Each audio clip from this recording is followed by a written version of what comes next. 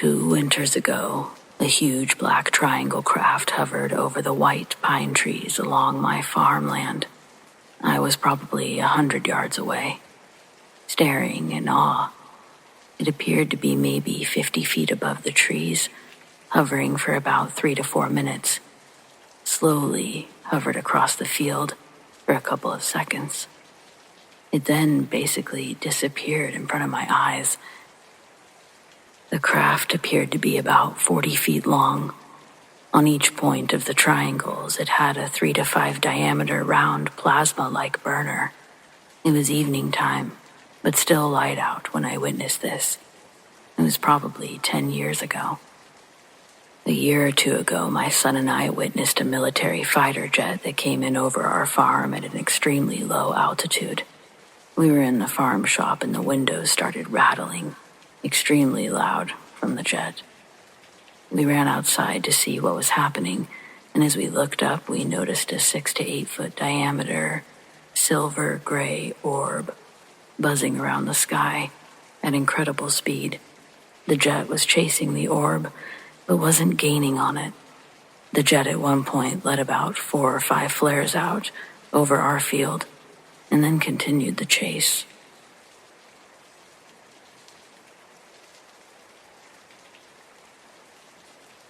I've been driving rigs going on 22 years, mostly timber hauls and mountain work. I've seen a lot of strange stuff in that time for sure. Lights in the sky, animals that don't quite look right, even a guy walking barefoot in a blizzard like it didn't bother him. But nothing has ever messed with me the way that this did. This was maybe 8 or 9 winters ago, hauling a loaded flatbed through the northern Washington mountains. It had just started to snow heavy as I came off a private cut road, and I was headed down a steep, winding grade. I pulled off onto a wide shoulder to throw on chains before hitting the switchbacks. I was out there alone, no radio chatter, no taillights ahead or behind, just me and the trees.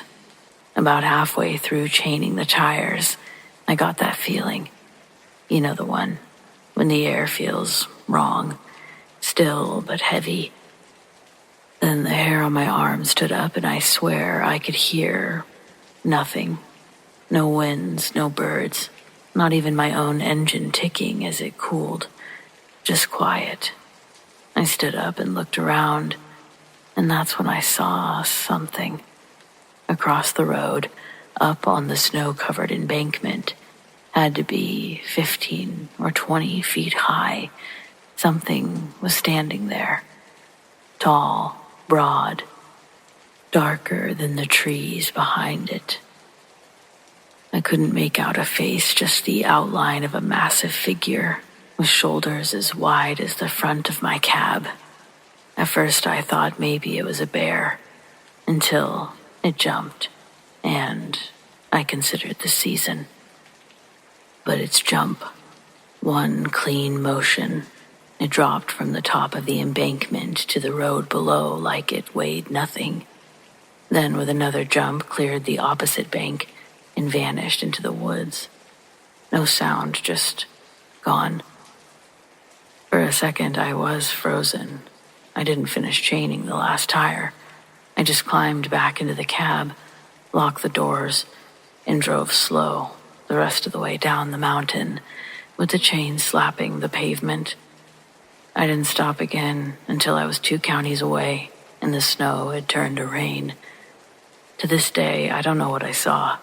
I try not to talk about it much because people just call it Bigfoot and laugh. But I've seen bears. I've seen elk, moose, mountain lions. This wasn't one of those. And if you ask me, whatever it was didn't want to be seen until it did. And that's the part that still gets me. Did it see me? Did it want me to see it? I don't know.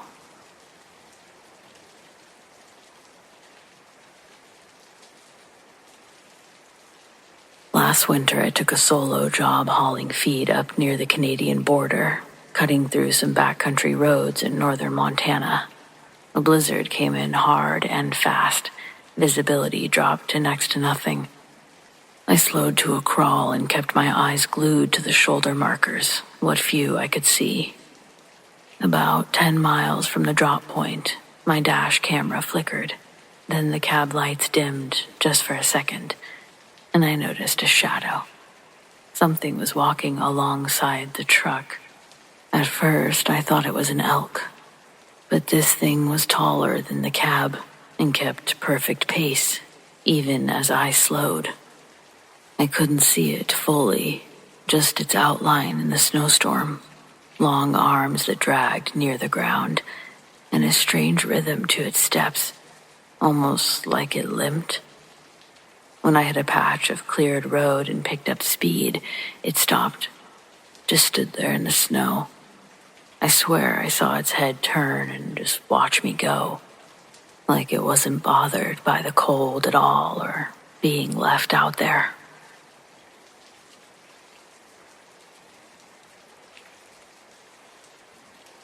I was hauling steel out of Amarillo around midnight, cutting south on 287. It's long, flat, and empty out there, just highway and dark sky. I made that drive 100 times, but that night, it was different. After about 30 minutes in, I noticed a light in the sky behind me. I figured it was a plane at first, but it was low and getting lower. Before I could pull over, the truck started to slow, the engine still running, but the RPMs dropping like I'd taken my foot off the gas. Then, my dash lit up with every warning it had, like it was rebooting. I looked out my side mirror, and the light was hovering maybe 30 feet up, pacing me perfectly. Then, it vanished. The gauges flicked back to normal, and the truck picked up speed like nothing happened. When I finally stopped at a rest area, I checked the dash cam. It had frozen, just static, for exactly 7 minutes.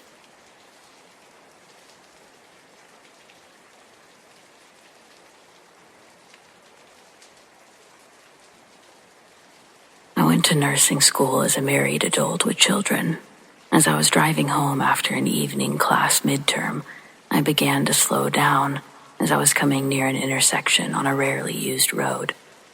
I noticed 2 moving lights in the sky to my right, approximately 300 feet above. These lights slowly traveled and came to a stop about 150 feet above, in front of my car. 3 more lights came and lined up with the other 2, one by one. I stopped the car, locked the doors, and watched the show. I couldn't tell if they were blinking lights or if they were rotating, as on a round object spinning. These lights were hovering and silent. Then, one by one, they took off at the speed I've never seen, each following the other.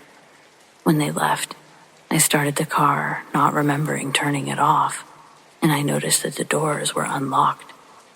I attributed that to a poor attention span, not remembering. I arrived home a few minutes later. I thought my husband would be happy to see that I was home, as I left the college quite early, but he was quite troubled and wondered why I was almost 3 hours late. I have absolutely no memory of the missing time.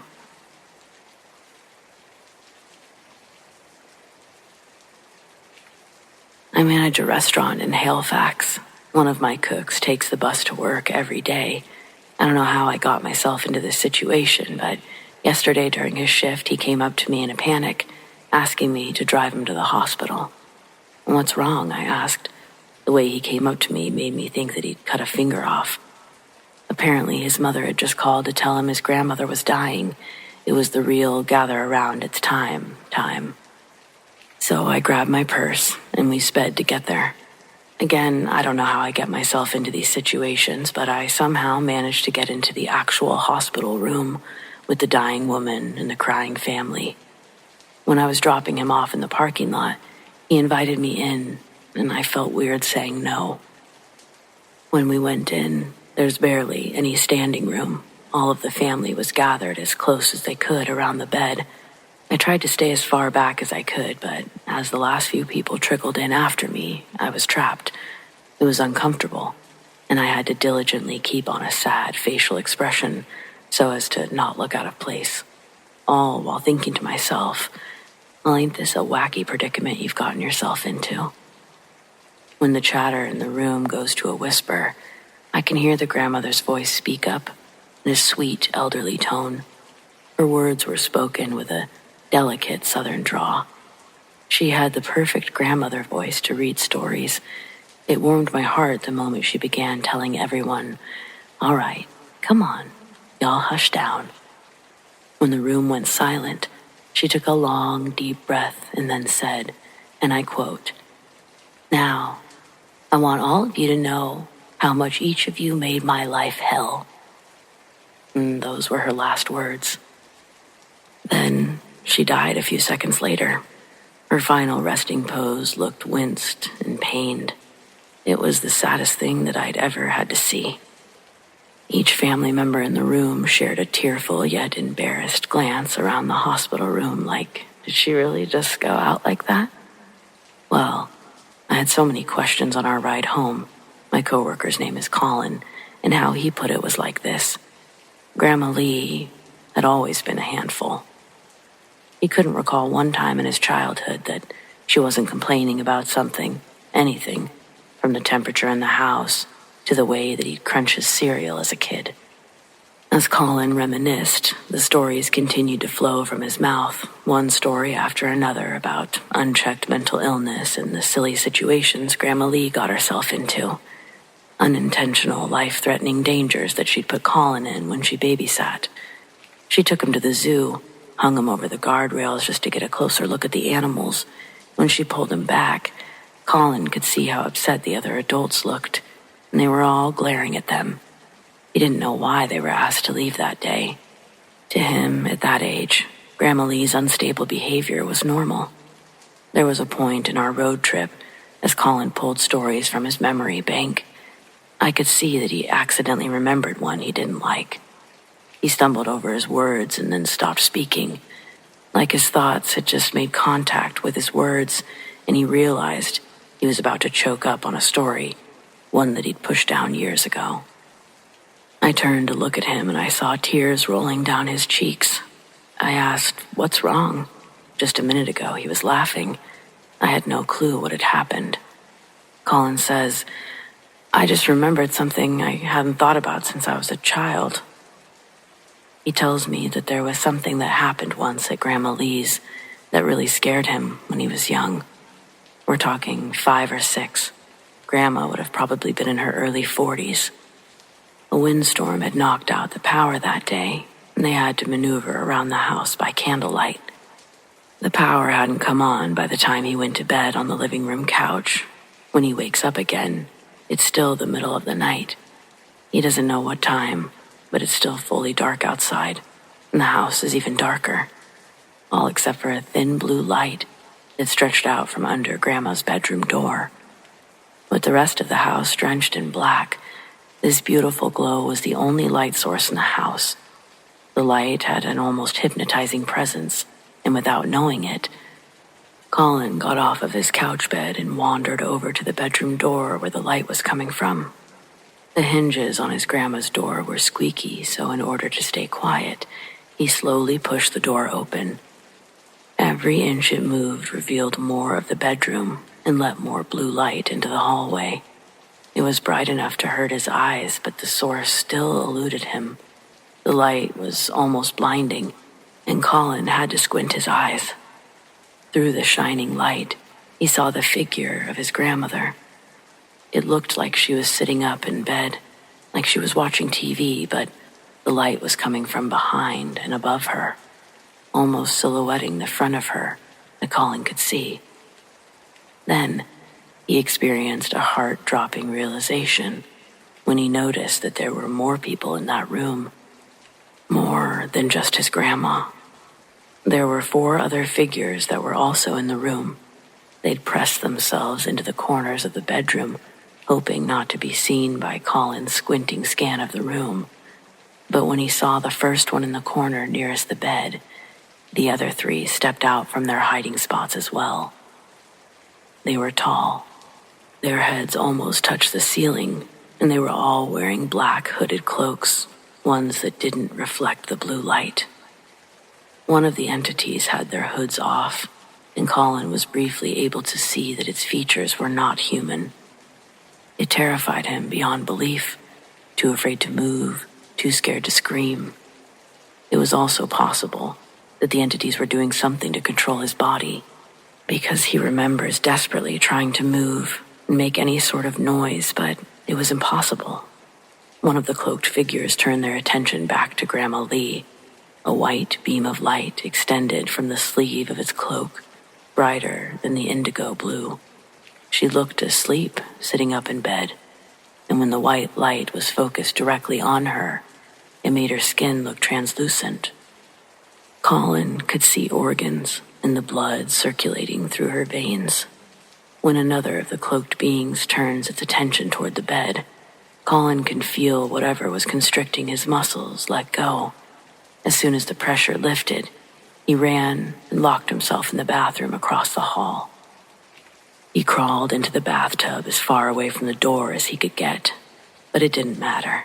They knew where he was, and within a few seconds, one of the cloaked figures came for him. As Colin pressed his back against the shower wall, the figure passed right through the wall. It silently floated in from the hallway, like a ghost. But Colin knew these entities weren't spirits, and when it entered the bathroom, his stomach felt like it was going down the peak of a roller coaster. He was strangled by terror. He squeezed his eyes closed and again felt the pressure on his body, freezing his movements. Then he heard the sound of the fan in the bathroom. It grew quiet, and then it was gone. The pressure didn't allow him to open his eyes, but as he was listening to the fan disappear, he also felt the bottoms of his feet leave the cold plastic bathtub mat. For a moment, it felt like he was levitating. He kicked his feet to find nothing beneath. The sensation didn't last long, and the next thing Colin felt was a large, soft bump on his back, like a cloud pushed him, but it didn't make him fall forward. His body naturally pushed back into the object. It fully engulfed him in warmth, and the grip of terror loosened the longer his body stayed idle. Eventually, his eyes were able to open again, and Colin registers that he's back in his bed. The sun is up, and Grandma Lee's already awake, making breakfast. Colin frantically tried to tell her about the night before, but she laughs at his claims, telling him he must have had a bad dream. I asked him if he thought it was a dream. Colin says that that's what he tried to convince himself it was, but when he woke up that morning, there was a small triangular lump on his wrist. It felt like there was something hard under his skin. When he asked his grandma to check it out, she rubbed it, said it felt like scar tissue. It made Colin feel better believing that too. Then it seems his little child brain repressed it good and deep. While in the car, Colin rolled up his sleeve on his right arm to show me that, in fact, there is still a visible lump in the shape of a triangle on his right wrist.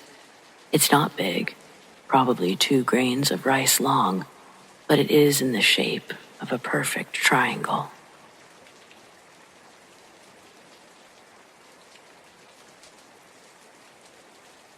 I was driving southbound on I-81 in Virginia on a summer day, but recent rain had left the road slick. I was taking it slow, carefully navigating the wet pavement while faster vehicles zoomed past me. One car shot by at a breakneck speed, easily 90 to 100 miles an hour. I glanced over to where my mother and nephew were asleep in the bunk behind me. I had been about to make a comment on the driver's reckless speed, but seeing them peacefully asleep, I mumbled my frustration to myself instead. About a mile down the highway, I noticed the same car again. This time, it was airborne, crashing violently into the side of a semi. The impact ripped the trailer open. The load, marked as hazmat, spilled across the road. The sight was surreal. The crumpled wreckage of the car, the strewn totes, and the semi's mangled trailer. I pulled over quickly, heart racing. The driver of the car was bleeding profusely, his injuries severe. My mother and I rushed to his aid, using towels to stem the flow of blood the best we could. Each moment felt like an eternity, our hands trembling as we tried to help. The sound of sirens grew closer, and soon the state police and paramedics arrived, taking over the scene with a grim efficiency. We continued our journey to my mother's house, arriving about 30 minutes later. The house was quiet, a stark contrast to the chaos we'd just left behind. As we settled in, we turned on the news, hoping for some information about the accident. The headlines were stark and unforgiving. The driver had died. And then just one of those weird, unnecessary but chilling realizations struck me. My offhand comment to myself about the driver having a death wish had taken on horrific weight. I couldn't shake the eerie feeling that my words had somehow been a dark premonition. And that little coincidence just haunts me.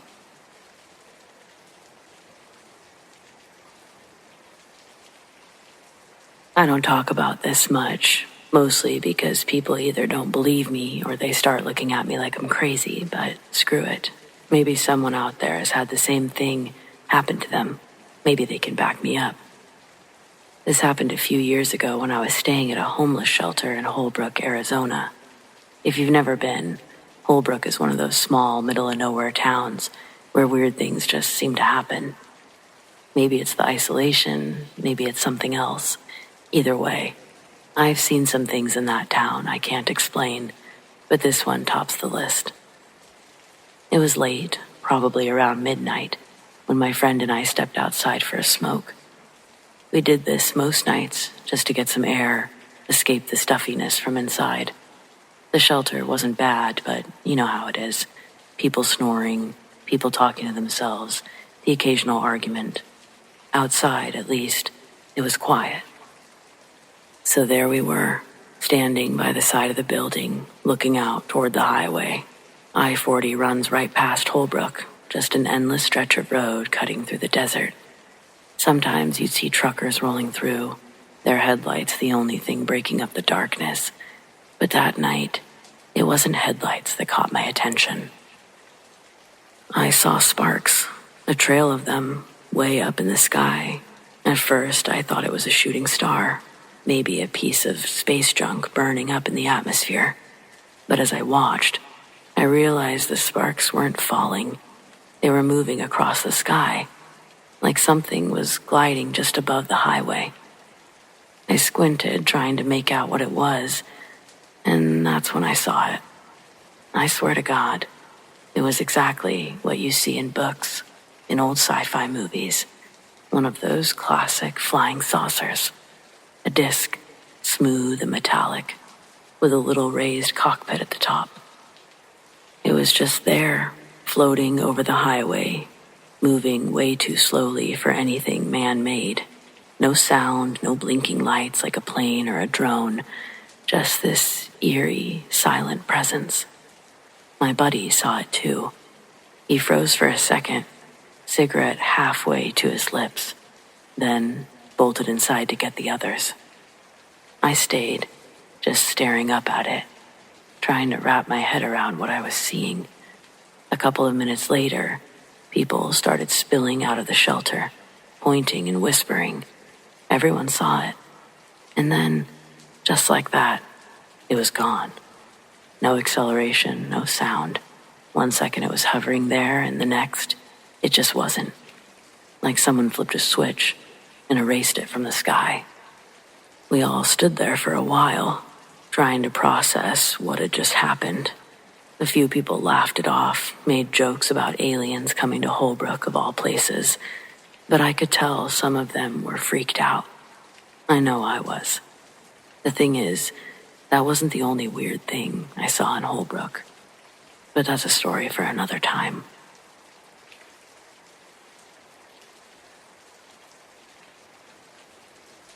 I've got 3 shorter stories for you from my days as a trucker.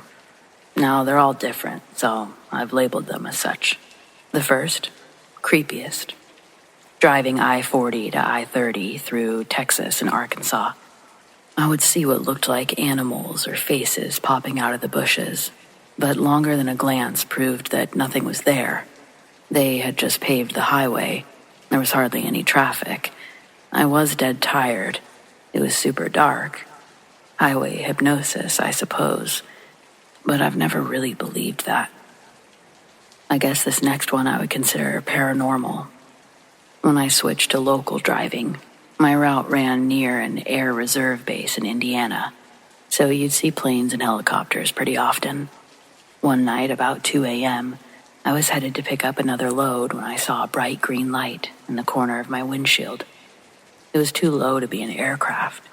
It moved pretty slowly, then darted, and I lost sight of it behind some trees that I drove by. And my last one, it's just batshit crazy, and it's the one that happened the longest time ago. Driving south on I-75 in the winter in Ohio, I witnessed a compact car like a Cobalt or something get on the on-ramp to merge into I-70 North, and they lost control. They went sideways, fell at least 6 feet off the ramp, went onto the shoulder of the interstate, landing on all 4 wheels, spun 360 degrees, and then proceeded to merge into traffic like it was fucking nothing. Blew my fucking mind. The CB radio was going nuts for about 5 minutes. Holy shit, who else just fucking saw that, etc. It was batshit crazy.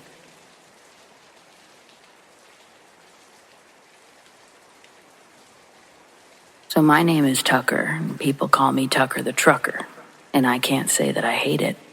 I've been driving for almost 12 years. I'm 32, single, don't have any kids, so I tend to stay on the roads. Most of my driving is done at night, less traffic that way. But you always want to fill up in the evenings because 24-hour gas stations can get dicey at 3 a.m. If you'll excuse the pun, I prefer to keep trucking along. There's a particular stretch of highway I drive all the time. It's properly in the middle of nowhere and runs straight through a heavily wooded area. The shoulders are barely big enough for a car, let alone my truck, so I lived in constant fear of flat tires. Now, it's weird to think that such a little thing ever worried me. Last Wednesday was a normal, boring night until I got a call in the middle of that long stretch. There was an old SUV with its hood up, stopped diagonally across both lanes. One guy was standing next to it, waving me down, but I saw a second person ducking on the other side of the SUV. One of the first things you learn with life on the road is to beware of a stranded motorist as much as a hitchhiker. This one checked every red flag. Middle of the night, in the middle of the blocked road, in the middle of nowhere, with suspicious characters. And I don't mean the one that I saw trying to hide. My headlights hit the one waving me down, and he had the friendliest shit-eating grin I ever saw. And I'm from the South, so that's saying something. Trust me, someone in that situation wouldn't be happy. Stranded people are angry and or desperate, period.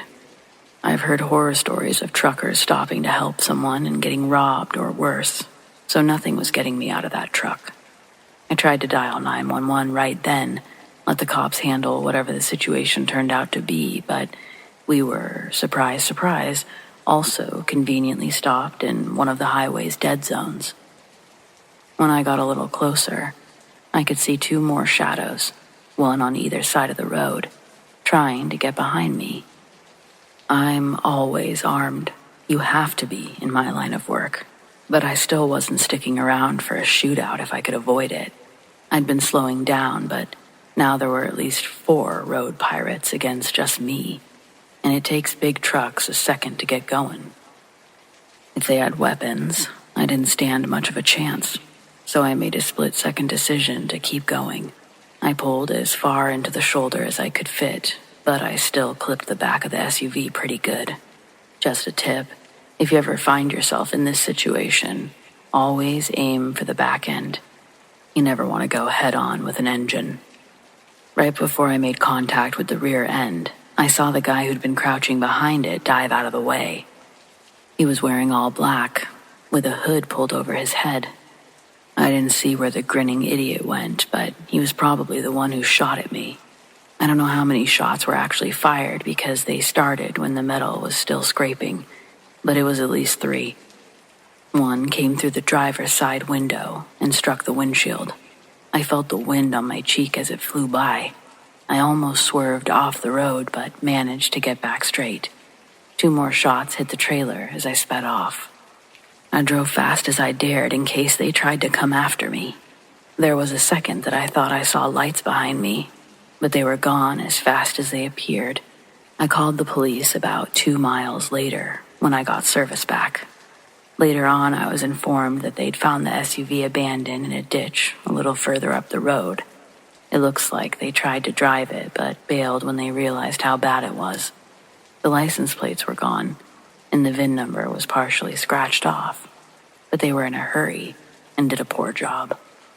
Cops traced it back to an elderly woman who lived next door to one of the suspects. She'd let him use her car in exchange for mowing the lawn and taking out the garbage. Last I heard, they made 3 arrests and are still looking for the last one.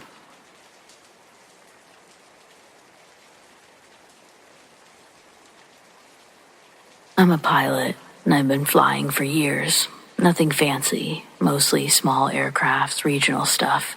You get used to the weirdness of the sky, strange reflections, weird cloud formations, the occasional optical illusion that makes you do a double take. You learn not to overreact.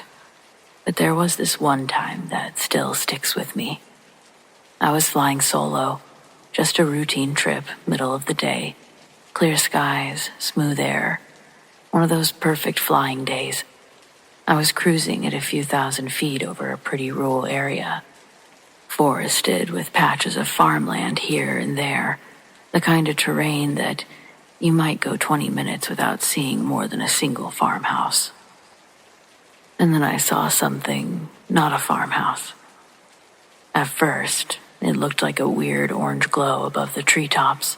I thought maybe it was sunlight hitting something reflective, maybe a piece of farming equipment or, hell, even a bonfire, some kind of flare. But as I got closer, I realized this thing wasn't on the ground. It was hovering and moving. Not in a straight line or anything predictable. It was bouncing. That's the best way I can describe it. Like one of those rubber balls on an elastic string, kind of flitting around, stopping suddenly, jerking to one side, dipping and rising. Definitely not the smooth glide of a drone or the slow float of a balloon. Just bouncing. I watched it for a solid minute, trying to make sense of it, and eventually figured I should call it in, just in case. So I radioed ATC and asked if they had anything showing up on their radar around my position. They came back with a negative. Nothing in my vicinity. That kind of raised a red flag. They asked what I was seeing, so I gave them the short version. Bright orange light, maybe a little bigger than a car, moving erratically above the trees. They paused for a moment, told me they had no military exercises scheduled and no weather balloons in the area. That's when the thing, whatever it was, suddenly shot straight up. No curve, no fade, just a dead vertical line into the sky. And then it was gone. Clean. Instant. I radioed again. Said, "It's gone now." They came back with, "Would you like to file a UFO report?" I actually laughed. "No thanks. Probably just a weather balloon or something," I said. And I swear I could hear the amusement or maybe the relief on the other end. But here's the thing. I know it wasn't a weather balloon. I've seen balloons, flares, drones, aircrafts, and I've dealt with strange lighting and weird reflections and everything else that can throw your brain off when you're a few thousand feet in the air. That wasn't any of those things. It was something else. but I didn't file a report. I didn't want my name attached to something like that, not in an official capacity. The FAA tends to be understanding, but you never know who's reviewing your file down the road. The last thing I needed was someone questioning my judgment or grounding me because I saw something I can't explain. Still, it's been a few years now, and I think about it all the time. We always say that we know less about the ocean than we do about space, but at least the ocean, as vast as it is, has edges, borders, a bottom. The sky just keeps going. And whatever that thing was, it came from somewhere up there.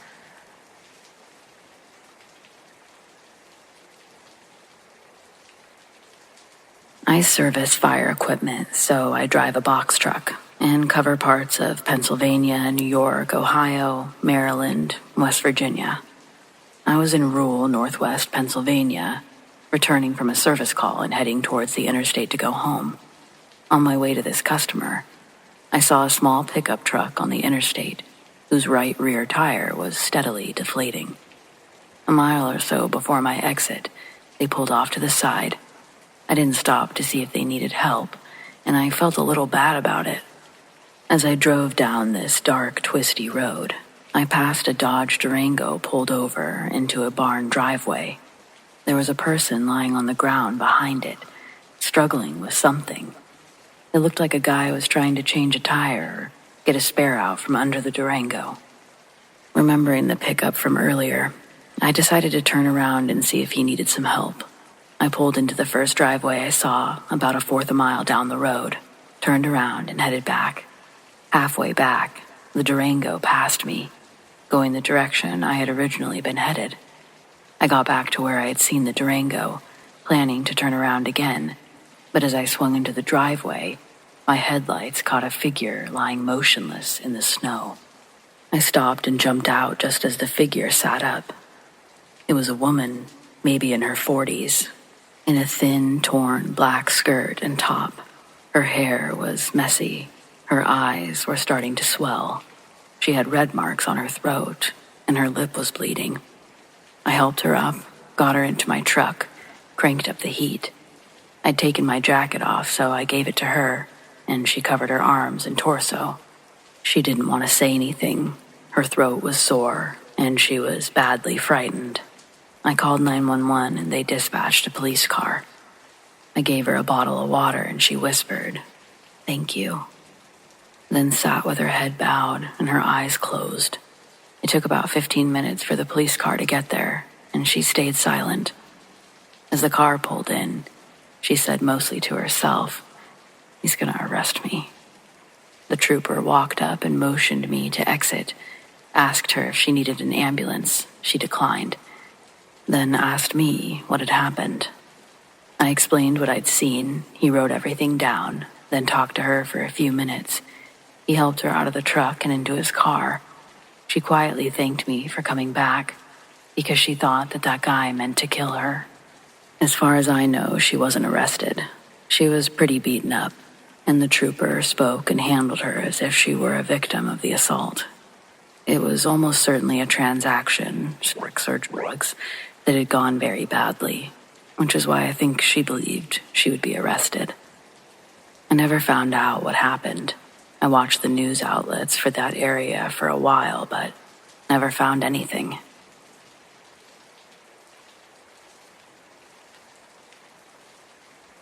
I've been driving a rig for a little over 3 years now, but I'm currently looking for some new work. Some people enjoy the lifestyle, but it's just not for me. I grew up in a city where the only thing you had to worry about were the other people, robberies, murderers, and the like. But when you're driving through open roads in the middle of nowhere, there are much worse concerns. Concerns I never considered when I took the job. Most of the time, the worst you'll encounter are poor drivers and traffic jams. But I recently drove through the night in order to finish a haul before my kid's birthday. To be fair, I did make it back for his party, just not without a price. It was well past 1 a.m. on a long stretch of highway when I had a back tire blow out on the passenger side. Huge strips of rubber were on the road, and I had just come around a curve. I couldn't leave it there for someone to hit, so I pulled over, grabbed a flashlight. I was more annoyed than anything. It's just exactly my type of luck. Once the rubber was off the road, I dug out all of the tire tools and got to work. Right when I got the old one off, I started hearing something big moving around in the woods behind me. At first, I ignored it, but as it got closer, I realized it was something on two legs. We don't have bears around here. That made me think it was a human, which meant fuck that tire. I threw my tools into the cab and then retrieved the safety triangles. As I ran back, I could hear the footsteps just inside the tree line, running with me. I screamed that I had a gun, even though I didn't. Not that it did any good. When I stopped to jump into the driver's seat, I saw what had been chasing me in a small opening between the trees. It was inhumanly big. Its head was at least 9 feet high, and its shoulders were the width of 2 linebackers. Shit, maybe 3, I don't know. It only stopped to look at me for a split second. Once I was inside the cab, it continued running forward. I got the rig moving as fast as she could go, but within a few hundred yards, it darted into the road. I only caught a glimpse of it as it charged towards the passenger door. It all happened so fast. It was on all fours now. I know its body was the size of a brown bear, but its body was jet black, and its head was more like a wolf's. The ears and the snout were long and pointed, and it was bearing huge fangs. I can't really pinpoint what was strange about its teeth. It's like there were more than there should have been, but I swerved so fast that it all seemed to blur together. It slammed into the back of my cab so hard that I thought it must be dead, but it flew back into the woods like it hadn't felt a thing. There was a second I didn't know if I was going to be able to straighten the rig out, but once I did, I didn't stop until I made it to town. By then, I'd begun to question everything. Did I really see what I think I saw? Did I even get a flat tire? Was I just that overworked and overstressed? But then I got out and saw the damage. There had definitely been a flat, and something had definitely hit my truck. There was a huge dent in the side like it had been hit with a wrecking ball. The insurance claim says it was a deer because what the hell else was I supposed to say? A giant wolf-bear monster attacked me? Nah, I have enough problems, thank you very much. This is the only place that I've told the truth, and it's the only place I intend to ever share it. Maybe now I can stop obsessing over it.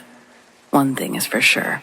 I haven't driven at night since, and I don't think I ever will.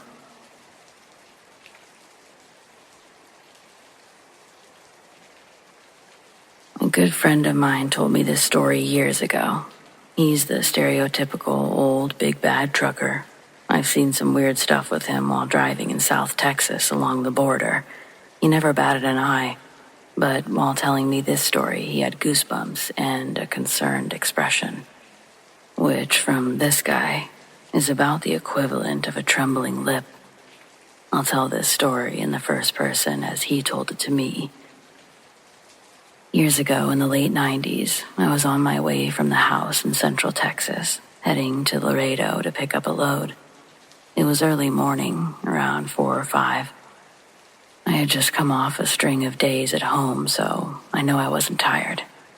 I'm on one of those 2-lane winding roads in the absolute middle of bumfuck nowhere when I see something on the side of the road at the edge of my high beams. At first, I just thought it was roadkill, as it's usually the case. As I get closer, I see that it is roadkill, and there's something crouched over the deer carcass. I remember thinking either this guy's taking the antlers as a trophy, or he's fucking sick. As I got closer, still, I can see now that this guy's eating the fucking deer. He's pulling chunks of meat from the stomach, bringing them to his face. At this point, he stops mid-motion and looks up at me. Not at my truck, but at me. he or it stands up. And that's when I see it's fucking huge, brown, and covered in hair. I remember thinking at this point, oh, fuck. This thing is standing on the tiny shoulder, looking at me. By this point, maybe 3 seconds have passed, and I'm about to the point in the road that he's standing at. I didn't even think of stopping. In fact, I'm starting to lay on it and get the hell out of there. As I'm passing it, it's looking at me. Again, not at the truck. It's looking through the driver's side windshield at me. He obviously has the intelligence to know that there's a driver in here and knows where I'm sitting. As I passed it, I could still see its head above the hood of my needle-nose Pete, an old truck design where the hood goes straight out from the windshield, known for being tall and difficult to see around. This thing was a freaking giant. And I don't know if it makes sense, but I remember seeing human intelligence in its eyes. It scares the shit out of me. Sorry for the wall of text, but I figure it's a story worth sharing.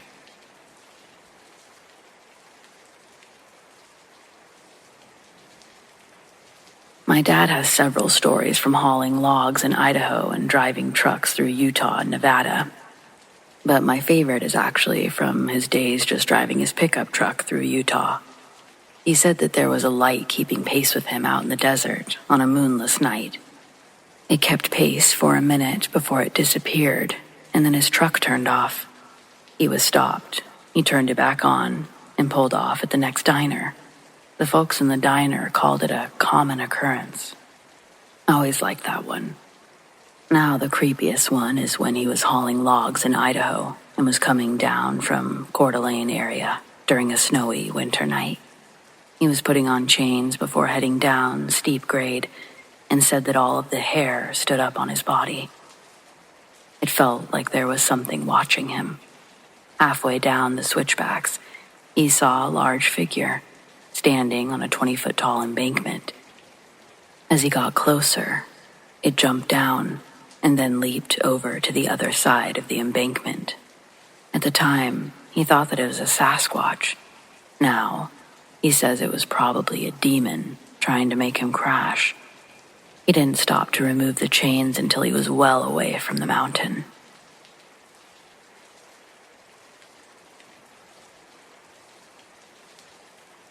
This is probably my spookiest story from the road. And to this day, I still have no idea what the fuck I saw. So I was in the Virginia, Maryland area. And I had a lot of work-related sites ranging from downtown Baltimore to Virginia Beach and all around. Friday wrapped up and I hit the road to some social arrangements that I'd made for the weekend. I spent the weekend with friends out in various parts of Virginia, got dragged off to other places even further out, the usual weekend fun times. It's late Sunday when I have to leave, or I'm not going to be able to get home in time to start my thankfully late afternoon Monday. I'm fully rested. I didn't do any drinking. I'm not into drugs. I'm on the highway at about 3 a.m. in the middle of bumfuck nowhere between Roanoke and D.C. Absolutely nobody is around. I'm cruising along in the left lane simply because nobody else is around. No headlights for the past hour. No taillights either. No road lamps.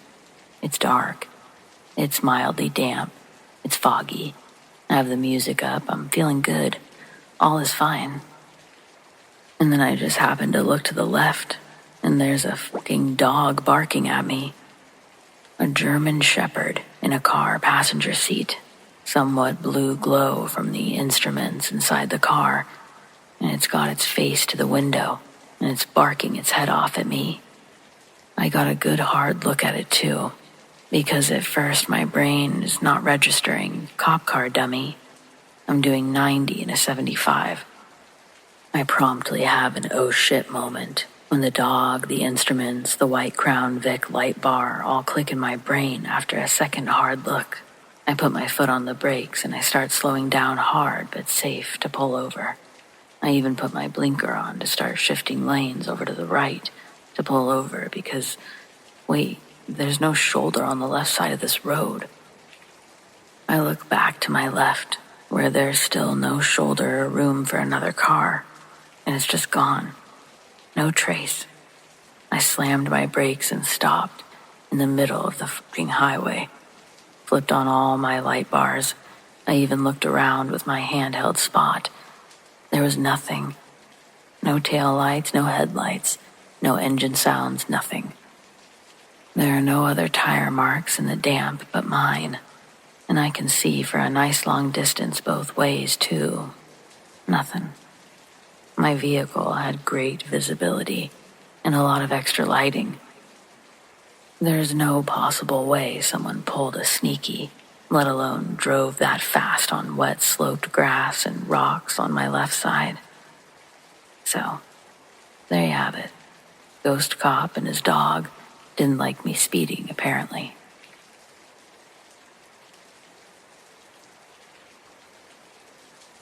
My dad's a long-haul truck driver, and as much as he'd hoped that I'd follow in his footsteps, I chose a different path and decided to major in finance. This year I had to burst the bubble he'd built around the dream of his little girl one day growing up to drive trucks alongside him. To be fair, I never really gave him a reason to believe I'd go that route. I never showed any interest. On top of that, I had a pretty traumatizing experience the one and only time I agreed to go on a short trip with him. That was 6 years ago, during my freshman year of high school, and it still haunts me. It was the end of my 8th grade summer when my dad told me he was picking up a shipping container to deliver to Buffalo, New York. He wanted me to come along. At first, I declined, but then he sweetened the deal by offering a trip to New York City afterwards to buy new school clothes. After some quick back and forth in my mind, I agreed, which made him over the moon. My dad's a good guy, but was he the most devoted dad growing up? Not really. His career rarely allowed him to be at home, but we had fun when he was. My mom carried the weight of raising 3 kids on her own for weeks at a time, which brought its own stresses. But somehow, she and their marriage survived. I guess I get it. Society expects you to go out and be the breadwinner, but each time you leave, your child grows a little more without your presence. So, what's a father if he's unable to be a father figure? Or, I guess the same for a mother. Anyways, in my case, my dad's a pretty decent guy named John, and even though he may smell a little like diesel sometimes, I'm still glad that he's my dad. That's why I decided to spend a week of my summer with him. It was early in our trip, maybe the second night on the road. My dad was pulling the truck up a steep incline. The engine struggled with every inch of the climb, and through the black landscape ahead, both of us noticed a soft orange glow just over the hill. I had my window rolled down, and the smell of burning gasoline and rubber filled the cab. My dad slowed the truck even more, pumping the brakes as we prepared for whatever was coming. But before we reached the top of the hill, a woman suddenly ran out from the darkness into our headlights. She was waving her arms and screaming, "My baby is still in the car." My dad stopped the truck in the middle of the road, and we both jumped out, running the last 20 yards up the hill. When we reached the accident, the car was wrapped around a tree and fully engulfed in flames. The fire had already spread to the tree branches above. There was no way that we could have saved the baby. The fire had been raging for a while by the time we got there. When my dad pulled out his phone to call 911, I looked around and realized the woman who had flagged us down was gone. Less than an hour later, fire trucks arrived, and my dad moved the truck. Once the fire was out, they found the remains of 2 people. I've never really been someone who thought too much about the paranormal, but after that, and to this day, I'm convinced the woman I saw was a ghost. And as sad as it is, I think I do believe when the baby perished in the fire, they were reunited. And that's why the woman disappeared. She had no reason to stay. She had her baby again. A friend of mine actually shared that theory with me a few years later, and it's what I like to believe happened. Still, it doesn't erase the trauma of the night. Even now, the smell of burning rubber instantly takes me back to the passenger seat of my dad's truck. And that, in part, is why I'm majoring in finance.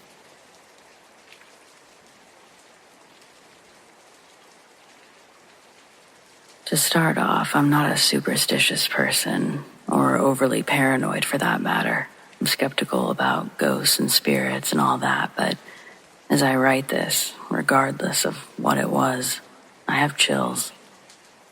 It was the fall of '98, and I'd been a truck driver for about 10 months. I was driving down a lonely stretch of 2-lane roads in central Louisiana. The sun was setting, and I hadn't passed a town in miles. The scenery was quiet, almost eerily so, with the trees casting long shadows across the road. It was one of those evenings where the world feels just a little off. That constant feeling like something's gonna happen. As I was driving, I noticed a hitchhiker up ahead. I thought to myself that I could use some company for a few miles and considered pulling over. But then something about the way he was dressed caught my eye. He looked like he was straight out of the 1950s, dressed like a greaser with a leather jacket, slicked back hair, everything. The whole scene felt like a snapshot from another era. What really unsettled me, though, was that the entire time I was approaching him, he kept his back to me. He never turned around, not once, and this all played over the span of just a couple minutes. But it felt longer, like time had slowed down. Suddenly, I was hit with a gut feeling that I shouldn't stop. I can't explain it, but every instinct screamed at me to keep going. So instead of pulling over, I swerved wide around the hitchhiker, giving him a wide berth. As I passed him, I glanced into my side mirror to check if I was clear. And that's when I saw it, or at least I think I did. Where his face should have been, there was nothing but an eyeless skull staring back at me. The image was so vivid and so chilling, it's burned into my memory. I'm not saying I actually saw it or that I know what it is. It could have been a mask, my imagination, trick of the light, but it scared me then, and it scares me now.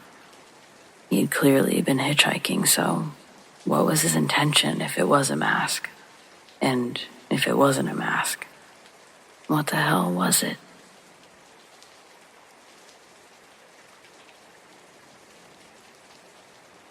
Back in the 70s and 80s, it wasn't uncommon for highway patrol officers or state troopers to have CB radios. In fact, almost every truck on the road had one. It was a different time, where communication over the airwaves was key to keeping the roads safe. By 1980, I was running night shifts for a trucking company out of California, driving from one terminal to another on a scheduled route, 5 nights a week. There were plenty of other drivers doing the same thing, and over time, you got to know each other pretty well. We'd chat on the radio, share road conditions, or just pass the time on those long stretches of highway. One particular night, I was cruising along when I noticed a California Highway Patrol CHP car out in the fast lane with its lights flashing. It struck me as odd since I hadn't seen any speeders blow past me recently. Curiosity got the better of me, so I picked up the mic and asked, "Hey, officer, you got a radio?" To my surprise, he responded, "Yes, I do. In fact, I was just about to call you. I wonder if you and your buddies could do us a favor. There's a bad wreck up ahead, about 3 miles with lane blockage and injuries. We could really use a traffic break." "Absolutely," I replied without hesitation. "Where do you need traffic to stop?" He mentioned an overpass about 2 miles down the road. Medi-flight's on the way to pick up one of the injured, but they need some space to land safely. "Got it," I said. Then I called out to 2 other drivers that I knew were close by. "Hey, Jake, Tim, you guys still behind me?" Both of them confirmed that they were. "Come on up here beside me, and let's start slowing traffic down." I was running in the right-hand lane, so Jake pulled his rig up beside mine in the middle lane, while Tim took the far left. The three of us started to gradually back down our speed, keeping it nice and smooth. The CH officer stayed about a quarter mile ahead of us, guiding the traffic from the middle lane of the 3-lane freeway. As I glanced in my mirrors, I saw the glow of 4-way flashers lighting up the highway behind us. Slowly but surely, we brought everything to a halt right under the overpass. The CHP car came to a stop, parked sideways across the highway in front of us, as the helicopter descended to the scene of the crash. We all climbed out of our trucks, the cool night air hitting our faces as we gathered around waiting. The helicopter took off after a few tense minutes, and soon enough, the wreck was cleared from the road. The CHP officer walked over, his expression a mix of gratitude and exhaustion. "We'll be ready to roll in just a few minutes. I really appreciate what you guys did back there." We nodded, and after he got back into his car, we turned to our trucks. A short while later, he called over the radio. "Okay, let's move. Stick to the middle lane until the sweepers finish up. Thanks again." As we passed the crash site, the officers waved from the shoulder, and we waved back, glad to have helped in some small way. Another night, we found ourselves boxing in a drunk driver. We slow-walked him to the freeway, staying on his tail and flanking him on both sides until a base station was able to call the CHP. The officer got out there quickly, took the guy off the road before he could hurt anyone.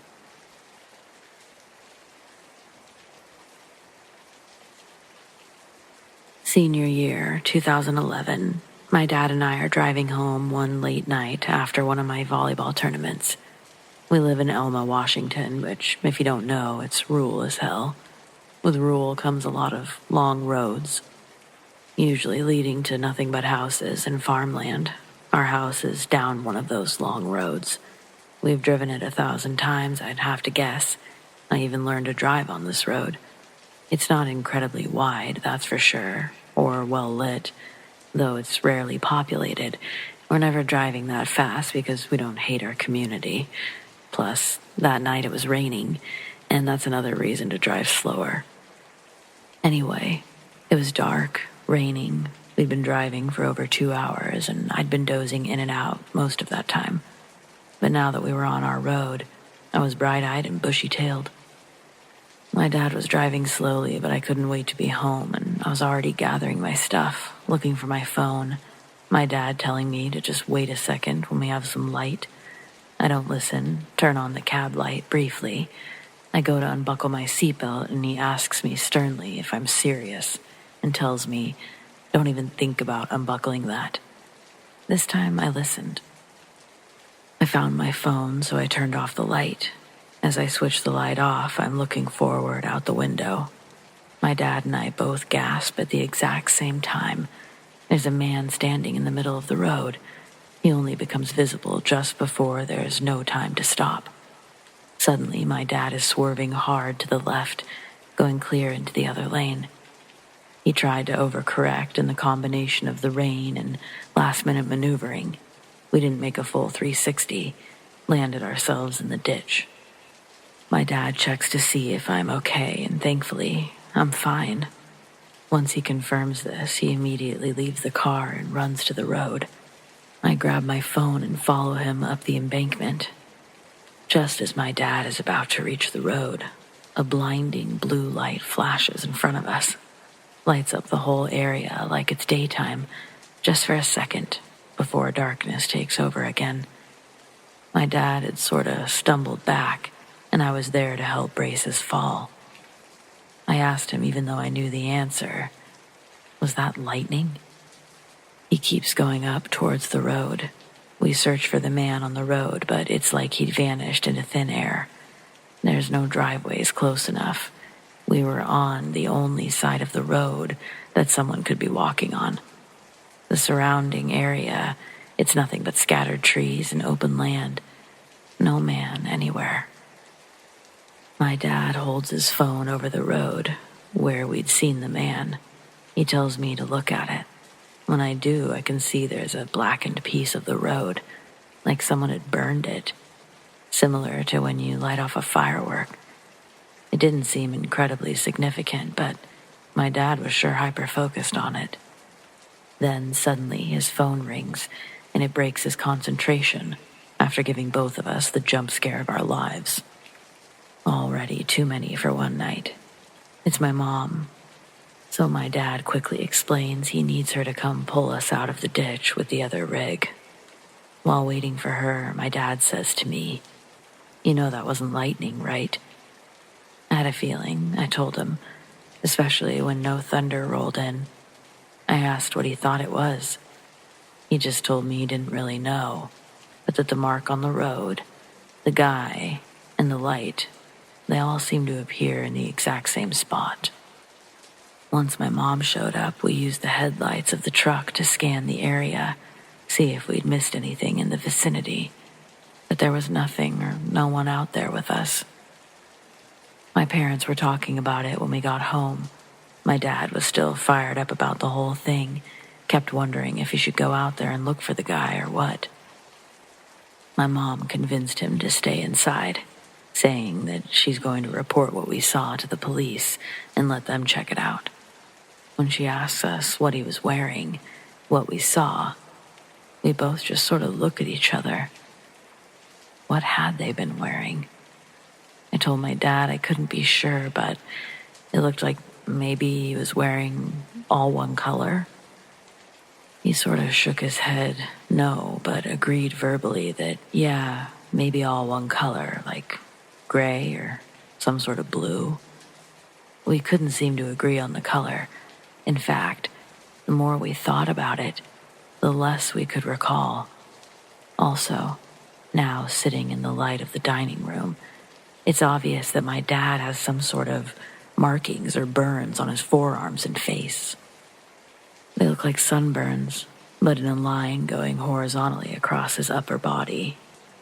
We decided that the only thing that could have caused this was the bright light that flashed for a moment as we made our way up the embankment. My mom starts checking me over, looking for marks. Nothing, but she ordered both of us to take showers. This is probably a good time to mention that my mom is big on X-Files. She loves her aliens and fantasy shows. My dad too, but sci-fi, if you will, it's her favorite. She starts talking about how she saw that flash of light, chalked it up to lightning, till there was no thunder. She says that she knew my dad was about to call her, and that's why she called my dad. She also points out how it's odd that neither of us hit our heads, but we seem to be having memory problems from the last hour. We couldn't deny that what she was saying wasn't entirely insane. It was actually odd how we couldn't really recall any details of the figure in the road, and that we'd even started calling it the figure instead of the man. But I felt like I'd retained enough to grasp onto the fact that who or what we saw was a man. He was at least in the shape of one when we almost collided with him in our car. The whole thing, it still just leaves this unsettling oddity feeling. Like my dad and I try to laugh it off sometimes, yet it always leads back to this place where I know we're both just sitting there, thinking about it, wondering, speculating. Just something we'll never really have an answer for, I suppose.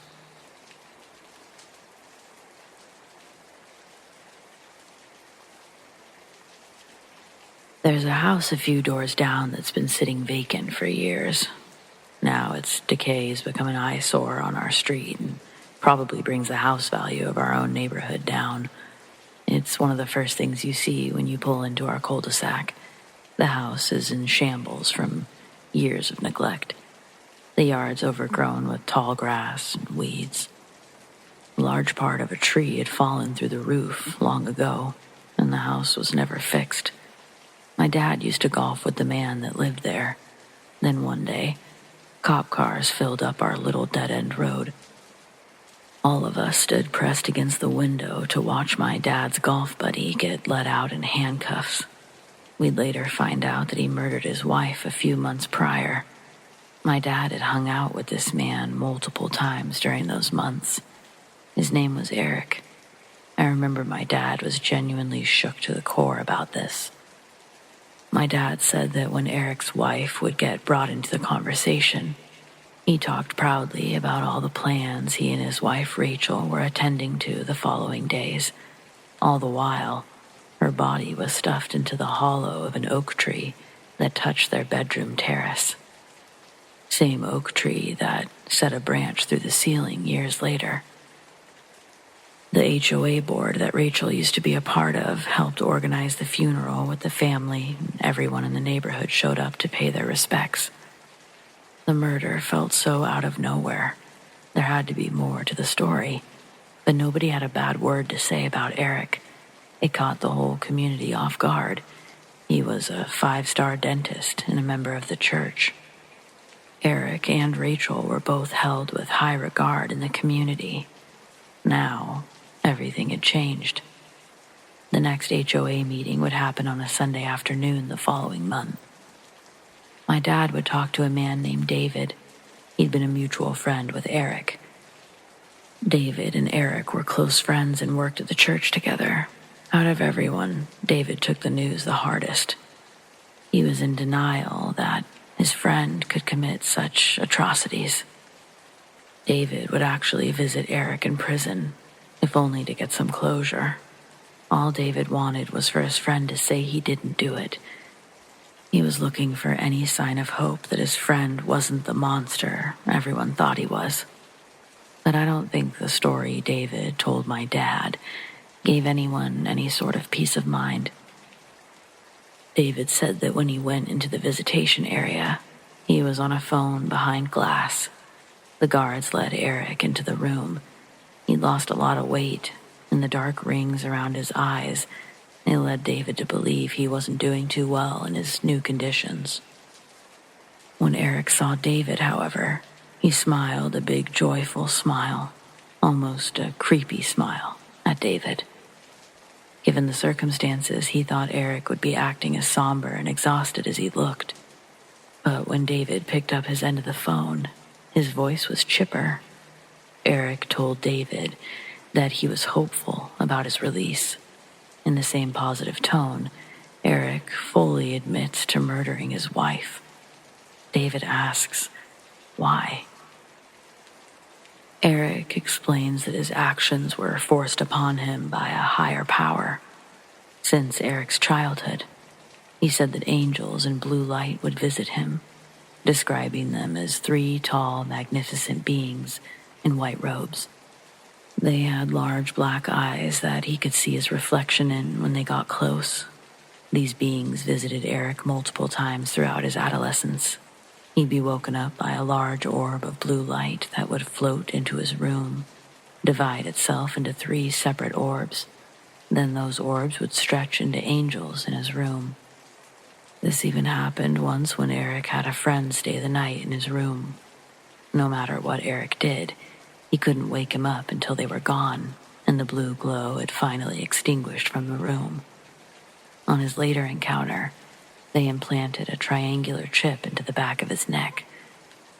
David would confirm that Eric did have a triangular scar, about the size of a dime on the back of his neck. Eric had shaved his head while incarcerated, and the nape of his neck was no longer hidden by hair. The skin, according to David, it looked raised, like a new tattoo, but with no ink. Could he have done this right before seeing David? No, because David's visit was a surprise to Eric, and he didn't say any of this in his defense. He pleaded guilty. The angels had made a pact with Eric, never to speak of their interactions until he fulfilled his duty to God. During most of these angel visits, they'd enter his room. Their warm light would fill him with a euphoric calm. They'd float to his bed, scan the chip, then leave. But sometimes, these angels would tell Eric that he needed to prove himself to God in order to earn his place with them in the blue light. This test by God was ordered at 4 different times of Eric's life. Sacrifice what you love most to demonstrate your loyalty. When he was 5, he could barely understand what they meant, but to the best of his knowledge, under the presence of their influence, he grabbed his favorite book from the shelf next to his bed, The Tiger Who Came to Tea. His mom would read it to him every night until he'd fall asleep. I remembered that name because I had the same exact book in my bedroom when I heard this story. The angels gave Eric a sign of approval and left after he'd torn the pages of the book and thrown them around his room. The next morning, he watched his mother cry. He couldn't tell her why he'd done it, so he said, "I don't know." He thought their relationship changed a little bit after that. The second was his hamster. The third was his grandmother. In his teenage years, his mother had passed away, and he was finally old enough to escape his father's alcoholism and abuse. His grandmother helped him graduate and apply for all the scholarships to get into college. The night before he left, they showed up. Eric then casually admits to David another murder he committed for these angels. He explains how he smothered her with a pillow, then made it look like she had died in her sleep before he left for college. His final test, number 4, was Rachel. Eric felt no guilt, no shame, or understanding of what he'd done. At the end of their conversation, he even tells David that the angels in blue will soon retrieve him from these walls.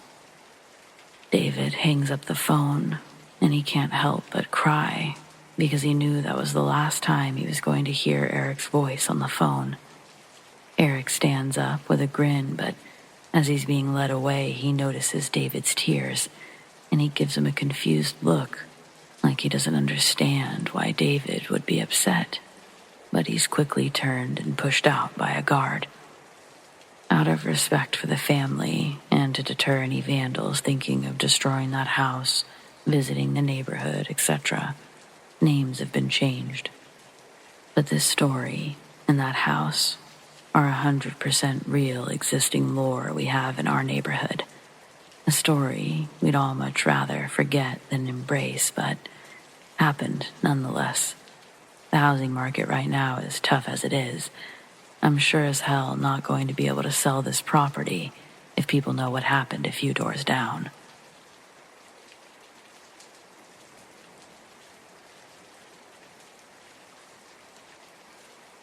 A UFO crashed in the Spokane Valley on June 24th, 2024.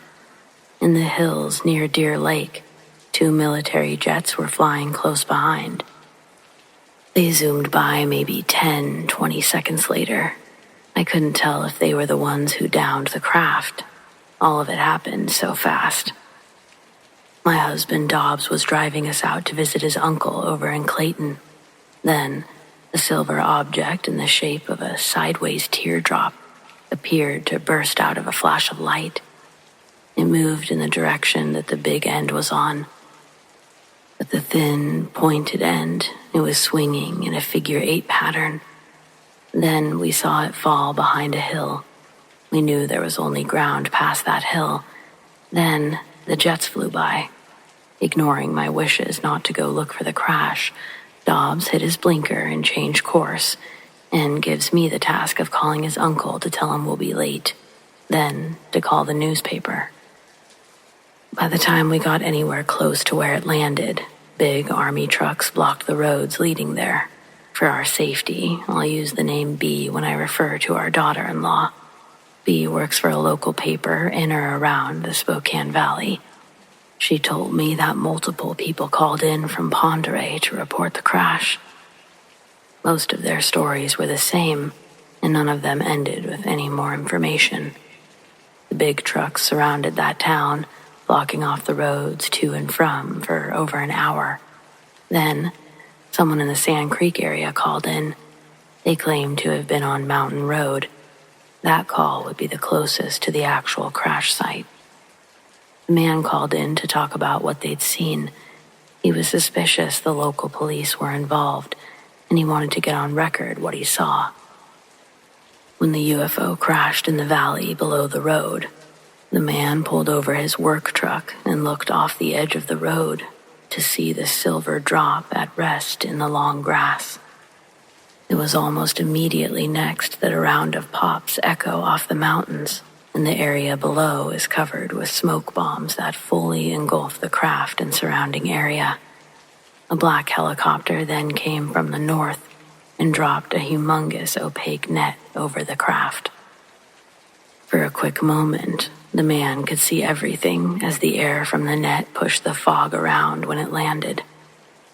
He told B that just before everything was covered again by the gray cloud of smoke, he saw a tall, bell-shaped creature form out of thin air in front of the soldiers that were approaching the crash site on foot.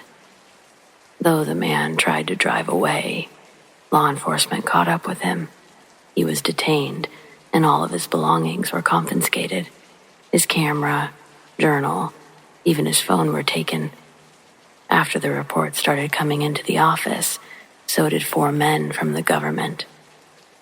They threatened B and the rest of the staff that were there that day to dispose of the story, or they themselves would be disposed of, along with the building itself. Claiming old structures like that burn down all the time, they made it clear that they intended to visit any callers that they could identify. I don't like to be a conspiracy theory nut or anything like that, but the story's being suppressed. Who knows why? I'm not even here to say if it's for our own good or not. I guess I'm just here to say it. If you live in Washington, share this with your loved ones or anyone you see fit. People are saying the area around the crash site that is contaminated by radiation now, including the Kalispell Lake and Penn River. If these claims are true, this would devastate our ecosystem around those parts, not to mention the health complications people would develop living in the towns close by. I guess this seems as good a reason as any to cover something up, keep something quiet.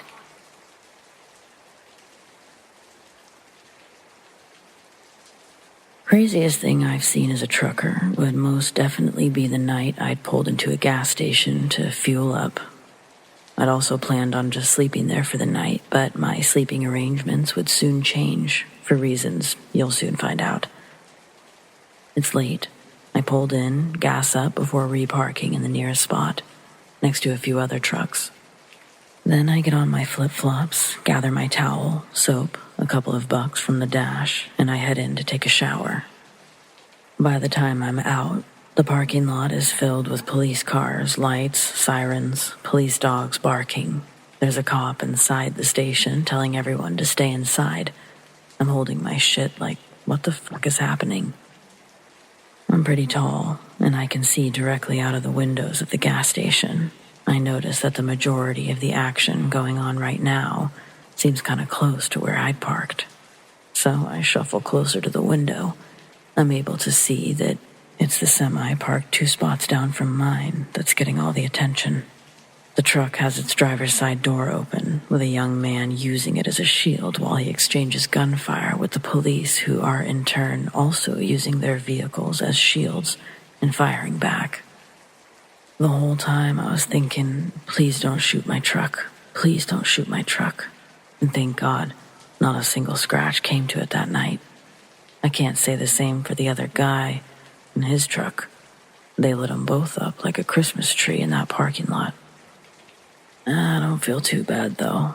I watched as the cops released about 20 or so girls from his trailer while they continued to make us wait in the gas station. Ambulances showed up. The fire department was there for some reason, and it was wild to see. I went ahead and hit the road, ended up a few miles down at the next rest station. I had the luxury of parking away from the other semis. Another added bonus was no shootouts there.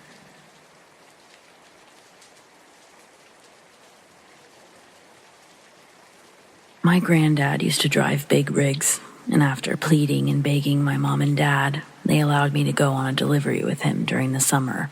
It was my 8th grade year. The next fall, I'd be a freshman in high school, and this was my first time out of state.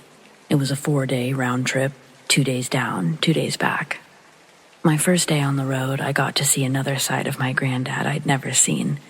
The stern, silent old man that I knew was now making vulgar jokes on the CB to his other trucker friends.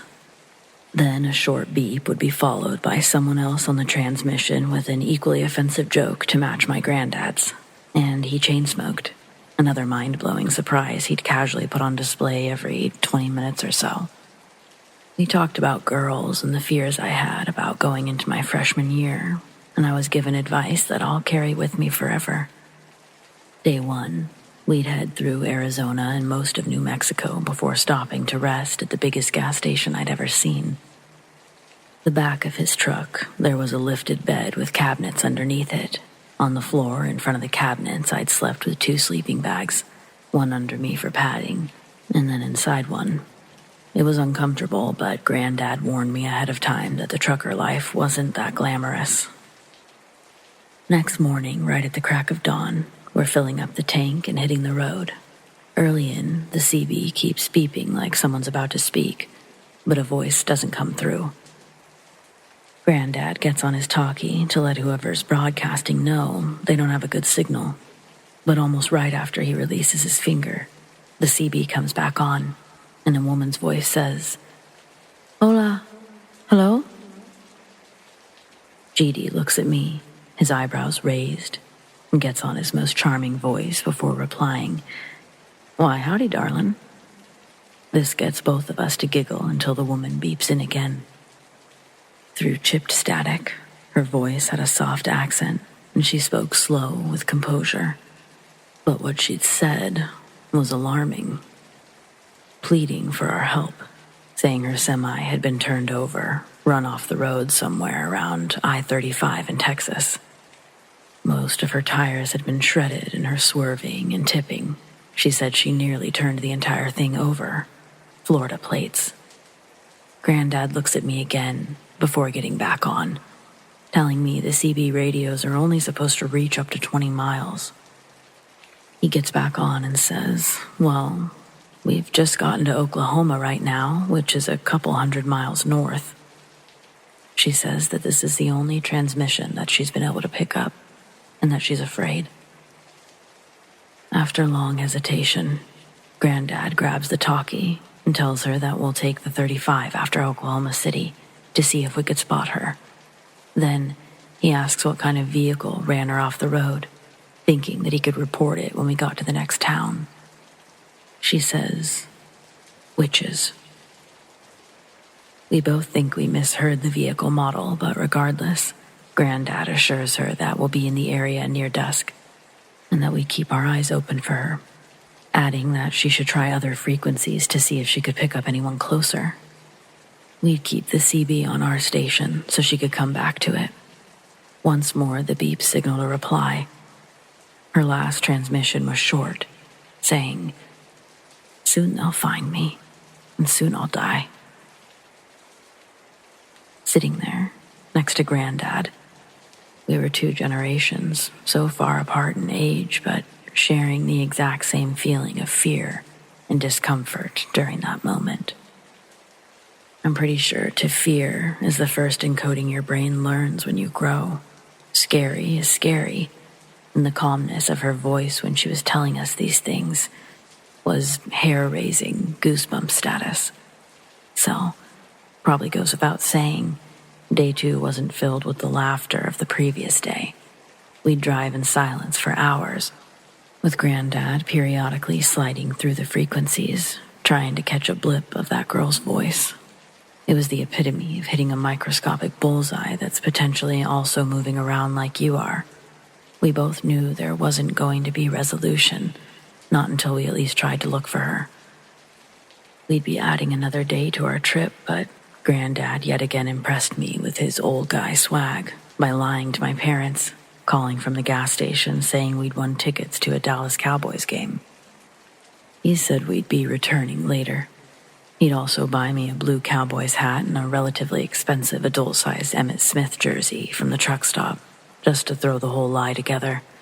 I still have the jersey, but a dog would eat the hat that same summer.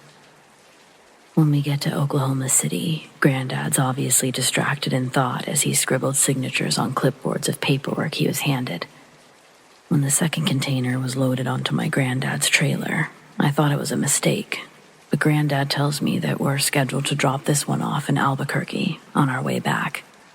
I think he had a realization right then that this wild goose chase was going to lose him money, but we both agreed it was more important to at least try. So instead of turning back west, we went south. It would be well past dusk by the time we crossed the border to Texas.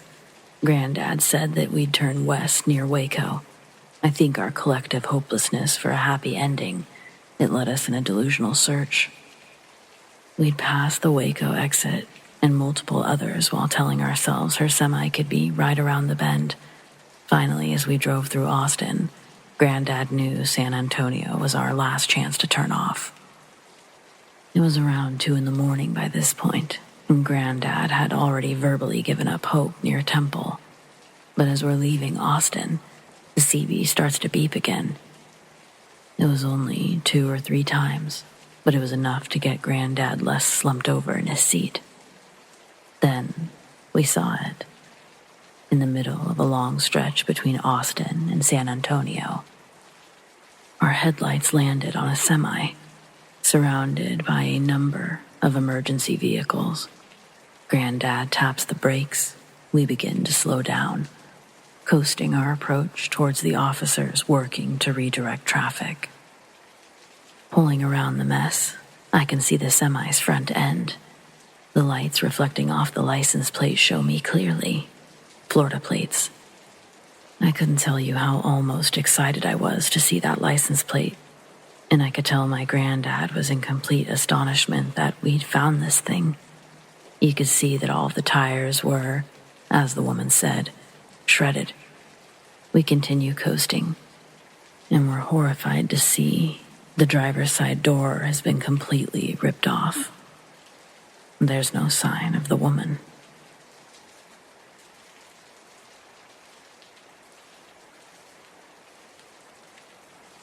I have no idea what stretch of highway it actually is, but about 3 or 4 years ago, just before the pandemic, my boyfriend and I were driving back to Portland from Reno.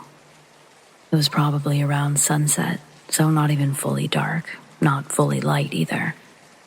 We turned around a bend in the road, and we saw, coming head-on, a semi-truck. It looked like it was in our lane.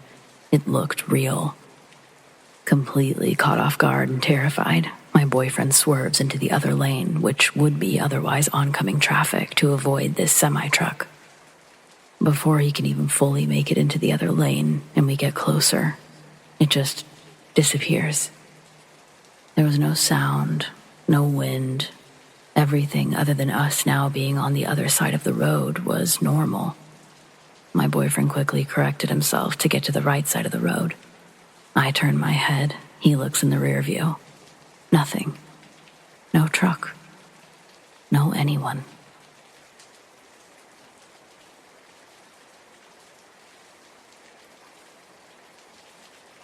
When our twins were just under a year old, me and my husband Ed had the bright idea to strap them into their car seats and drive 13 hours in order to attend a family reunion in Virginia. We left later than expected that afternoon. Within a couple of hours, the kids and I are asleep, and Ed drives through the night down I-64. Next time my eyes open, it's after midnight. We're outside of a travel center. Ed's gently shaking me awake. He's already gotten the car seats out with the kids still buckled in. They're still sleeping peacefully on the sidewalk in front. Ed says the travel center has a 24-hour diner attached to it. Asks if I want to come in. Seeing as the hard part of unloading 2 car seats has already been taken care of, we go in. We walk through the travel center doors over to the diner on the opposite side of the facility. It's narrow and probably a claustrophobic nightmare when there's a crowd, but thankfully it's just us and the kids. Sitting down in a booth near the doors we entered from, my back is facing the front of the diner, which has 2 big windows looking out to another dark parking lot. I'm focused on reading the big laminated menu at our table. I thought that's what Ed was doing too, but when I look up, he's staring past me, his attention fixed on something in the diner parking lot. I ask, "What?" and turn around, but all I see is an empty parking lot. Ed tells me that an 18-wheeler just came in, all fucked up, with something black splattered over the front. It rolled past the diner windows, probably trying to park on the side of the building. Curious to make sense of what he'd just seen, Ed's about to get up from the table when a man runs into the diner. His disheveled, panic appearance makes Ed sit back down. We watch this man run up to the counter of the bar, start hitting the assistant's bell. When the hostess comes out from the back, her smile quickly falls when she sees the look on the man's face. He tells her that he needs to use the phone, that he's just hit something big on the interstate. He says it was massive, bigger than any animal he's ever seen. The man's clearly in a state of shock. His body shakes uncontrollably as he continues talking. He was heading southbound when his headlights caught these 2 creatures. It looked like they were fighting on the side of the road. It all happened in seconds, he says. One of the creatures pushes the other backwards into the street, right in front of the truck. He was going over 50, couldn't slow down in time. When the creature hit, it exploded like a water balloon. His description, not ours. It explodes, covering the front and side of his truck with a thick black liquid. He continues. When it split apart, large chunks of the creature went up while others went under. Even in its gelatinized state, it still possessed enough weight to severely bend the front grille of the truck, shattered the windshield a bit, and destroyed one of the axles. The whole diner is quiet, listening to this man. The cook has come out from the kitchen to join the hostess, and Ed's gotten back up out of the booth and walked over, taking a seat at the bar to hear the story. The phone is handed over, but no numbers are dialed. The man just holds on to the phone with a 1,000-yard stare, continuing to ramble. His emotions become more manic as he continues to recall what he'd seen. He says they fought like gorillas, but their limbs, they were bony, thin. The skin looked like crocodile scales. When the man starts to press the buttons on the phone, I see my husband and the cook walk out to the front of the diner. They're going to look at the truck. I stay behind, and while I wait, I hear the man make his call. Instead of calling emergency services, his first call is to work. He leaves a message explaining what he'd just told us. After he hangs up, the second call that he makes is to his wife, where he again tells the story, but then starts crying, telling her that he feels sick. The call ends with him saying, okay, then clicking the receiver once more and dialing emergency services. When Ed and the cook walk back in, Ed's bewildered.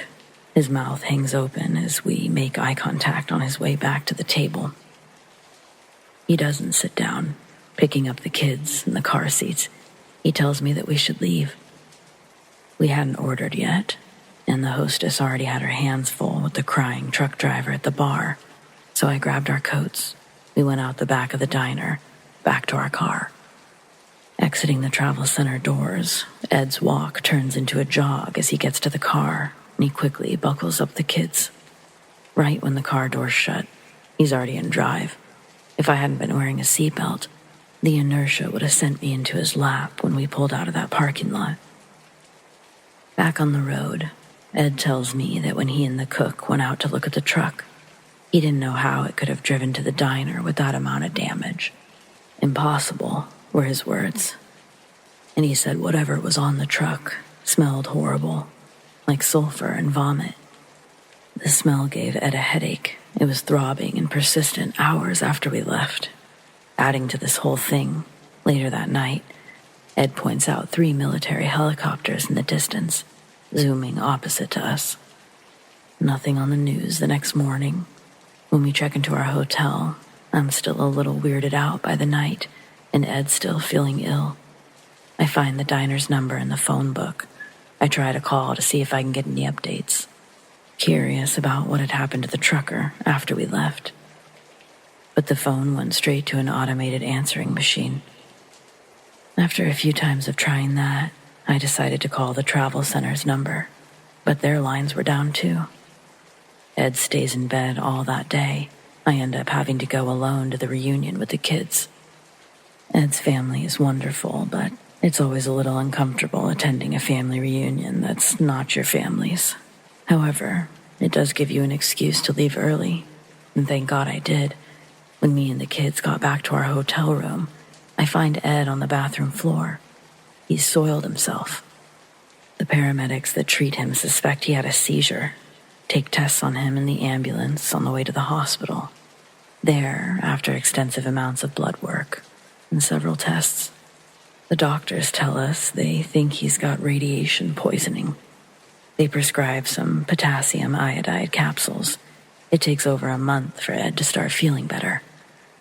To this day, we've never heard of anything close to what that man described, or what Ed saw smeared all over his truck. Such an open-ended memory stuck in the back of my head for all these years. Just no idea what it all means.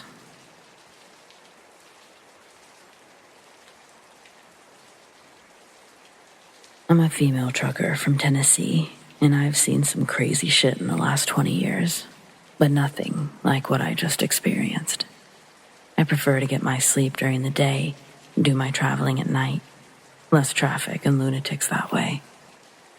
I got back on the road at 9 p.m. thinking I would arrive at my destination right as they were opening, but I'm so terrified that I had to pull over at a rest stop. There's lights and people here. I really don't want to be alone right now, especially on a dark highway in the middle of nowhere.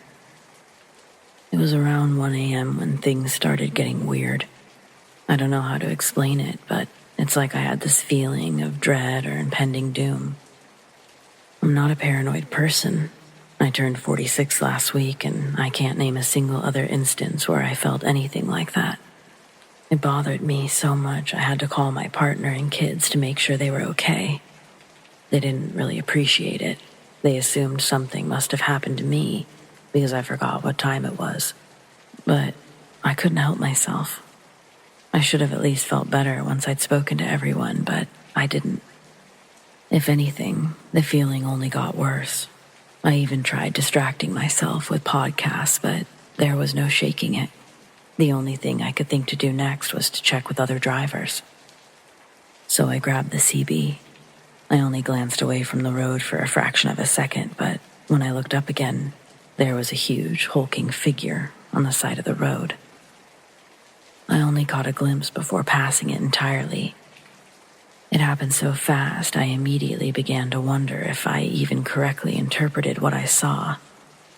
Then, the more I thought about it, the more my brain began to reform the humanoid shape into a tree. Maybe it was sheer terror, or maybe it's because I knew the only reason someone would be out there is if they were in trouble. What if I was leaving some poor soul to their doom? Logically, that was the most likely scenario, and any other night, I probably wouldn't have hesitated to turn around. But I was so sure about that feeling. I knew something bad was going to happen if I turned around. A few minutes later, I realized the CB was still in my hand, but I'd lost interest in using it. I didn't know what I'd even say. It was just past 1:30, and anyone I spoke to would probably assume I'd just taken too many stay-awake pills. Once again, I glanced down just long enough to put the CB back, and when my eyes returned to the road, some huge creature was flying straight at me. Yes, flying. I screamed and instinctively hit the gas rather than the brakes. It was coming in low. I kept imagining it smashing straight through my windshield. It looked much different in the beam of my headlights. Its flesh was gray and mottled, one of its wings longer than its entire body. It happened too quickly to make out any facial features, but from what I could tell, covered in scars, missing a nose. Instead of coming through my windshield, it landed on top of my rig.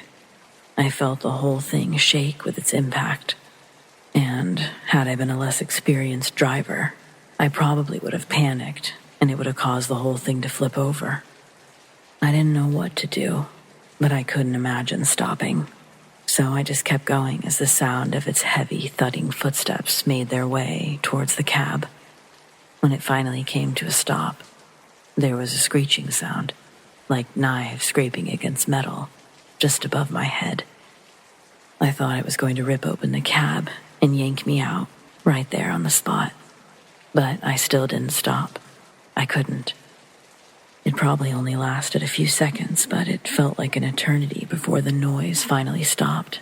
The sound of gigantic flapping wings began to fade in the distance. It was definitely gone for the moment, but that didn't mean it wouldn't come back. I found this rest area 30 minutes later, parked right between two other rigs. It's bad form to park so close when there's plenty of room available, but they'll have to get over it. As soon as I drop off this load, I'm going to take off a few weeks. I need to reevaluate how I do things. I know this sounds like I've lost my mind. I wouldn't have believed this story if it happened to someone else, probably. So I don't blame anyone for not believing me. But on the off chance anyone else has ever seen something like this, please, please let me know.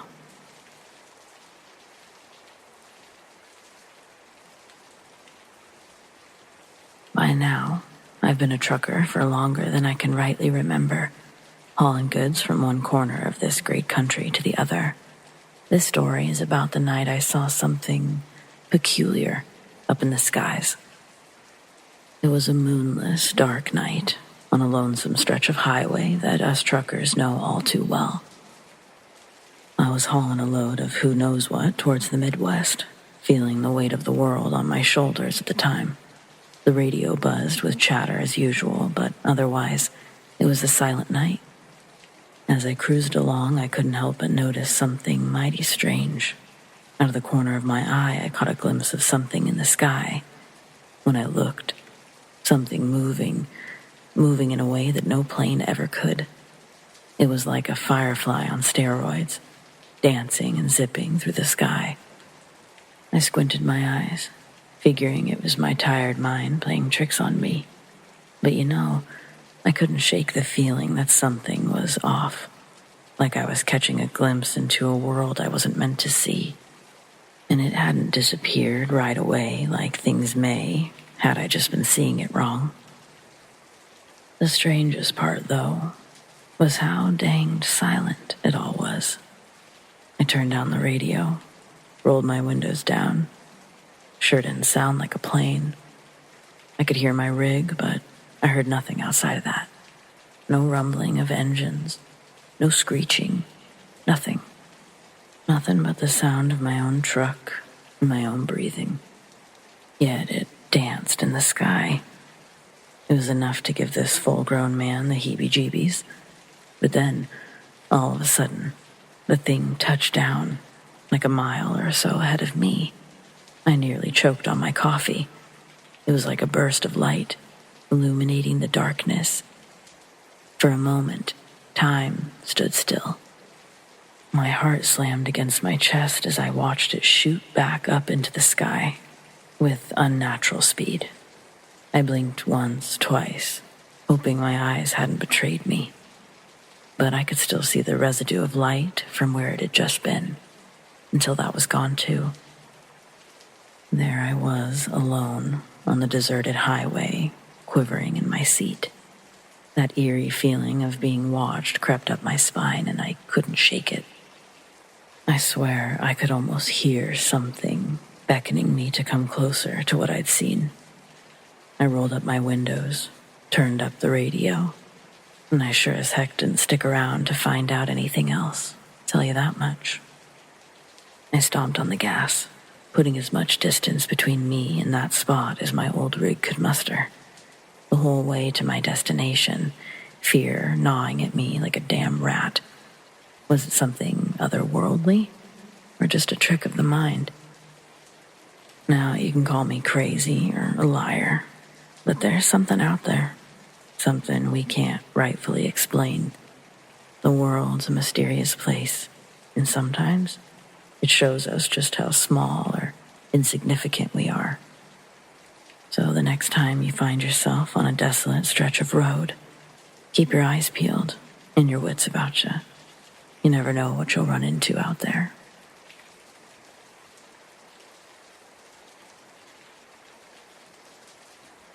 Growing up, my dad used to take me camping all over New Mexico to search for UFOs. When he was in college, he saw a craft with green lights moving across the sky. When it stopped, the lights turned red before disappearing entirely. Then a smaller craft, about the size of a drone, with a single green light zoomed away from where the larger one had vanished. It shot to the ground faster than Dad's eyes could follow, and he never saw it again. He's been obsessed with UFO sightings ever since. On our camping expeditions, he would stay up most of the night just staring through his telescope. We must have gone on 4 or 5 trips a year from the time I was 6 to 16. But in all that time, we never saw anything until the week before my 17th birthday. It started out like any of our other weekends away. I stayed up with him until about 1 or 2, and then passed out in my sleeping bag. Normally, I woke up to Dad cooking breakfast the next morning, but this time, I woke up with his hand over my mouth in a frantic shushing gesture. I was instantly terrified. The man has never played a practical joke in his life. Whatever was happening had to be bad. Once certain I understood to keep silent, he leaned next to my ear and said to follow him to the truck, but not to stop for anything. I had never seen him frightened before, and that was enough to scare me into unquestioned compliance.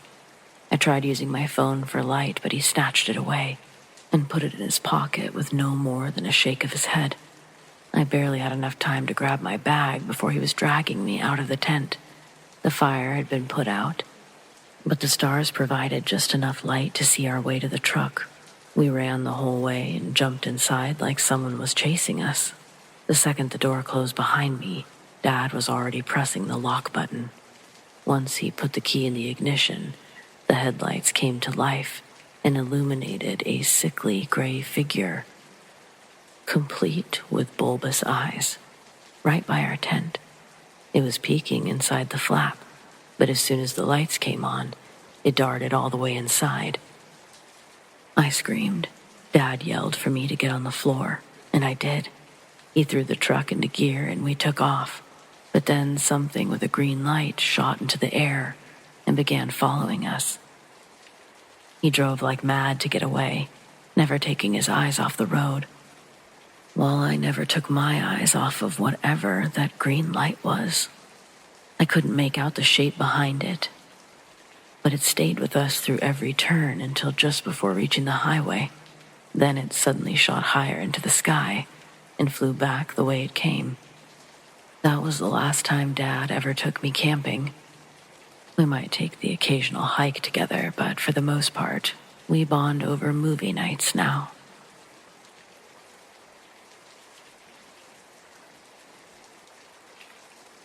I'd like to share an experience I had in my late teens, early 20s.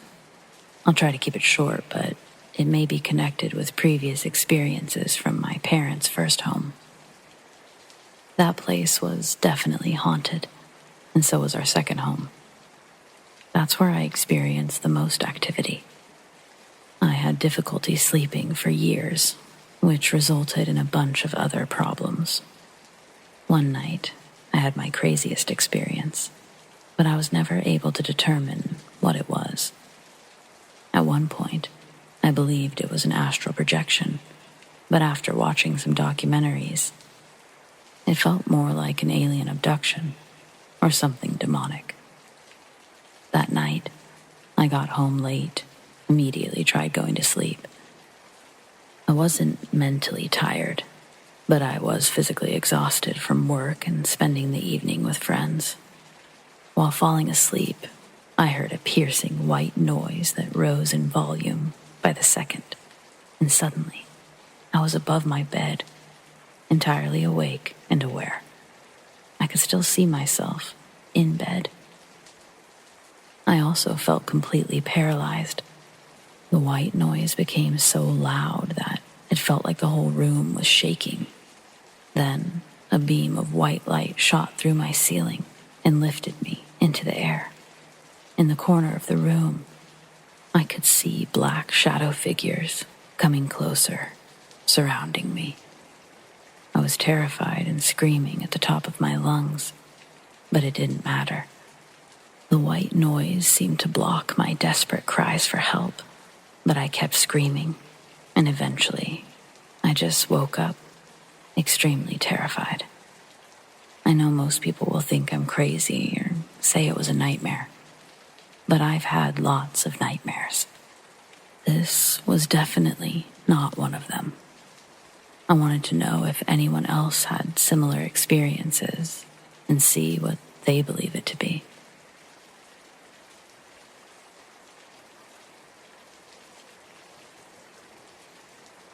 I was probably 15 or late 14 at the time, midsummer. Me and two of my friends left a girl's house late at night, basically sneaking out of where she lived, kinda deep in the countryside, about a 45-minute walk to get to the city line. We left about 2 in the morning. Me and my two friends, we stepped out of her country subdivision road onto the main paved road. We took a left onto the main road. We took a right. You could basically see just roads and woods each direction with some mailboxes. But on the right side, opposite our direction, at the top or end of our view of the road, we could see just a white light or reflector image. Our mind was on not being caught by the cops or anything past curfew. We walked left, the opposite direction. While walking, cars occasionally drove by, so to be safe, we would hide in the woods or the tree line every time a car would pass, just in case it was a cop. Every time we would watch a car go by our opposite traveling direction, basically we would look back and the white object was getting closer, quite fast. You could only see it in headlights. Once the headlights were gone, it was basically gone too. We continued walking, all seeing it, just confused, but didn't care to wait. We got to about the town line, and this thing was probably only 200 to 500 feet behind us. Again, we could only see it in passing headlights. None of the cars seemed to notice. When the creature was close enough, it was translucent. White skin with big black holes for eyes. Limbs long and limp. Looking pretty skinny. Skinny, but still could have been anywhere between 6 to 8 feet tall. We get into the start of town with house subdivision streets, basically townhomes. Every way we'd go, we'd look in the opposite direction, and we could see the thing walking with our pace. When I got a side view of it, I noticed its arms hung pretty low, like it was looking at us but wasn't. Me and my friends that night weren't on any drugs. We snuck outside at night quite a bit, so it wasn't just some fear or mistake. We were pretty, I guess, calm or casual because it kept its distance. We were just more concerned about getting caught by the law, I guess. To this day, I still ride my bike around town at night. I have for years, and I haven't seen anything like that night. In doubt, I sometimes question my vision, but both of my friends saw it 3 or more times that night. It was a gray, kind of cloudy night. I don't know. Any help with what I might have seen?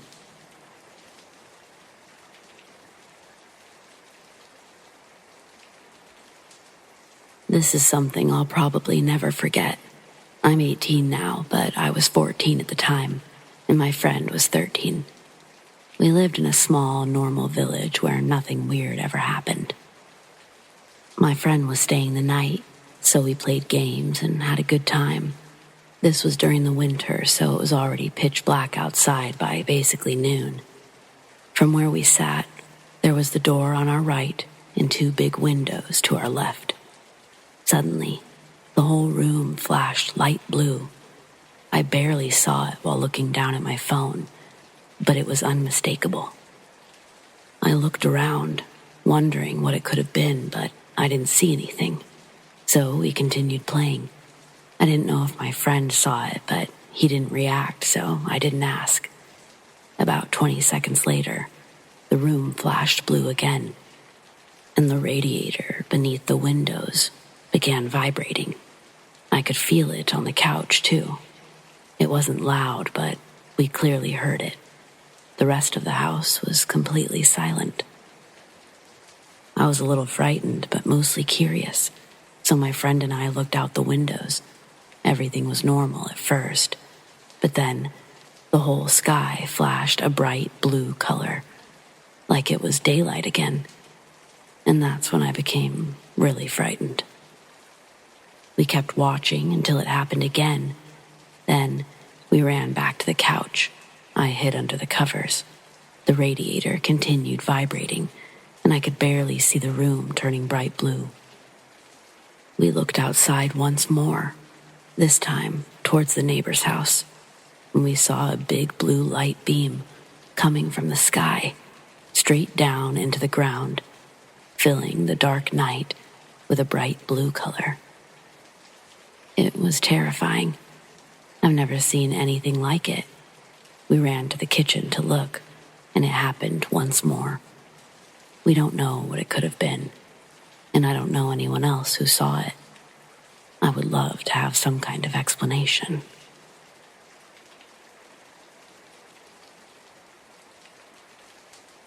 I've told this story to plenty of people, and not a single person ever pretends to believe it, so I don't expect anyone here to believe me either.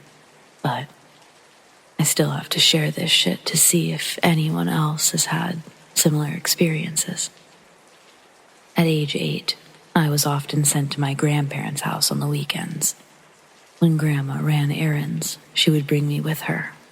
I don't remember anything that led up to that moment, but at some point, we went to Rite Aid for a prescription.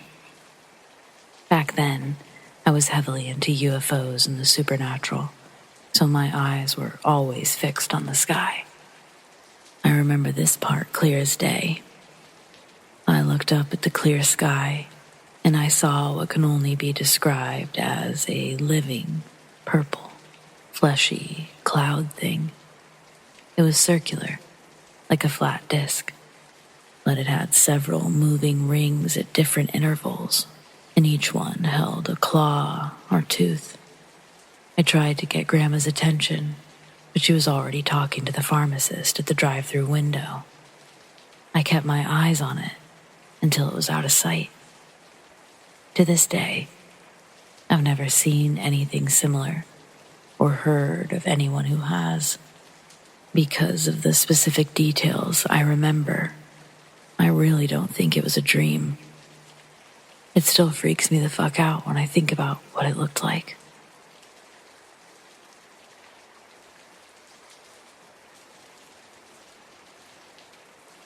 I've been working overnight in a nuclear facility for a few months now, and I've seen UFOs on a nightly basis, without fail. First, here's how I know they aren't stars. Their positions don't line up on the star chart. The lights flicker brighter and darker, or sometimes they'll turn on completely for a few seconds. The biggest one was orange. They move. When the sun rises, some of them fly towards it, and I'm not able to see them anymore. I haven't filmed them for a couple of reasons. They're not bothering me, so why should I bother them? They're just trying to do a job, same as me. Plus, no way the government doesn't know they're there. I've counted at least 16 or 20 so far. Now, I finally understand why documentaries always show authority figures saying it would create mass panic if everyone knew how many of those things there were, and that they were here. I suppose aliens get curious when we start messing with nuclear fission. That may be why there's such a large concentration of them every night.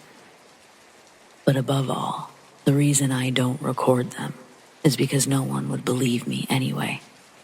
I've always believed in this stuff, so I've become more accustomed to it as time passes. Anyway, I'm writing this to see if anyone can help me figure out what I experienced last week. I've been having strange paranormal things happen to me lately, like suddenly being able to sense the movement of energy, see auras. Last week, on one of my breaks, I went out back, sat on the ground, leaned against the building. I suddenly got an overwhelming feeling of intense fatigue, which quickly turned into a feeling of drunkenness. I've been sober since February 2022, almost a year now, so I was immediately confused. Then I realized something was leeching my energy. I looked to my left, and there was a staticky field of energy, where I assumed the entity stealing my energy was located. I looked straight ahead, and a few feet from where I sat, there was a 1.5 foot, 2 foot tall, staticky humanoid figure that looked like the cliché big-headed gray alien. It had black almond eyes, and inside its open mouth was pitch black. I think it looked staticky because it was trying to cloak itself from me. I don't know for sure if it was the thing that's actually stealing my energy, or if it was simply watching it happen. A coworker claims she saw a shadow person in the bathroom. Most of the staff believes this facility is haunted. I've seen and felt non-alien entities in the building, but nothing like this. Does anyone have any idea what might be going on here?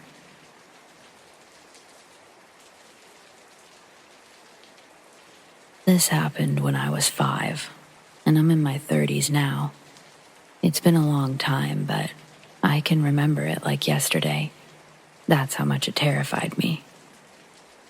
I woke to being pulled from bed, and a weird greenish white light illuminating my room, while a robotic yet angelic voice filled my head, saying they came to take me away.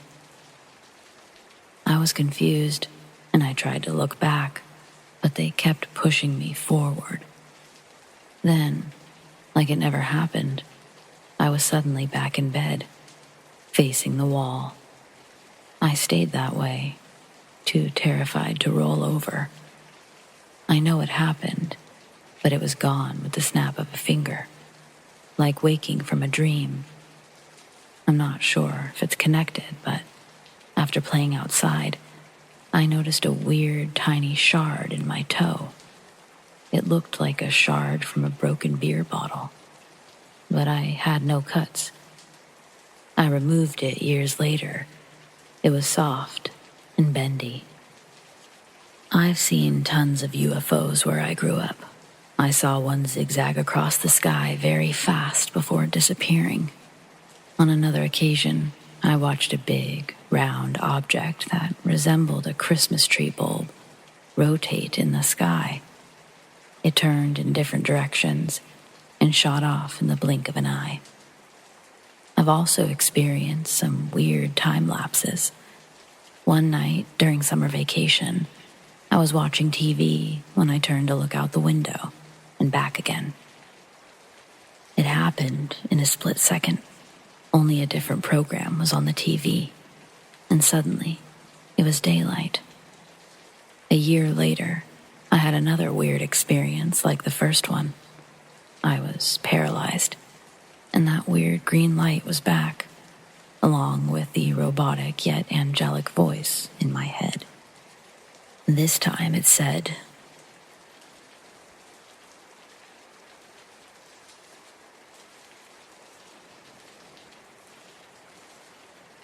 Then I woke up. I'm not not sure if Andy is what it said, but that's what it sounded like. I don't expect anyone to believe this, but I wanted to share it anyway.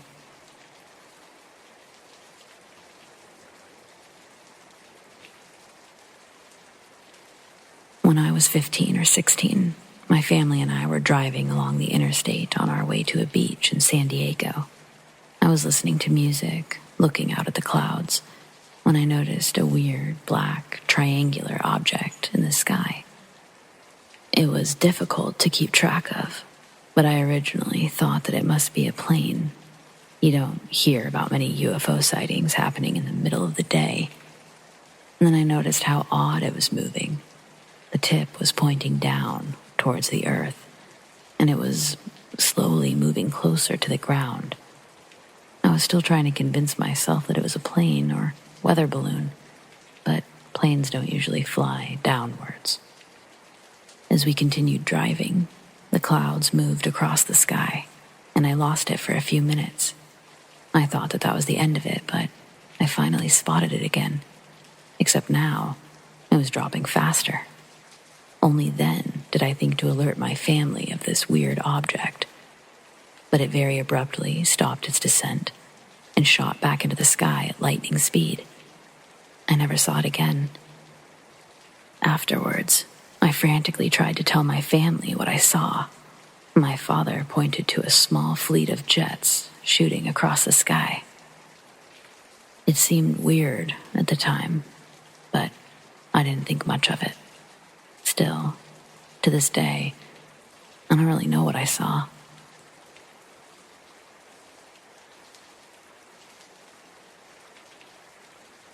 On Sunday, July 18th, 2021, Mom and I were in the backyard testing out my brand new telescope.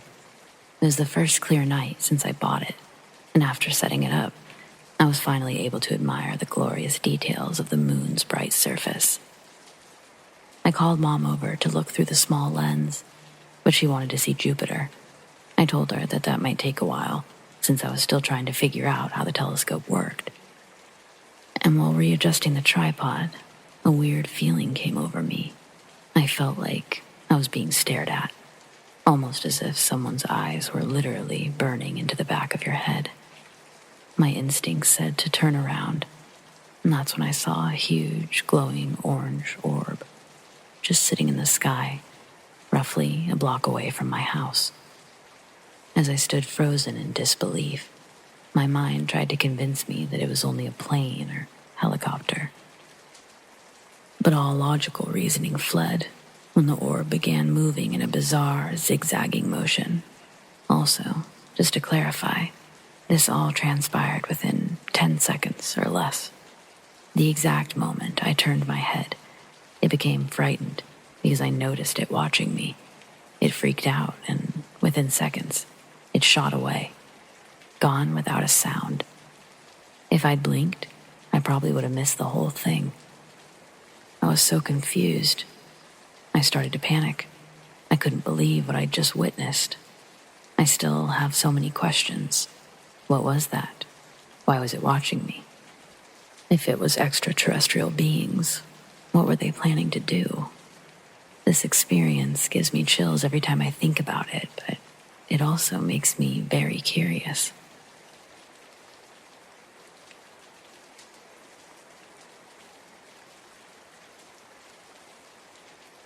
I've struggled with the idea of sharing my experience, but mostly because I'm not sure if it actually happened or if it was just a dream. One summer, when I was 10 or 11, I was awake in the middle of the night. I could hear the horses running around the pasture as if something had happened. I decided to go check on things. At that time, my family had a massive old barn. We lived in the middle of nowhere.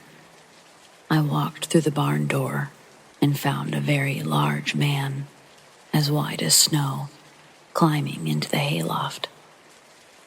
I remember being startled, but not frightened.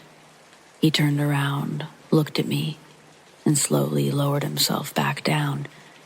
Then he took a few steps before kneeling and putting his hand out, like one would do to a stray animal. As I looked at him, I felt like he looked sad and tired, not at all like he would harm me. I took his hand and walked him towards our kid hangout space, which was just an area in the barn where we had some old couches, a few toys, and a radio. The moment he saw the radio, he became more animated, ran towards it, started messing with it. That went on for a bit. I kept asking why he needed the radio. He never said a word, not one word. He wouldn't tell me his name, so I started calling him Radio. After a while, he put the radio down and sat on the couch. I brought over my favorite horse book and I started thumbing through the pages, showing him all of my favorite breeds. Eventually, he gently took the book from me and closed it, as if to say, I'm done. I got up and I put the book away, and he laid on the couch. I remember him being so large that his head was on the armrest while his legs hung over the other side at the knee. He was a giant, pure white, and I don't recall any hair. His eyes were jet black, but they weren't huge or angular. If anything, they slanted downward and were beady. After he fell asleep, I decided to go to bed too, but first I put a blanket over him. I woke up in the morning and the whole experience came flooding back to me. My feet were dirty, as if I'd been outside during the night. I grabbed some snacks, ran to our hangout space, and found everything as I would have expected it. The blanket was on the floor, the book sitting on the table. The radio was out of place, but he was gone. It's important to know that I had a habit of sleepwalking at this time in my life, so it's possible that this was all just a dream. At first, I thought he was just a very strange person, and I hoped he found safety. The memory never left me. By the time I was a teen, I decided the whole thing was a dream and let it go. Then Prometheus came out, and I agreed to go see it with friends. When the tall, white alien came onto the screen, I nearly jumped out of my seat. It wasn't an exact match, but it was like seeing a ghost. At the time, I knew absolutely nothing about aliens, and the only ones I'd ever heard of were the classic little green men. Nonetheless, I forced myself to let it go and move on. The memory couldn't be real, so I must have dreamt it. As more time passed, I began to wonder how I could imagine a being that I'd never seen or heard of. Could it have really happened? Could radio be real? Has anyone else ever had an experience like this?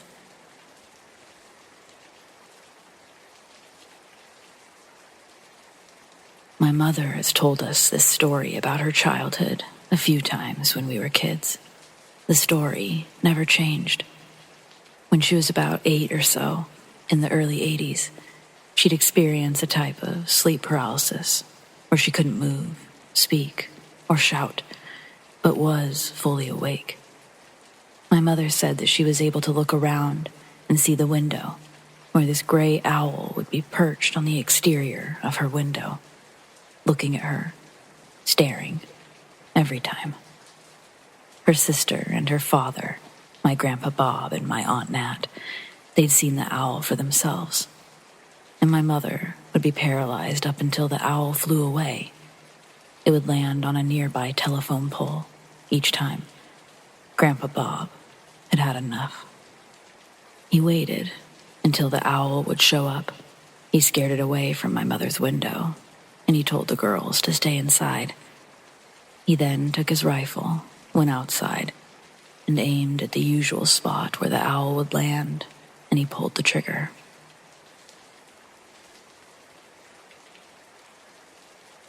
He always said the same words.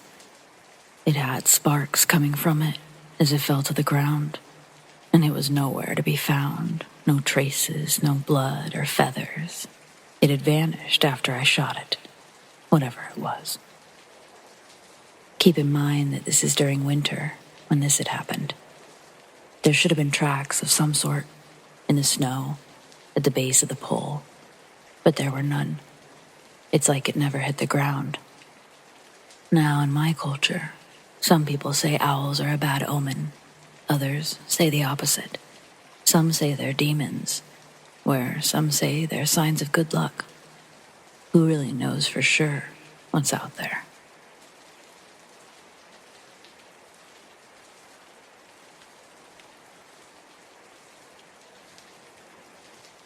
I've always been curious about something I can't explain. It was 5th grade, and it was the last night at camp. We were roasting marshmallows, going through a series of questions with our counselor.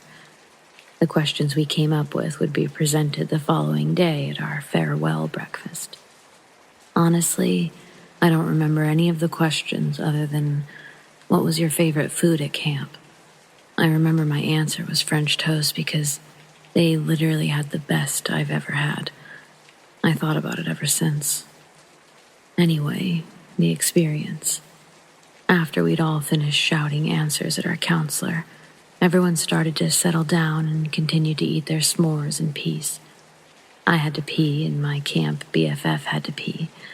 So in honor of our buddy system, we walked the couple of yards away to the bathrooms. Just as we approached, we saw something peeking out from behind the bathroom cabin. For a moment, it was still, even as we walked closer and asked each other if we saw it. To me, it was glowing somehow. Was it the light from the bathroom? I couldn't tell. It looked to be about my height, but dressed in something shiny and dark, like a costume of some sort. As we got closer, I could see that it had a small body, but a rather large head. The head didn't really have features, not that I could tell. It quickly ducked behind the building, and my friend and I both sort of yell in shock or excitement. We didn't really discuss it, we just started running towards the back of the bathrooms. When we made it, there was nothing there. It wasn't like we ran for long. We'd literally only taken a couple of seconds to get there. We circled the building. Nothing. We looked towards the woods behind the bathrooms, but it was too dark to see much of anything at all. We both swore that we could see something glowing in the woods.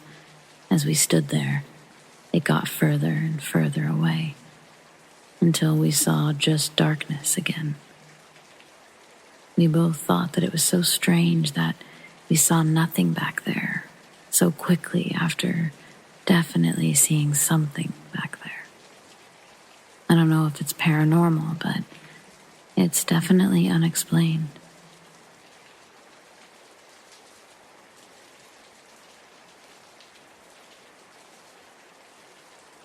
Share this with as many people as possible, as many outlets as possible. Spread this information before it disappears. I'm doing my part before I disappear. Soon, the government will release information acknowledging the existence of extraterrestrial beings, as the world will undoubtedly lean into entropy, rather its latter. They'll use this unrest to launch a staged attack against its citizens, systematically decreasing the population while attempting to incite a new world order to defend against this new threat. Through domestic terrorism on an earthly level and in an attempt to maintain power, they'll turn the people against these invaders, rejecting proposed changes to their way of life. Extraterrestrial beings have lived amongst us for decades. They are not the enemy. Their political influence has been the stepping stones of our species. Recently, tensions have been growing amongst humans. A pursuit of harmony capsized and stranded on the rocks of greed. We've been too busy fighting amongst ourselves. Differences in our appearances and expression of life are scrutinized under a microscope by one another. simply because we haven't seen something that perspectively contrasts our features and values on a galactic level. The stationed beings, they don't need anything from us. Their advanced civilizations would have no troubles taking what they wanted from us at any time since making first contact. Do not believe the media when they say this invasion comes from somewhere else. It's ruthless devastation, too visceral for humanity to believe that we could possibly commit upon ourselves. Destruction unthinkable of human capabilities. But it is. All of this was shown to me last night. It was the first encounter I've ever had. I live in Bisbee, Arizona, and I was taking the dogs for a nightly walk. We'd gotten a couple of blocks past the house, walking on a long stretch of a two-way road. The sun had just set behind us, and while the dogs and I get to the road sign we'd traditionally turn around at, I stopped to look at the stars beginning to poke out as it grew darker. When I looked straight above me, there's a completely black, perfect circle, blocking out a section of stars. Directly in the center of this black circle, one star appears and begins to grow. Then it bathes me in a beam of light. The dog leashes are ripped from my hand, but I'm frozen in the white light. My body feels like it's made out of stone. I try to yell, but nothing comes out. My vocal cords didn't vibrate. Only air came out. The hot desert air grows cold around me, and although I can't move my head through the thick beam, I see the horizon line sink below my view. I was being raised into the sky. A flash of blue dropped me down to my feet again, but this time, the soles of my shoes collided with metal. The walls of this room were lined with detailed neon fractals that acted as a source of illumination for the room. They delivered information to me telepathically as I was alone in this room. Then, as suddenly as I was picked up, I was back on my feet, on the sidewalk again. My dogs still haven't returned home, and I don't know why I was chosen to relay any sort of message. I'm only doing as I was asked. But I guess it's you who will ultimately give it life or let it die amongst the afterthought.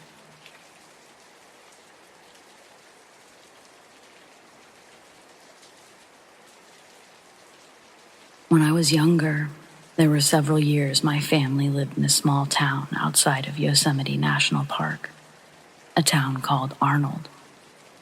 The skies, they're incredibly open and clear out there, especially in the spring and summer. This was summer, probably 1998. It was the second time I'd stayed at my grandparents' house. My grandparents ran a golf course, and though their house wasn't on the course, it was nearby. I'd just finished showering and I was getting ready for bed when I see my grandpa standing outside, just staring up into the sky. I move closer to the back door and I see that it's both my grandma and grandpa looking up. I walk outside and instantly I see what they're staring at. Lights.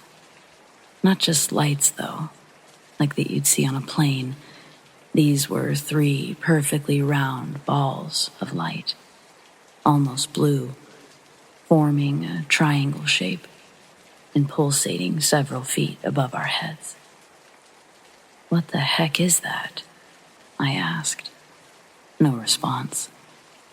Eventually, my grandpa says, "Does it look like it's above the course to you two?" Referring to the golf course. "Yeah, it sorta does," my grandma responds. But we just keep staring. We see the lights rapidly form together, creating one large ball of light. Then, the brightest light I've ever seen, expands across the sky and straight down, before immediately shooting up, faster than just about anything I've seen shoot up into the sky. And it was followed by darkness. It was like we broke out of some sort of trance, my grandpa making his way inside, grabbing his keys to the golf cart. He says he's got to go check on the course. My grandma convinces him, do it in the morning. And so he does. Wait. The next morning, a perfectly round, large patch of grass was completely dead. It wasn't charred in color, but instead that patch was brown, while the remainder of the 14th hole and the rest of the course was the appropriate green. I wish I remembered what came of all that, but I have to believe nothing. What exactly could you report? How exactly do you hold someone accountable? I mean, whoever or whatever did that was long gone immediately after. Very strange experience. Not the first time I've spied something in those open skies.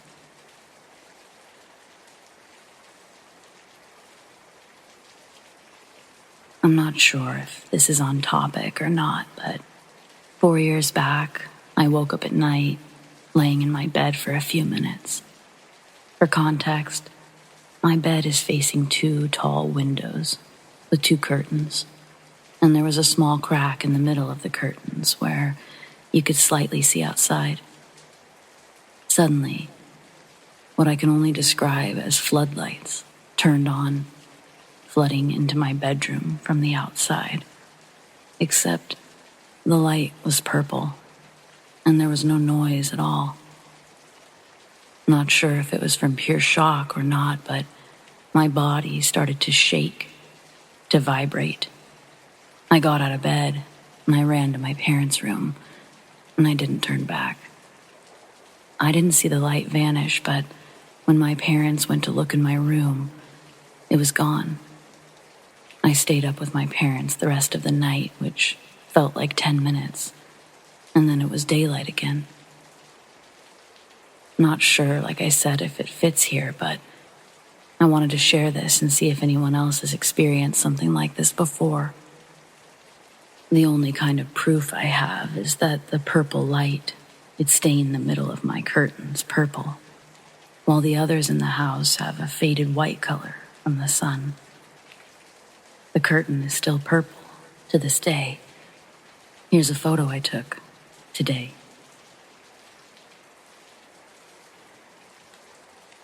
So honestly, I'm not sure if I should consider this a paranormal or UFO encounter. But I don't know if what I saw would be considered a UFO. This happened in winter of 2016, when I was home for winter break from college. Late one night, my friend and I were walking to my parents' nice neighborhood near downtown, looking for a place to smoke. For some reason, my friend and I stupidly decided that we'd go to the nearby elementary playground. They had swings. When we turned the corner, I saw in a short distance of maybe 50, 75 feet, a void black blob or orb hovering, about 2 feet tall, and quickly moving a few inches above the ground across the street from us. As it hovered towards the curb of the sidewalk in front of us, it smoothly floated over the curb. So it definitely didn't have legs. When it moved under the streetlight, it didn't give off a reflection. So whatever it was didn't seem to be man-made either. After it floated over the curb and sidewalk, it stopped at one of the elementary buildings that had a gap under it. The school is on a hill. Then it squished or warped to a black flat oval shape and went under the gap. My friend and I quickly glanced over at each other to make sure that we both had seen what we saw. Then We ran over to the gap under the building. I flashed my light there, but couldn't see anything. After I got home, I scoured the internet for any info that I could find, but there wasn't anything. A few years later, I went back to check the gap, and it had been filled in.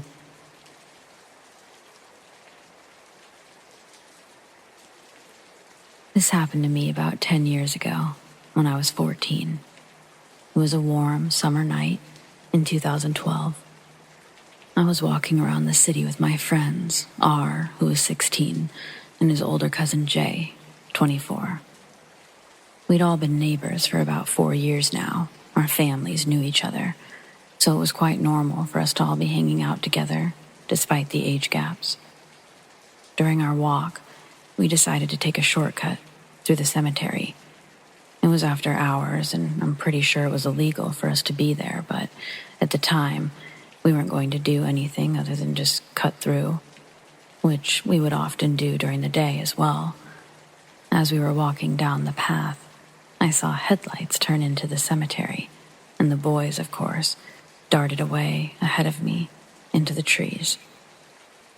Since the others ran ahead of me and off the path, away from the lights, it was pitch black.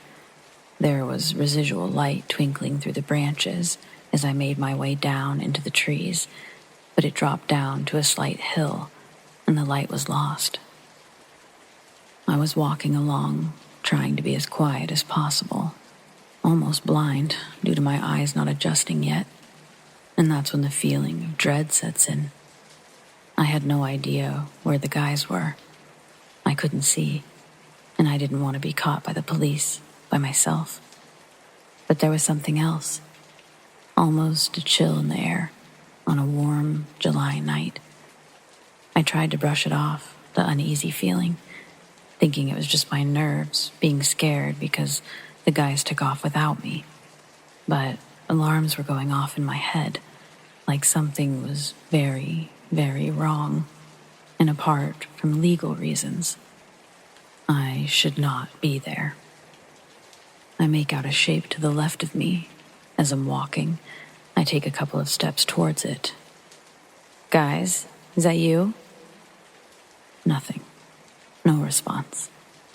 I take a few more steps towards it, and I swear to God, just like the movies, a freaking twig snaps under my foot. Now, the reason I had thought that it was the guys is because this shape was crouched down next to a pile of brush, and it was big enough to look like two people hunched over. I thought that they had been hiding there, but when the twig snapped, I stopped in my tracks as the thing stood up and towered over me. I was about 5 foot tall at the time, and this thing was easily 2 of me stacked right on top of each other. Whatever this thing was, it was only 15 feet or so away from me, and I was frozen in horror. It was facing away from me at first, and then its neck, its head, it almost swiveled around like an owl, and I was met with an oval-shaped gray face, no nose or mouth, only 2 pitch-black, hollow eye sockets. The rest of this thing's body was pitch black against the dark trees, the light from the path no longer streaming through the branches. It was just me and this thing that seemed like the personification of darkness itself. This thing and I stared at each other for what felt like an eternity. The woods around me, through the corners of my eyes, were getting darker. My heart was pounding so hard, I could feel it through my entire body. Every tiny hair on my body was prickling. I was cold. The only thing I can remember thinking was, this is it. I'm never going to see my family again. The body of this thing had followed its head and swiveled, so now I could see its long, curved arms held right up to what would be this thing's chest. Its legs were similarly curved, almost like it wasn't standing at full height, but still slightly crouched down, Its body was almost translucent. It looked like it was wearing some kind of hooded cloak that was see-through as well. The only thing that was 100% solid was its face and its void-like eyes that made me feel like I was staring right into the depths of hell. Neither of us moved. We were locked in the most terrifying staring contest. It felt like an eternity until a strange feeling came over me. I felt like I could move again, and I had the energy to run a 5K marathon without breaking a sweat. Then I heard a very calm but stern voice say, "Go. Now. Run." It's kind of hard to explain where the voice was coming from exactly. It was sort of in my head, but all around at the same time. I'm getting chills as I write this. I know the voice did not come from whatever this thing was in front of me, because when I heard the voice speak, it looked as if this horrid creature recoiled at the sound of it, like it took a step or two backwards and kind of ducked its head down. I saw this as my chance, and I turned away from this thing, and I started bolting down further into the tree line, and no longer caring about being quiet and crashing around through the bush like an animal being chased by a predator. I could almost feel this thing right on my tail, but after running about 200 feet-ish, I run directly into the guys, literally crashing into them. I'm obviously scared and pissed, so I ask why the fuck they left me out there like that, and they apologized. Apparently, I'd been missing for almost a half an hour, and they'd already searched the direction I ran from. They heard weird whispering all around the woods while I was gone, like the voices were coming from everywhere around them. They said right before I crashed into them, the whispering stopped. I told them about what I saw, and all they said was that we should get out of there. We left the cemetery very quickly, and as soon as we walked out of the gates, it was like we all let out a sigh of relief. We never talked about that night again, and even during the day, none of us ever took that shortcut through the cemetery. I still live in the same city, and to this day, I avoid it like the plague. I won't even drive by it. This isn't my only story, but it's definitely one of the more terrifying ones that still haunts me to this day. I work and live in Seattle for about 9 years now. Admittedly, city life can be exhausting, but I'm still a fan of the area. It's easy to get away from the city without going far from it. Usually I try to go hiking and camping several times a month in the summer, and sometimes I bring a few friends along.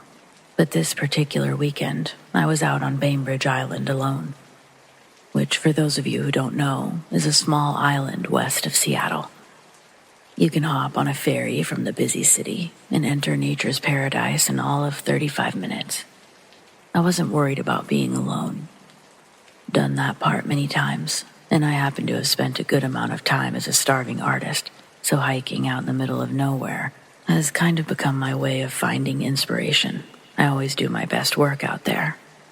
I mostly draw real things, nature scenes with flowers, trees, insects, and animals. I just want to clarify before I get into my story that I'm not going out there to dream up ghosts or goblins. What I saw the last time, it wasn't my imagination running wild, or too much smoking. Truthfully, I'd never put much thought into the paranormal, or if I believed in any of it. And I put even less thought into aliens. But here, lately, that's all I think about. At first, I lumped them into the same category. Like if I believed in aliens, I had to believe in all the other stuff too. But that's just not true. There's nothing supernatural at all about the concept that there might be other forms of life out there. The universe is literally endless. The number of solar systems in existence is higher than we can reasonably fathom. It seems impossible that we could believe we're alone in such a vast space. Well, I don't really think we are. Not anymore, anyway. It had been a long day, and I'd just settled into my sleeping bag. I wanted to draw a little before going to bed, but a few minutes later, I saw a strange light from the corner of my eye. When I glanced upwards, something that looked like a huge, pale green star was moving across the sky at a high rate of speed. But it had to be something man-made, because the light was blinking. No, pulsating.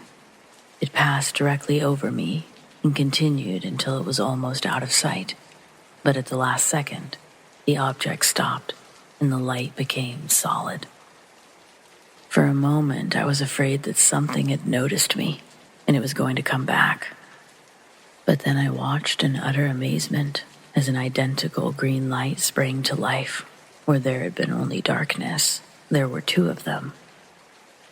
The lights sat next to each other for a few minutes before they both began blinking and continued on their way, together. I just don't know what could have moved through the sky like that. It was so smooth, so fast, and the way that second one popped up out of nowhere. I can't look up at the sky anymore without wondering if there's more of them up there.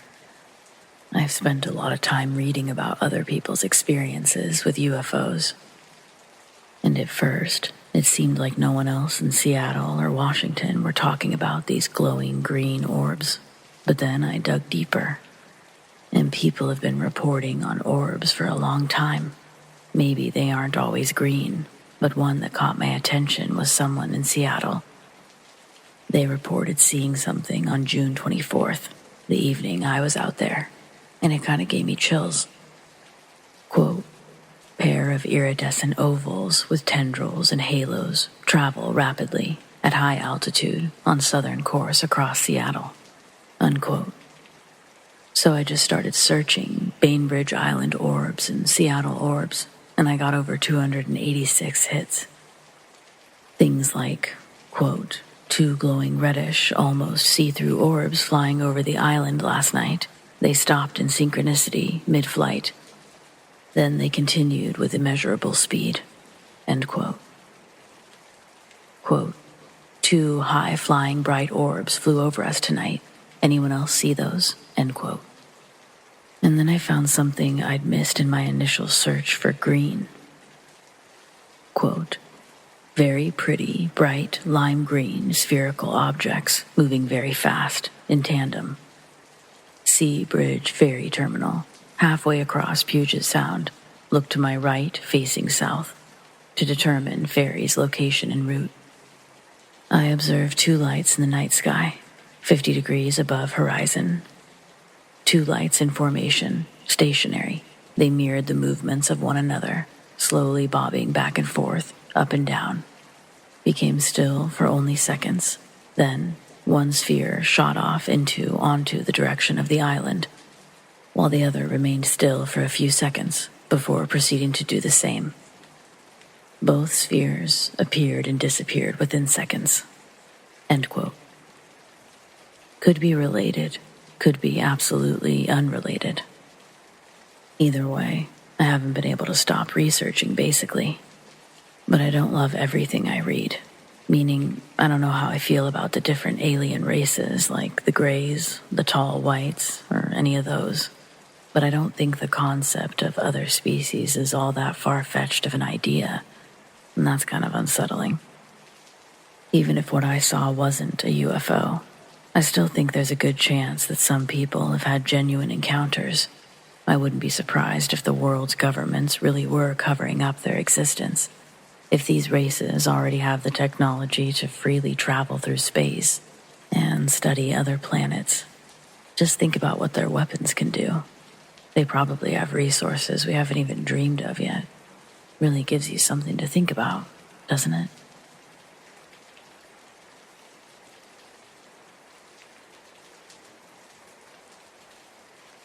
It happened almost 10 years ago, right before I got pregnant with my first child. My husband and I were driving to my sister's house to have some drinks and stay over. It was dark outside when we left our place, and the drive is about 15 miles. The first stretch of highway passes right by Lake Michigan, and there wasn't a cloud in the sky. As soon as we pulled onto the highway, we both noticed an odd-looking star over the lake. It was the brightest light we'd ever seen.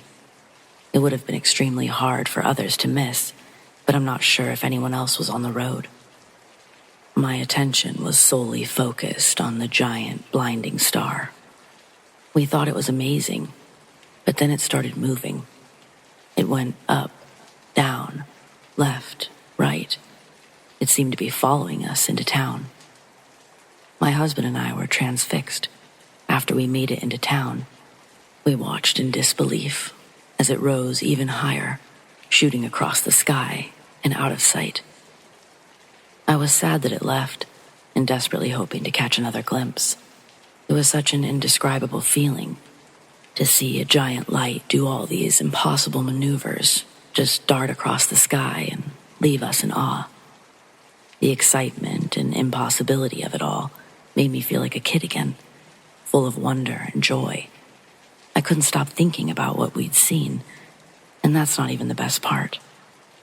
What happened next changed who I am as a person and the way I perceive things. We were only a few blocks away from my sister's house when my husband stopped at a stop sign and looked to his left. At that moment, I was looking ahead. I saw the craft 2 blocks ahead at streetlight level. It glided across the street effortlessly, without sound. This time, it had no lights. It just looked like a blimp without windows, strings, or anything else you might expect to see on a blimp. It was a dark, matte gray color and covered in very fine lines, indentations, seams. I don't know. It was a little larger than 2 car lengths, fast and silent. A moment later, it passed in front of our car, and I screamed. But it was gone before my husband could turn his head. I made him drive around and search for it for a long time so that I could try to get a picture, but we didn't see it again. We both spent most of the drive watching this bright light dance in the sky, perform all of these outstanding and impossible aerial maneuvers, just to have it disappear and reappear with no lights or noise. That makes me think it knew we were watching. I know in my soul that what I saw was something far beyond our understanding, and for a while after that, my sister and I would stargaze, but we never saw anything like what my husband and I saw that first night. Over the years, the excitement went away, more and more as life got busy.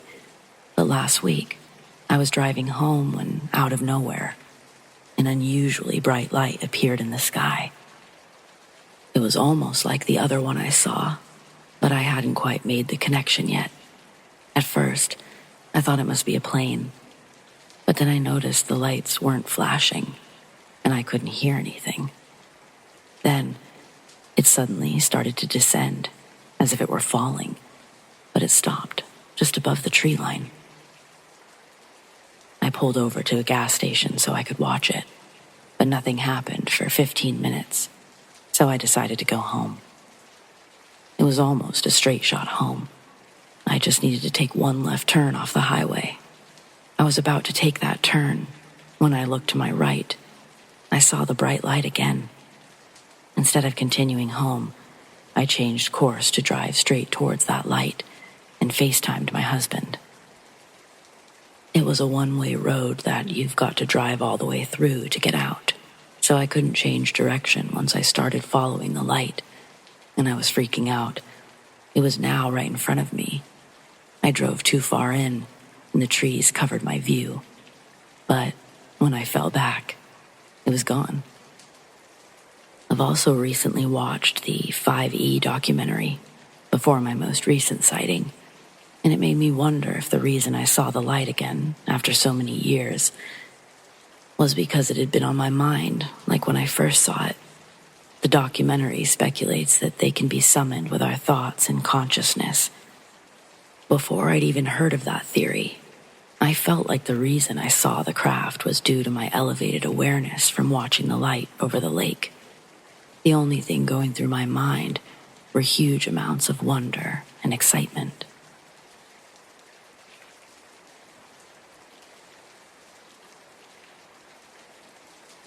I grew up in sort of a rural area in Michigan. Not exactly middle of nowhere, just definitely no streetlights, neighbors far apart, that sort of thing. I remember one night I was laying in bed. I was young, probably 7 at the oldest, and I saw lights pierce through my curtains. It was unusual to see. Even at that age, I realized I was seeing something I hadn't seen yet. I remember getting up out of bed and walking toward the window of all places. My house was usually filled with nighttime sounds. The buzz from the TV that was turned on but probably on a black screen by now. Our dogs faintly snoring. Sounds like that. Before the light, you could hear those sounds. And then somehow, the light brought with it a blanket of silence. So yes, I was curious. What was this light? Before reaching the window, it was my mother's voice I could hear. She was saying my name. No, she was screaming it from behind. Suddenly, she's swooping me up, away from the window, away from the light.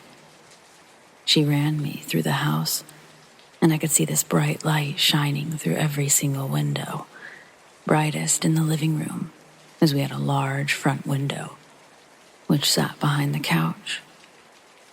Our dogs were following in tow. My mother hadn't stopped running me through the house long enough to see anything except for the light. She told me to cover my ears, but I didn't know why. I couldn't hear anything, but she looked like she was in pain. She was holding me, so she couldn't cover her ears. I remember cupping her ears. Eventually, we ended up in the master bathroom. Mother shuts the door, but before doing so, she grabs the corded phone on her nightstand and brings it into the bathroom with us. She's frantically dialing someone, and as she does, I'm drawn to the window just above the shower in her bathroom. The light, it's so intense. For the first time, I can see it's changing colors. It goes from being blinding white to blinding blue, like some sort of police lights, but missing the red. I hear my mom telling someone over the phone that these lights have been surrounding our house for several minutes. She tells whoever that she saw it before the lights came on, and that it was silent and huge. She asks the person, "Can't you hear that? Can you hear that sound?" That's the sound it started making when it turned its lights on. "I can't see it anymore," she says. "Only the lights." My mother's now listening to someone on the other end, to which she responds, "No, it's not a plane," and then asks, "Are you sure you aren't getting any other reports of this? The object, it's huge, and it's incredibly bright. Please, can you have someone just come take a look?" After several moments of back and forth, my mother eventually hangs up the phone. We sit in real silence for several moments. She messes with her ears some more, and I still wonder what she can hear and why I can't hear it too. The phone rings. My mother answers it, and I can tell it's someone familiar, but I wasn't the kid to interrupt while she spoke to someone. She asks over and over, "Yeah, but what is it?"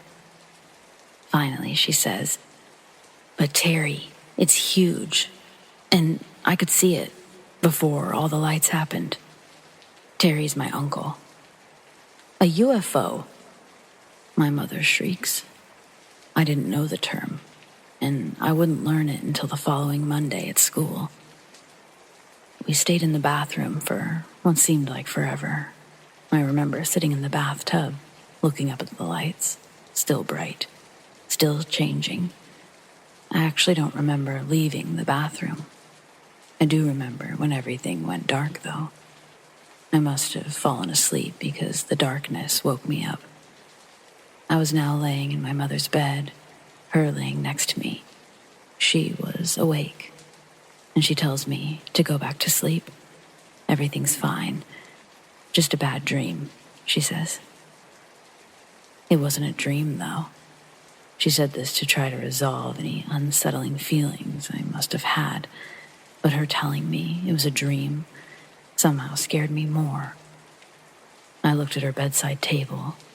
The phone was still stretched all the way to the bathroom. It wasn't a dream.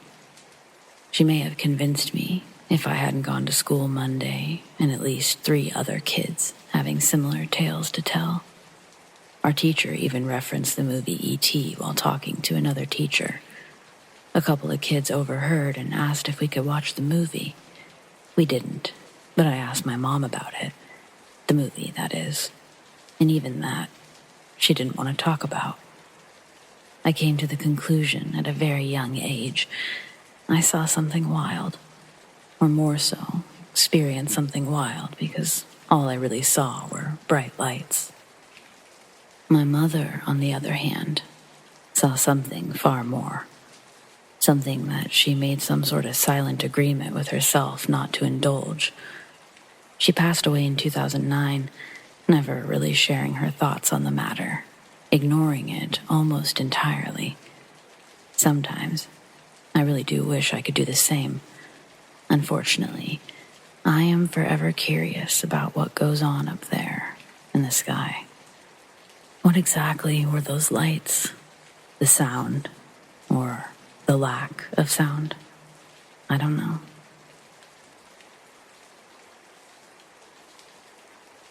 This was about 16 years ago. It was just another early morning shift for me at the post office. I was lost in my own thoughts, methodically sorting through the letters and parcels, when something caught my attention from the corner of my eye, just outside the window. I glanced up, expecting to see a stray dog or perhaps a coworker coming in early. But what I saw left me frozen in place, there hovering against a pre-dawn sky, just a few feet off the ground, was a sight that defied explanation. A shining, metallic object, sleek and, for lack of a better word, otherworldly. At the time, it could only be described as looking like something out of a science fiction movie, suspended in the air, emitting this glow. Maybe nowadays people could try to shape their drones like this, but the object, its shape seemed to shift and shimmer. Something I don't even think holographic paint could accomplish. The object seemed to be casting an ethereal glow, unlike anything I'd ever seen in the sky or otherwise. I couldn't tear my eyes away from it. The feeling of awe, the tinge of fear, but mostly the sense of wonder was all washing over me, all as I tried to comprehend what I was actually seeing. I was so distracted by its iridescent glow, its sleek and oval shape. How long had I been standing there, transfixed by this seemingly impossible thing? It felt really hard to tell. Time seemed to stand still as I watched the object hang in the air, its presence slightly unsettling yet amazing. I searched frantically for any sort of wires or string, something to indicate that this was fabricated by a human as a joke, a prop, but I came up short and instead found myself just mesmerized by the thing. But as I continued to stare, a deep sense of unease crept over me. I shouldn't be here, repeated in my mind, but it didn't even seem to be my own thought. The sheer impossibility of what was happening, what I was witnessing. It gnawed at my mind as a chill ran down my spine. That's when I realized that moving or simply looking away wasn't that simple. I found myself trying hard, only I couldn't take my eyes away. but my hands, I could move those. I fumbled across the desk with my hands, searching for my phone, desperate to capture some sort of evidence of this object. But as quickly as I'd started moving, and as quickly as it had seemed to appear, it vanished. One moment it was there, a silent but obvious object in the sky, and the next it had vanished without a trace. I felt a surge of disorientation, maybe disbelief, my heart racing in my chest, and for the next hour or so, I had to keep retelling myself what had happened. It was like the memory wanted to disappear, like a dream. The rest of the day, my thoughts were consumed by the encounter. I couldn't shake that feeling that had seized me during those moments, the lingering sense that something unknowable was hovering just beyond the walls of the post office. Days turned into weeks, and then still, to this day, I find myself scanning the skies at every opportunity, half hoping for another glimpse and half dreading the possibility of encountering something again.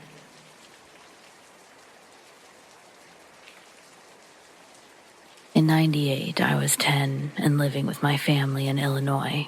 Dad moved us there after Mom died, and he remained a few years later. At the time this story took place, it was just the three of us and my baby sister. We had a nice house in a nice neighborhood. The backyard was closed in by an 8-foot privacy fence, and we had a large metal shed in the middle. One night, around 11 p.m., my dad and stepmom were watching TV in their room. The baby was sleeping in the nursery, and I was playing Nintendo 64 in my room. The master bedroom had sliding doors to a balcony which overlooked the backyard, and from bed, Dad could see out of them perfectly. My window also faced the same direction, and I could also see mine from where I sat playing. Suddenly, a bright purple flash illuminated the sky. It looked exactly like lightning. If nothing would have happened afterwards, there would have been no question that's exactly what it was. My window was cracked open, and, worried about rain, I paused my game to close it. But as I got closer, a new light appeared out of the darkness. It was like a new star appeared, except this one was much brighter and had an almost purple tint to it. The light was only solid for a single instant, then it began to flicker and move in a distressed pattern. I'm not sure how else to describe this part. It was kind of like a bug that had a bad wing. You know how it kind of spirals as it slowly descends until it finally crashes? It was oddly identical to that, only the descent was much faster. I would lose sight of it when the light flickered off, but then it would reveal itself with another flash. When it was low enough to see the shape, it reminded me of a large egg laying on its side. It wasn't very big. I doubt a grown man could have fit inside, maybe a woman or a child. That was about the time I realized it was going to crash really close to us, and I ran upstairs for my dad. He and my stepmom were watching from their balcony.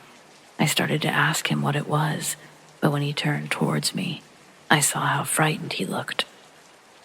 He sent me downstairs to lock my window and check the others while my stepmom got my sister from the nursery. I had gotten too scared and ran before seeing where it actually landed, but when I locked my window, I saw one last flash of light flicker behind the shed. Then there was a bang that sounded like a gunshot. I didn't even check the other windows or doors. I just ran back upstairs where my sister was now asleep in her car seat inside the master closet. All the lights were off, and my stepmom was watching out the balcony door while on the phone with 911.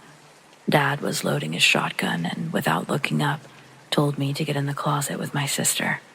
I didn't want to, but I had never heard him use that tone before. I got into the closet without saying a word and crawled beneath a pile of clothes. I know it sounds horrible, but I was still jealous of having a new baby in the house. Part of me hoped that whatever came would just take her and not notice me.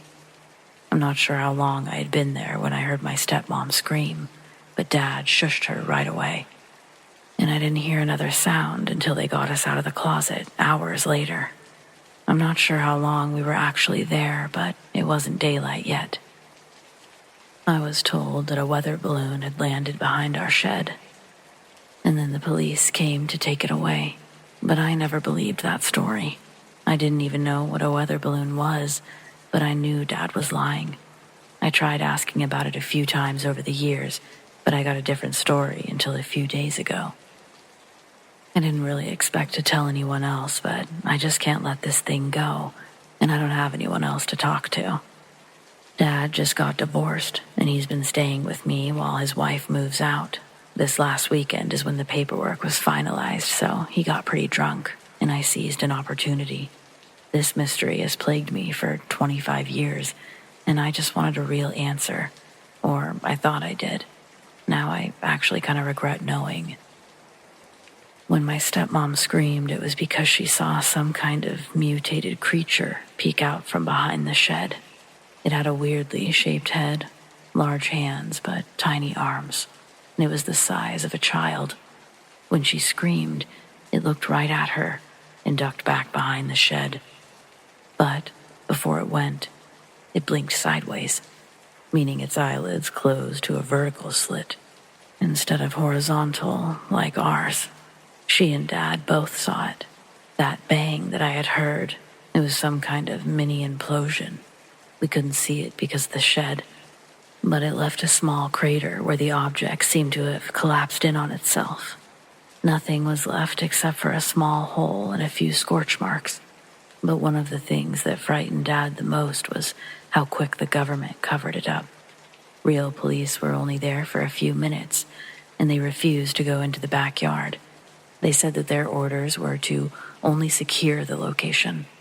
Then, a bunch of feds showed up and sent the officers away. A few of them stayed inside to conduct their interviews, well away from any windows, while a bunch of people in hazmats erased any trace of whatever had landed in our yard. They said filling the hole in now was a safety measure provided by our tax dollars. Dad claimed that I had been asleep through the whole event. He said something about the whole thing seemed wrong, like we were one wrong answer away from disappearing ourselves. He and my stepmom never said a word about the creature to the feds, only that they saw some kind of meteor land behind the shed. This seemed to make the government men happy, and once their business in our yard was concluded, they left without any issue and didn't contact us again. The next morning, Dad went out to look at the yard and found no evidence that anything had occurred at all. He would have sounded crazy if he tried to tell anyone.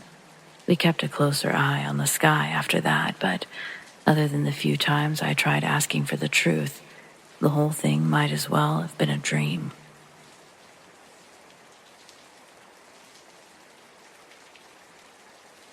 The weatherman warned of an approaching storm on the evening news, but the rain had already made its way to where I lived. It was Thanksgiving night.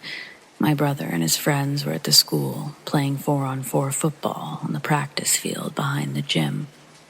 Our mother made my brother take me with them, so he begrudgingly made me the ref.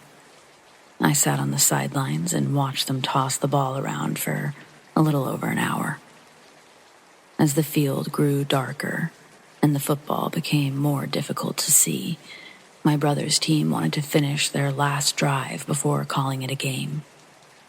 It was 3rd down for them, trailing by a field goal. My brother insisted they finish. So the 8 boys line back up, and the cold pigskin briefly brushes against the frozen grass before being fired backwards into my brother's hands. He steps back and launches the first pass, sailing over his receiver's head. 4th down, last play. Again, the ball gets snapped into my brother's hands, and he steps back for another Hail Mary and sends it flying. But just as it's about to reach its peak, before the arch, boom, it strikes something almost completely invisible, sitting idle in the sky. The ball plummets straight down from the impact point.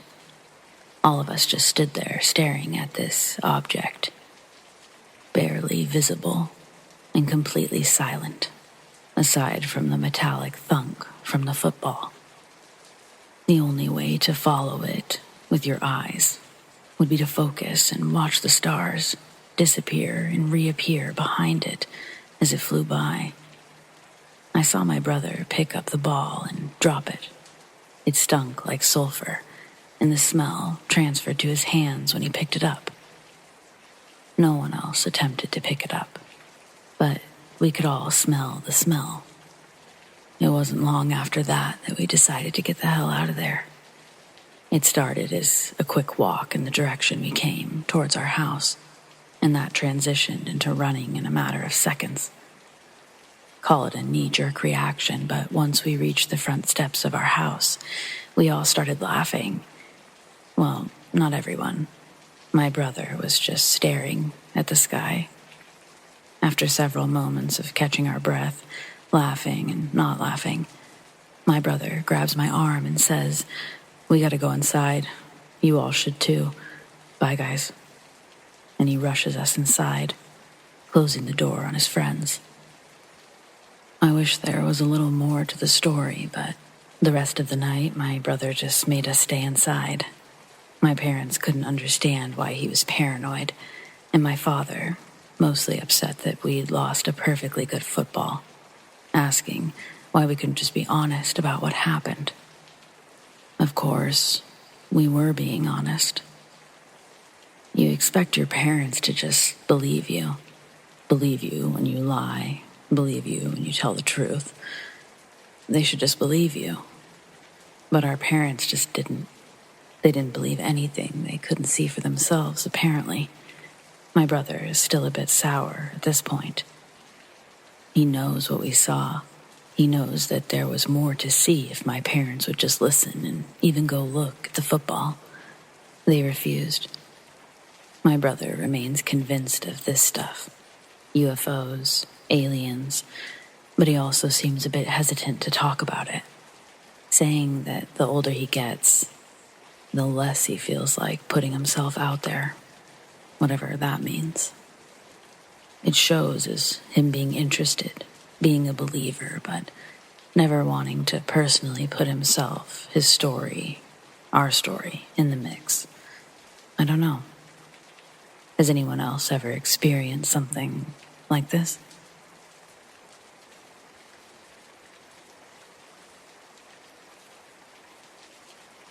I've been on the road for what seems like a lifetime. Endless stretch of highways, the monotony of passing miles, lonesome nights have all become companions of mine. I'm a truck driver, or at least that's what I do for a living. I guess most would call me a tough guy, but trust me, I've seen things that would make the bravest of folks tremble in fear. Just a couple of years ago, I was driving my beaten-up rig along a desolate stretch of road, somewhere between reality and the darkness. My eyelids weighed heavy, but it was just a few more hours until I reached my destination. You see, those nights, they're the loneliest, when the highway becomes like a sort of canvas for strange, unworldly encounters. As I continued on, my eyes caught sight of something that made my heart seize. There, walking across the bridge highway, appeared an ethereal figure, consumed by a flowing white dress. Time seemed to slow as my truck hurled towards her, and I prepared to hit the brakes, praying she'd move out of harm's way. But just as my old rig shuddered, the ghostly apparition vanished into thin air. Now, at a complete stop, I looked forward, around, even behind. The road lay empty before me, and everywhere else. My mind questioned what had just transpired. I remember doubt danced within my thoughts, conjuring memories of ghost stories shared around campfires as a child. I stumbled out of my truck. My legs felt like they were carrying the weight of 1,000 years. Fear mingled with curiosity compelled me to get a closer look. Stepping onto a now desolate bridge highway, the concrete beneath my boots seemed colder than any place I'd ever known, as if it had absorbed the essence of that white figure. I searched frantically for even a trace of her presence, a shred of evidence to validate what my eyes had witnessed. But there was nothing. No footprints, no lingering scent, just an overwhelming void where she had once been. It was as though she'd stepped out of one reality, melted into another, leaving me questioning my own sanity. As I climbed back into the cab of my truck, a chilling realization.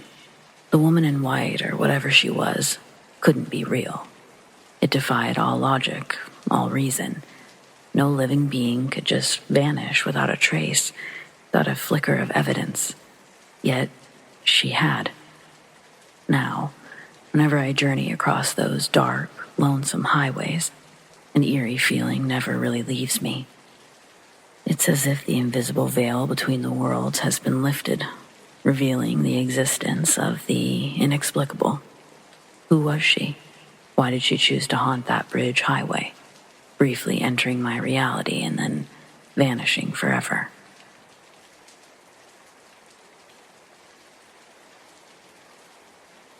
So, I saw something tonight in the sky I can't wrap my head around. I was standing out in my driveway, smoking a cigarette, talking to my girlfriend on the phone, when I noticed 3 lights clustered in the sky, 2 red and 1 bright blue. Didn't think much about it because I live near an airport. I just thought that it was a plane or something. And then I realized it wasn't moving, and there was no sound.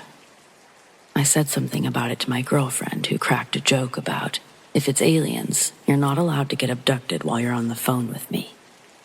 Then, suddenly, the object moved in a very fast line for about 2 seconds, paused, then raced off in another direction, and went behind the tree line and out of view, but only for a few seconds, then zipped back into view and remained stationary for a few more seconds, maybe a minute, then began moving rapidly, before finally going behind the tree line, and it didn't reappear. I have no idea what it was. A drone, maybe. I do live a few hours from an Air Force base, so maybe an experimental military craft. As much as I would love for it to be aliens, I'm skeptical and rational enough not to rush to any conclusions, but what are your thoughts? Update. So, I saw it again. Same thing. 3 lights in the sky. So I sort of followed it to see if I could confirm maybe it was a drone. As I followed it, I realized it was far away. Much too far for a drone. Much too quiet for an airplane. Its rapid movements were unsettling, to say the least. I was tempted to call my girlfriend, but was pretty sure this was just a joke to her. I'm not saying it's anything serious, but it's not normal. I've just got to know. Has anyone else seen these lights? What are they?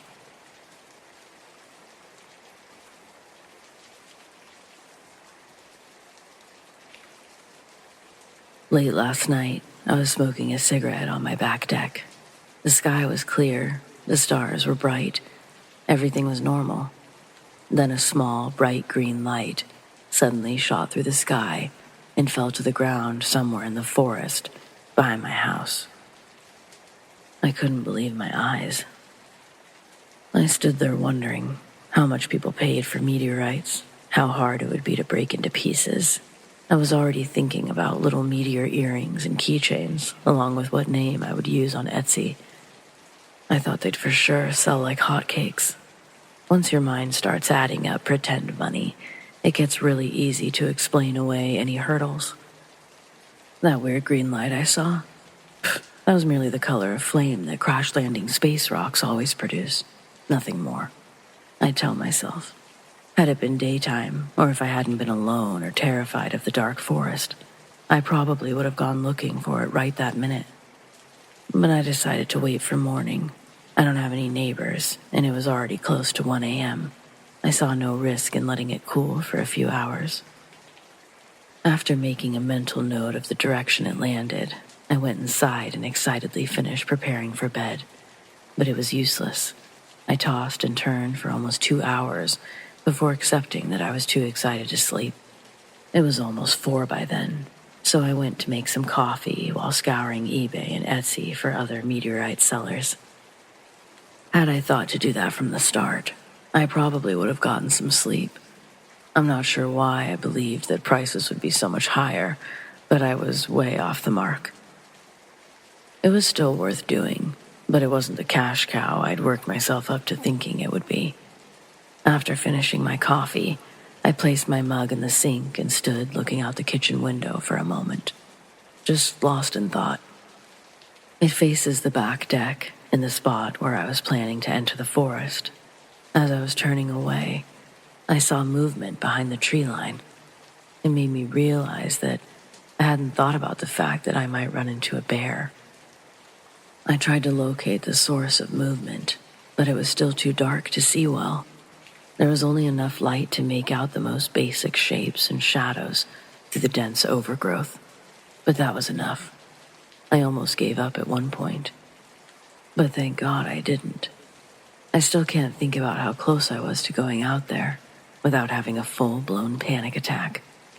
I feel crazy insisting that this thing could have been human, but something was moving through the forest, just on the other side of the tree line. It moved as freely and smoothly as if it had been walking through my backyard. It never stumbled or paused to move around obstructions. It just kept going, as if it were passing straight through the overgrowth. And it was tall.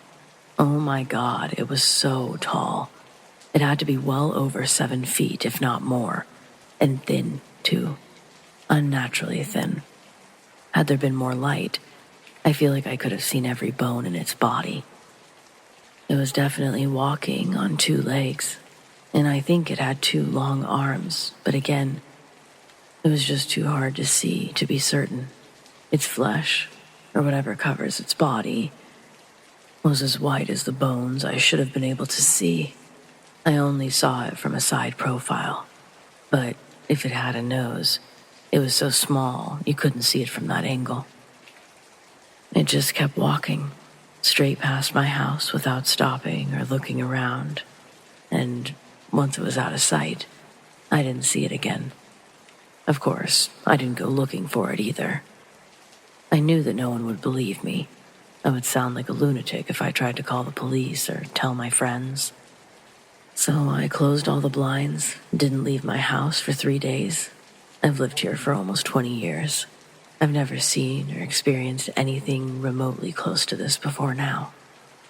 The entire story sounds like the ramblings of a drug addict or the beginning of one losing their mind.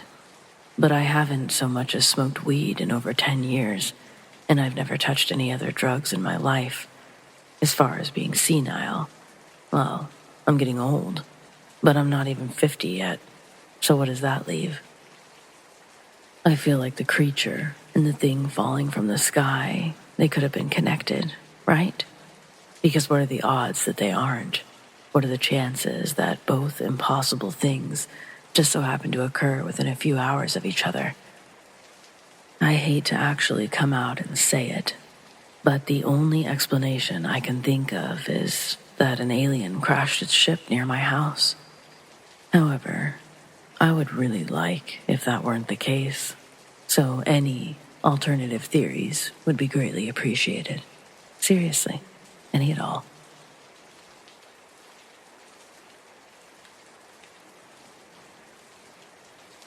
Back when I was driving solo, I found myself in Memphis, Tennessee, waiting for a delivery to be unloaded. The receiver took his sweet time, 7 hours to be exact, leaving me stuck there long enough for my clock to run out. With no other option, I had to drive over to West Memphis and park at the TA Petro for my 10-hour reset. By the time I arrived, the lot was almost full, and the only spot left was the farthest, darkest corner.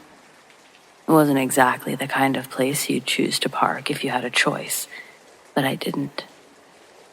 I grabbed my dog, Noodles, and we headed out for a quick restroom break.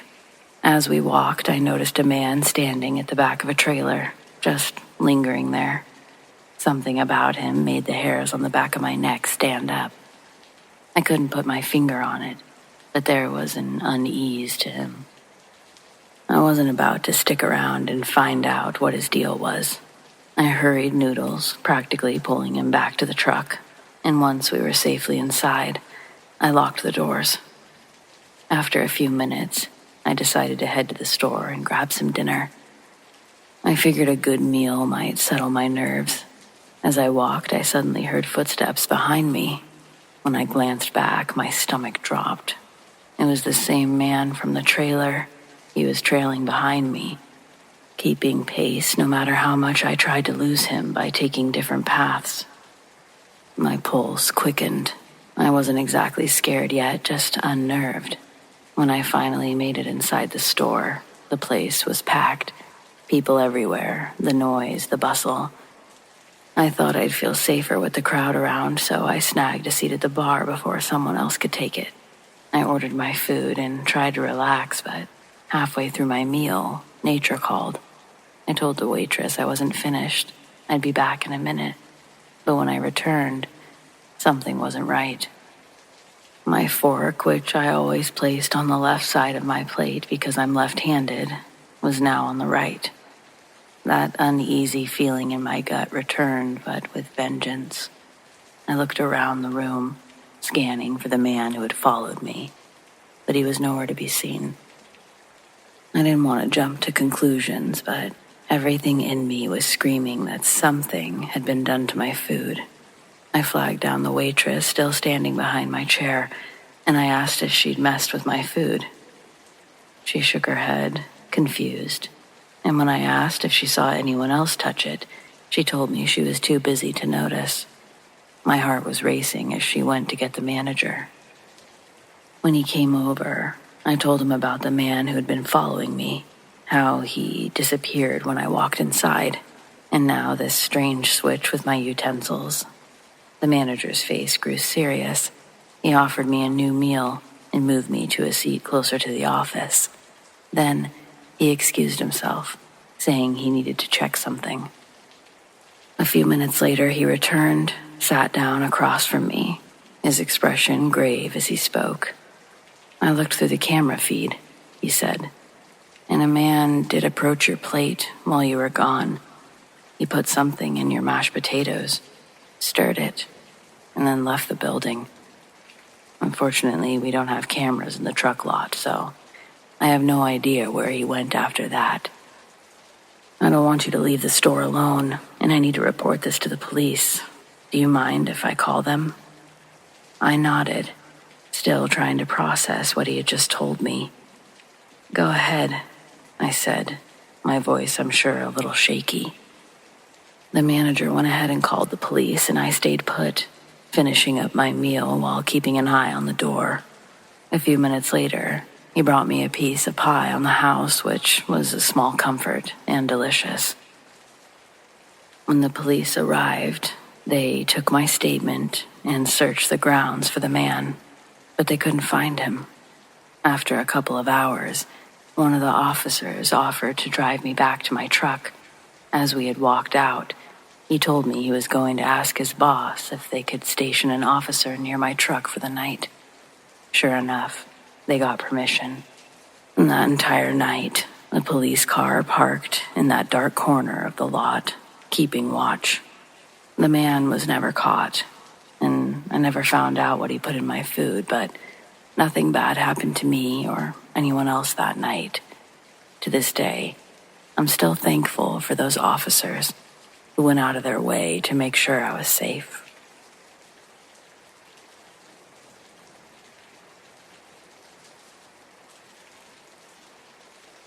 I was driving through the Texas Panhandle, heading north into Oklahoma. I was third in line on a 2-lane road, following a cattle hauler.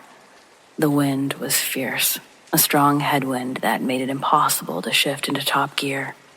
It must have been the same for the other 2 drivers ahead of me, because I had no trouble keeping up with them. As we entered a curve, I saw the cattle truck ahead catch its right front tire on the berm of the road. The driver tried to recover, but the combination of oversteering, the relentless wind, and the cattle shifting to one side sealed his fate. With his overcorrection, he caught the berm of his left tire. Then he jerked the wheel back to the right.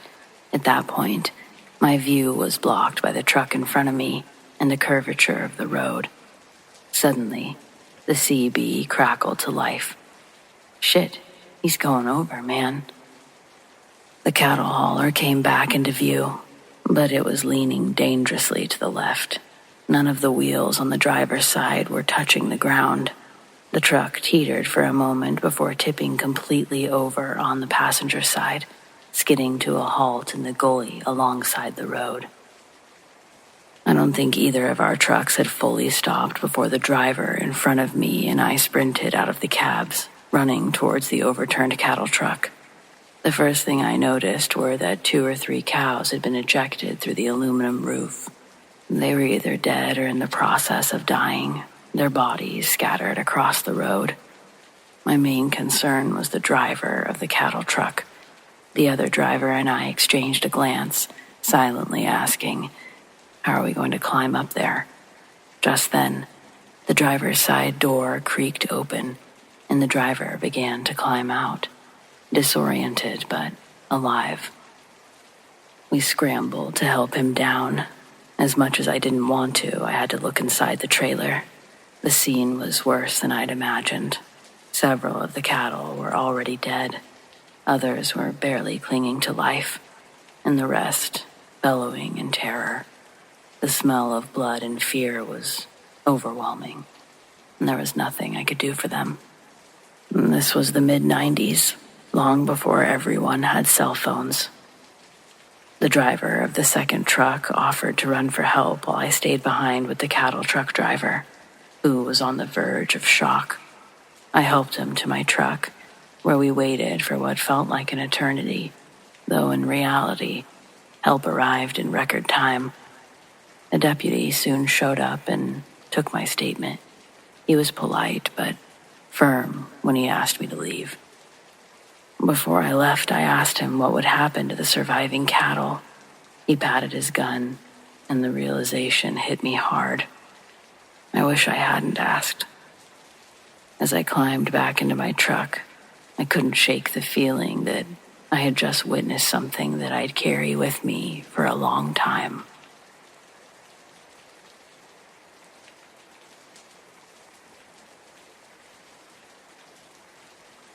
So I've looked online, but I haven't stumbled upon anything like what a friend and I saw a few years ago.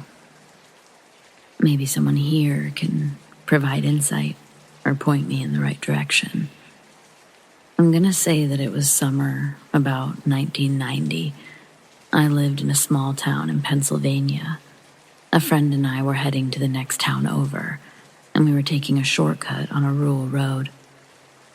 Houses were few on this road. We reached a stop sign intending to turn right and head towards the main road, and there was a house on our left. It was dark outside at the time, and we saw a strange pattern of lights above the house.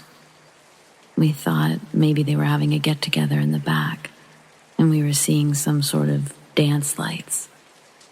Haze and fog aren't uncommon, so we thought the light was just hitting the low-hanging fog.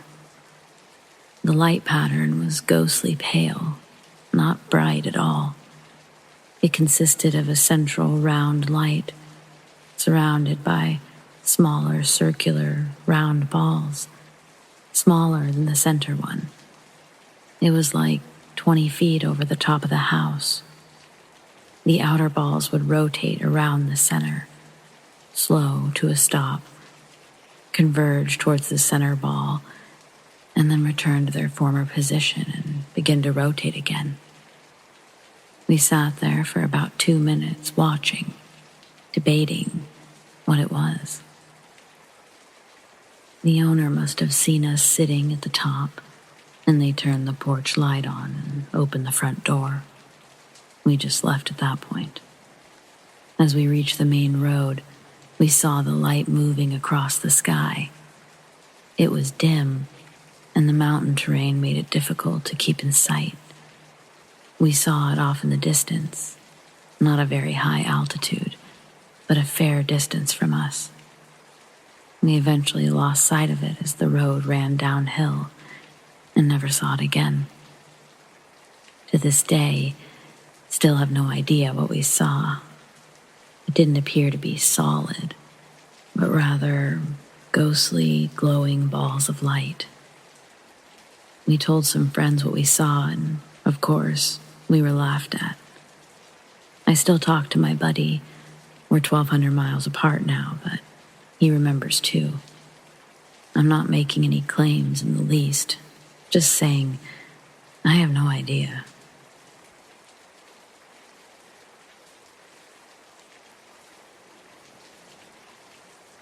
This happened to my aunt in the 80s. It started with her having this weird dream, one about being abducted and medically tested inside of a UFO, the classic alien abduction nightmare. She remembered medical instruments near her face. That part was very vivid. But when she woke up with no pain, she thought nothing more of it. Except a few days later, she goes in for a routine dental appointment and gets x-rays. Then, the dentist shows her the x-ray images, and though it's clear from the images themselves, he tells her that there seems to be something under one of her molars. At first, I was skeptical hearing the story. Even though I knew my aunt had no reason to lie to me, I just never been much of a believer in anything supernatural or odd. But I shit you not, more than a decade later, I saw the x-rays myself.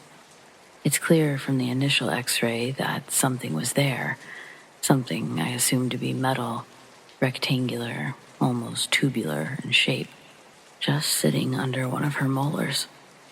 Back then, she told me that she got a copy of the x-rays just in case someone she cared about didn't believe her, or if something happened to her. She said keeping them around made her feel validated and grounded to earth in some way. After she got her x-rays, a few other dentists took a look at them too, even taking additional x-rays at the request of my aunt. They all witnessed the same anomaly. There are many witnesses if you include my own family, my mother, my grandmother. Once I'd seen for myself, no one could convince me that it wasn't real. Trust me, something was there. Anyway, her original dentist decides that they have to take it out, at least biopsy it, verify that it's not cancerous. They make an appointment to do just that, something close to a week later. She wasn't in any sort of discomfort at the time, which both the dentist and my aunt found odd, but considered it all the more reason to investigate. My aunt says it was during this week that she had the same dream, again, 2 nights before returning to the dentist. Medical instruments around her face, blinding white light, followed by dizzying blackness. She still felt no pain, but she couldn't dismiss the similarities between the two experiences. She describes being anxious but incredibly eager for her dental appointment at this time. She said she knew something would be different. Nearly a week later, they finally get to the appointment, and it begins with new x-rays. Here's where, in my mind, it gets even weirder. They find nothing. The dentist takes another x-ray for good measure. Nothing. Gone. I saw that x-ray too. Nothing there. I get it. Some of you are thinking that this could be explained, and honestly, I would love to hear it. Of course, it seems unlikely that the dreams were real, that some alien left something under my aunt's tooth, then retrieved it when they found out it was going to be removed by a human dentist. There are possibly many explanations that I have yet to think of, or maybe it's even one of the ones I have thought of. Maybe something in the x-ray machine went wrong, or anywhere else in the process of obtaining the image. Perhaps her molar had an abnormal shape. Could be, though I think between multiple dentists, they would be able to explain that, and they couldn't. I honestly don't know. I do know that it was like nothing I'd ever personally seen, not even when scouring the internet these days. For probably obvious reasons, my aunt doesn't want her pictures online, or even on her own computer. I doubt she'd be okay with me taking a photo for the world to see, but it's not going to stop me from asking her the next time I visit her neck of the woods. I guess it's the only thing I've ever experienced that I can't explain. Even if it was secondhand, I can't properly explain it, so I thought it was worth sharing. Thanks for reading.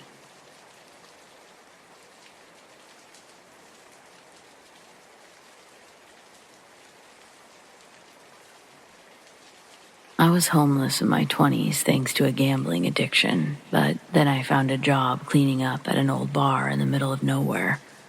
It was the perfect place to avoid the casino's call. There were only 5 or 6 customers at any given time, and they were all too old and drunk to cause any trouble. That being said, I'm not sure how the place stayed open, but I got paid and that's all that mattered. They closed at 2 a.m., and I would sweep up after starting the dishwasher. Eventually, I was trusted to close up on my own, so I started taking sponge baths in the bathroom sink, and I would smoke a few cigarettes out back before crashing behind the counter. I was in full survival mode. The back area was just a miles-long grass field with a forest at the other end. Nothing special. Sometimes I would lay on the ground and look up at the stars while I smoked and daydreamed. I didn't know which were stars or planets or where any of the constellations were, but that didn't make it any less serene. It actually became my favorite part of each day. Then one night I had an experience that made me terrified of being outside at night. What I thought to be a shooting star streaked across the sky, then came to a sudden halt and began emitting a soft green glow. It only sat motionless for a minute before moving again, and this time it was coming towards me. It grew bigger, little by little, until coming to another stop. I can't tell how high it was, but it looked like it was hovering directly over the back of the field. Next, the light started getting brighter until it hurt my eyes. I tried looking away, but I could still see the pale green light even through my eyelids. It made me dizzy, and I must have passed out because I only remember flashes after that. When I next opened my eyes, I was still on the ground, and 3 tall gray beings were standing over me.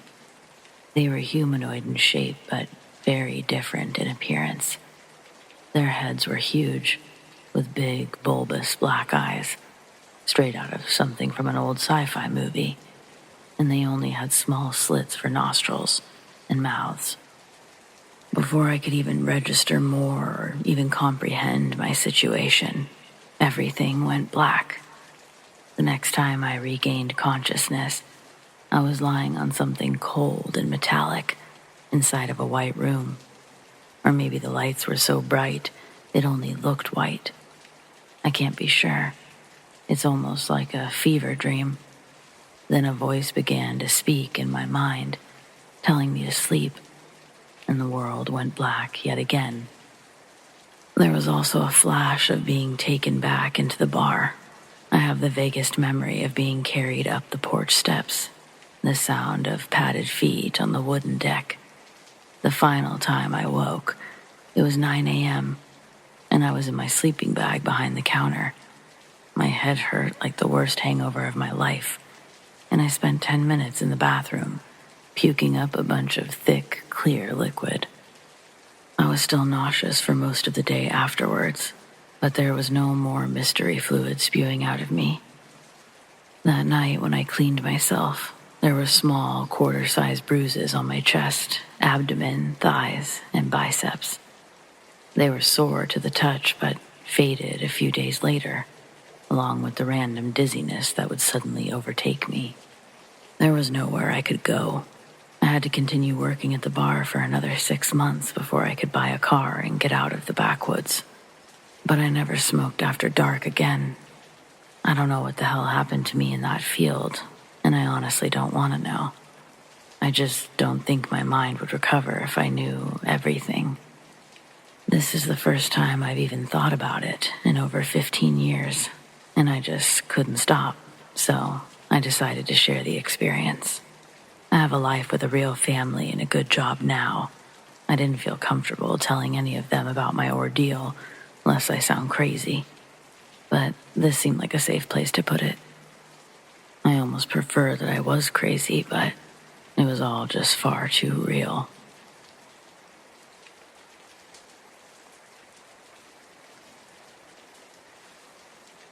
I remember it was unusual for there to be fog at that time of year out along the beaches of LA. I will not divulge where and when precisely, as to avoid as much condescension as possible for sounding like a madman. It was a bonfire night, where all the folks in the neighborhood and all others considered to be cool enough were invited out to the beach. And so all of us went, friends and strangers alike, out to the beach, out to smoke weed and cigarettes, and drink some beers, and witness the younger crazy kids spin fire and poi, and all that other stuff that they're into. The reason that I was there at all was that I had a friend named Ben who absolutely insisted I come along to this cool bonfire party out along the beach. Ben's always been a great guy. I've known him for 25 years. He was on Broadway, cast predominantly as a singer. I was proud, and also I was the best man at his wedding. All's to say, I know this man, but things can change. There was this girl, and she seemed really cool. Long blonde hair, curves, magnetic blue eyes. A dream come true, for me that is. I sat out there away from the bonfire, upon a log, contemplating other things, but also contemplating this girl. This beautiful girl who comes up to me and introduces herself. Me of all people. And she asks, "What are you doing sitting out here all by your lonesome? Want to rip this J?" I would have been a fool not to partake. So of course, yours truly, your humble narrator. Well, I'll just say that I partook. I got stoned. Like I mentioned prior, I found it strange that it was such an unusually foggy, misty night at this time of year. It was almost as if a cloud decided to drop onto the beach line, which is strange. Next thing I know, Ben approaches me and the cute girl that I was talking to at the moment. He asks me, "Want to take a walk?" That seemed like a strange question to me because I had supposed it was readily apparent I was totally satisfied where I was, being interviewed by this bombshell blonde. She and I inexplicably both said, yes, and onward into the night we went, further into the fog and into the mist, with absolutely no regard to our questions or our instincts. Yet, I do vaguely remember feeling like I was being called to do something from somewhere I knew not. It was such an odd feeling, looking back upon it now. So Ben, this girl, and I, we walked off past the bonfire, past the organic light source, and into the inexplicable fog and mystery. One of the last things I remember from that evening is seeing a big, bright light, enraptured protectively by the mist and fog. And so, of course, I thought to myself, yeah, man, why not? And so on I walked, trying to walk into the light, obscured by the smoke and fog and mist and cloud and whatnot. I woke up to my alarm clock going off like madness at 3 o'clock in the afternoon, a setting I've never set it on. I was late for work. On my thigh, there was a nasty BB-sized bump that rested in a sort of obsessive trance. I could not leave the motherfucker alone. All I wanted to do was pick and scratch at it. The workplace was already amiss from the moment I set foot through the door. The owner of the establishment already says to me, "Rick, I need to speak with you in my office." Walking into the office of the piece of shit that I'd worked with for so long, I was ever so curious what he had to say this time. "Why didn't you come into work yesterday?" "Look, I'm sorry I was a little late. I usually make it by my 2 o'clock shift, and then the interruption happened." He said, "Yeah, you were supposed to be at work at 2 yesterday, and now, here you are, a day late and $1 short." So I left. I left because I was confused. I sort of remembered being with Ben the night prior, so I figured he'd be able to fill in the details. He's always been an awesome friend like that. So yeah, I drove to Huntington Beach to visit him and his wife at his apartment complex. Now, I've always known that Cleo was a shy woman, but I had earned my stripes with her, and I was the best man at her wedding. It was so strange to see her with the chains and the bolts attached to the door when she opened it. "Yeah?" she asked me. "Hey, Cleo, I was hoping to speak with Ben." "He can't speak," is what she replied with. "What?" I asked her. "He doesn't want to speak to me?" "No," she said. "It's not that he doesn't want to speak to you. He just cannot speak." This immediately perturbed me. I mean, like, what the actual fuck? Decidingly, I barged in through the door to check upon my best friend, in which I found him lying upon the floor, struggling to scream. He had the most clog-stopped guttural sound protruding from his throat. "It's in my voice, it's in my throat." He wriggled and writhed on the floor, and Cleo and I witnessed him convulse before he just fell asleep again. This was a man who performed on Broadway and had the voice of an angel. For someone to scream at me in a night terror, daydream, sleepwalk. Yeah, it's extra scary when one says, "It's in my voice, it's in my throat." I figured my best friend had a thing going on, and alone is where I left him. However, when I returned home, that's where I began with the picking and scratching, and the BB-sized bump that I'd been picking at popped out of my leg, and just like a BB-sized bullet would when not being pursued, it rolled underneath the refrigerator. There I sat. I sat in the kitchen with the tension and the silence, and witnessing a foreign alien BB roll out of my thigh and under the refrigerator. Yes, I asked myself, what the shit just popped out of my body?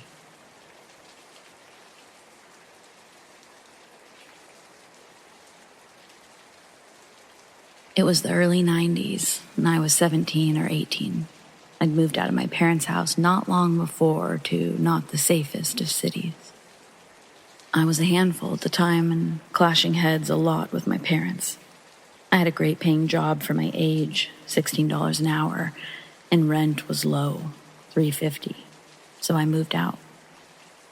Anyway, my best friend and I would go for blunt rides around the city when we were bored.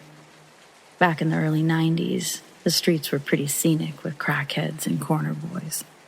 I stupidly had very little fear, and we were used to it. I was driving, we were both pretty smoked out. She was also drinking some sort of liquor straight from the bottle.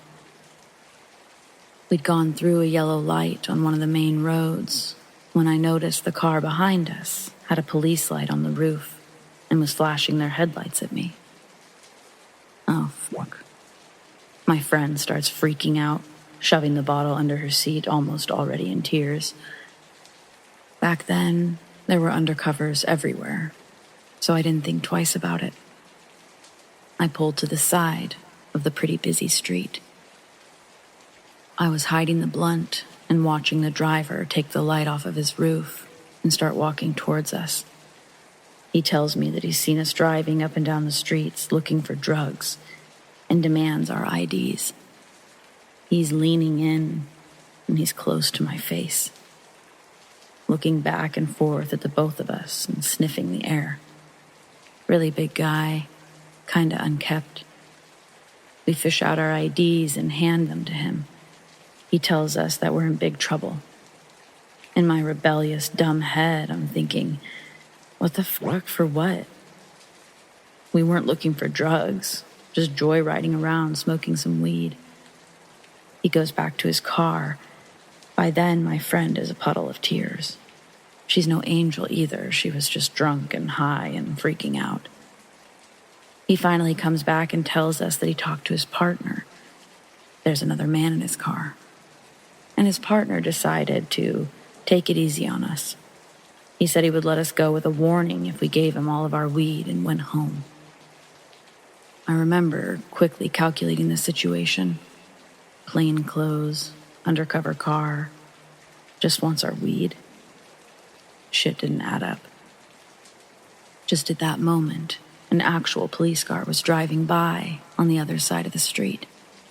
The guy saw it too and stepped back a little. I just reacted and opened the door and went to the middle of the street waving my arms at the cop car. I remember the look on the guy's face, like a confused, caught kid with nowhere to go. The cops were coming to a light and not going very fast. They stopped right there and I just started asking them before they could say anything. Is this guy a real cop? They looked confused. The guy looked like he didn't know what to do. I was yelling to the real cops that this guy said he was a cop and pulled us over.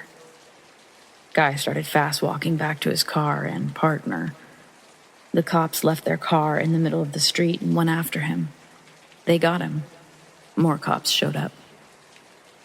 My high is completely gone.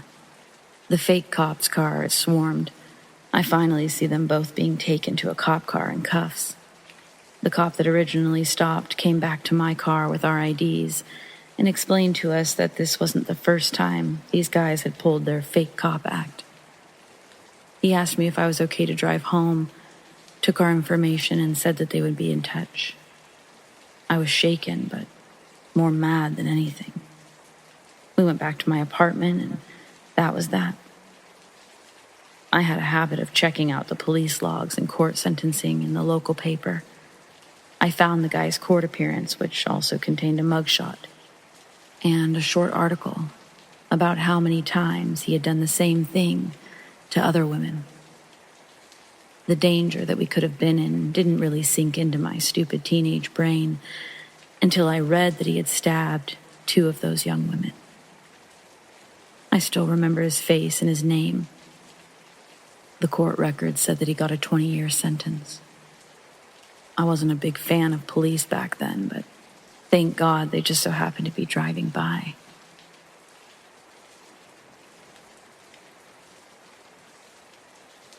First, the backstory for context.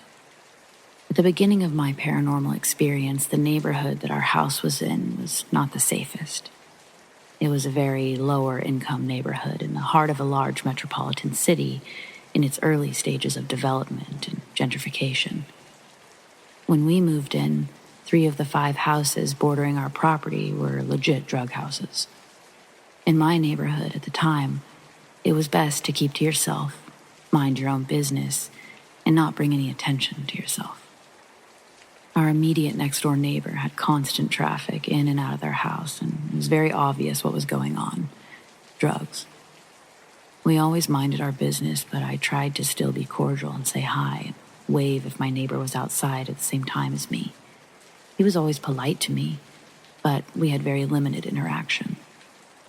But sometimes, some of the neighbor's customers would make me very uncomfortable by watching me, catcalling me, or saying sexually or racially derogatory things if I was outside, doing yard work, taking out the trash, or getting in my car.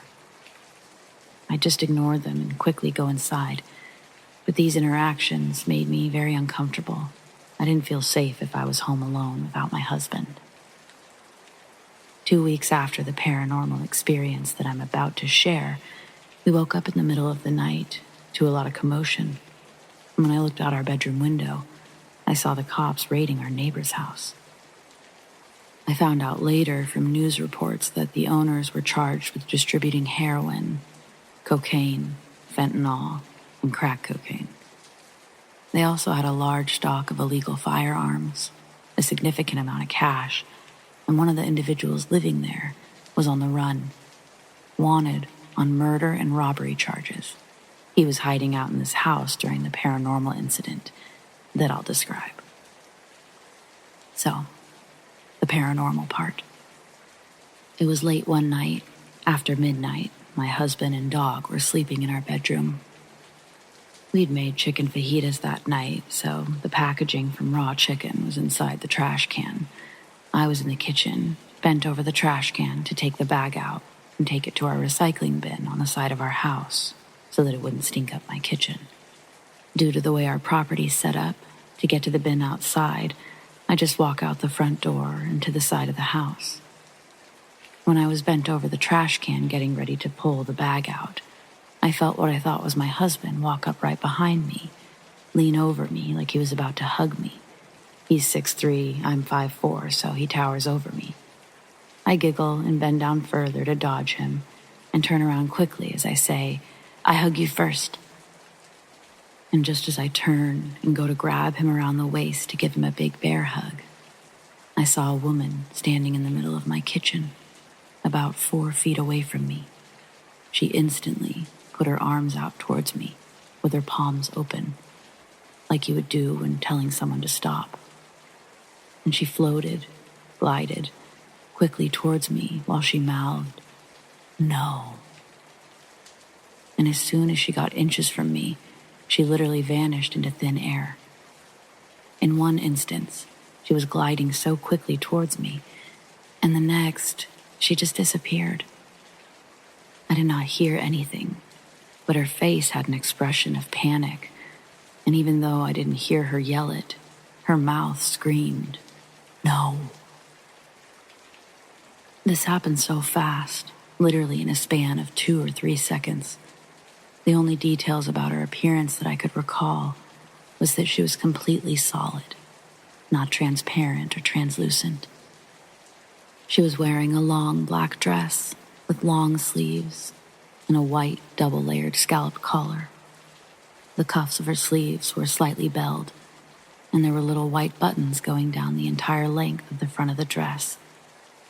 She was about my height. Her eyes were strikingly light blue, and she had long, very thick, tight, curly, and very unruly jet black hair. She had pale skin, and she was floating a few feet above the ground. It happened so quickly, those are the only details I could immediately remember. I was in such shock and disbelief. Immediately after she vanished, I stood still for maybe 1 or 2 seconds, and then I bolted past where she was just a few seconds before and ran into my bedroom screaming for my husband to wake up. He instantly jumped out of bed and grabbed me, asked me what was wrong. I started crying. All I could manage to sputter out was, "Someone's in our house." Before I could explain further, he grabbed his pistol from the nightstand and ran out of the bedroom to find the intruder. Our dog, a 90-pound pit bull, who was in our bedroom at the time, also woke up and immediately started growling and barking at the entrance of our bedroom. He got in between me and the bedroom door frame and was barking and growling incessantly. I heard my husband calling for the dog for backup, and the dog refused to go to my husband, which is very out of character. My husband came back to our bedroom and said he didn't find anyone, that all the doors and windows are locked. There's no sign of a break-in. I told him he wouldn't find anything or anyone because it wasn't a person, but a spirit. At this point, my skeptic husband rolled his eyes and started berating me for waking him up to stupid ghost stories. But when he saw that I was so legitimately scared and shaken up, he sat down and asked me to explain what happened. After I told him the story, he just chalked it up to me hallucinating due to stress from work and insomnia. and he held me until I finally fell asleep. The next day, I FaceTimed my mom and told her what happened because I knew she'd believe me, because she grew up in a haunted house and has seen apparitions before. I just needed someone to tell me I wasn't crazy or hallucinating. When I described what the woman looked like, she fell silent and had a look of shock on her face.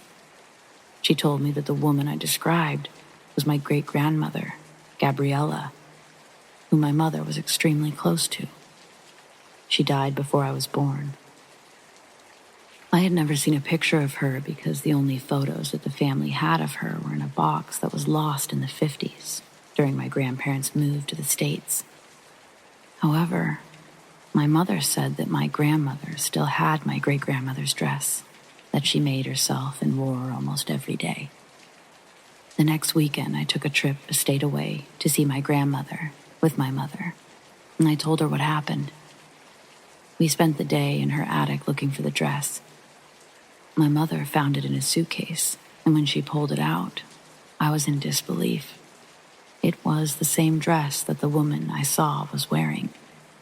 Long black dress with slightly flared belled sleeves, small white buttons along the length of the front of the dress, and the unmistakable double-layered white collar with the scalloped edges.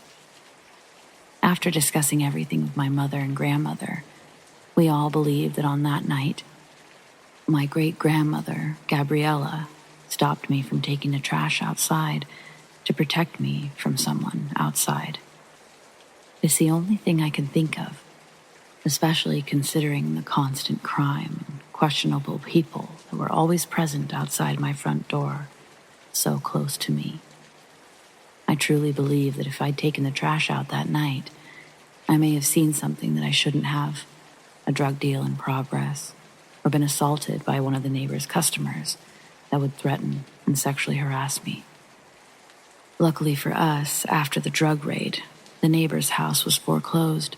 A developer bought the house and tore it down to build a new one. The neighborhood has done a 180 and been cleaned up. Our property has increased in value tenfold since this happened 4 years ago. It's a genuinely safe neighborhood now. But after that experience, I will never walk out of my front door by myself in the middle of the night again, even if it means waking up to a stinky kitchen.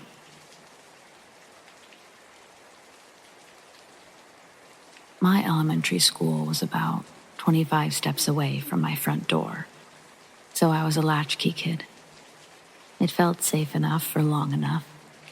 My mom, a single mother, worked less than a couple of miles away at the post office. She worked in the actual office and held a position of somewhat power, I guess, because she was always busy and people always depended on her for something. Mom wouldn't get off for another 2 hours from when I got out of school. Her only conditions were that I call her as soon as I got home, locked all of the doors, and only in case of emergencies did I call her again. She was always home promptly at 5:35. This was 5th grade, so I was about 10 years old. I get inside my house after school, and I call my mom. We do the usual back and forth you do with your mom as a kid, and then she reminds me not to call again unless it's an emergency. This may seem weird, so I'll explain. It's important to understand that I called my mom for just about everything, which I think affected her job a little bit.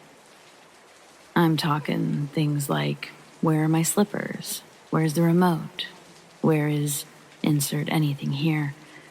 I mean, I was 10, but surely I needed to learn a bit of independence too. So anyways, I agree. Only for emergencies.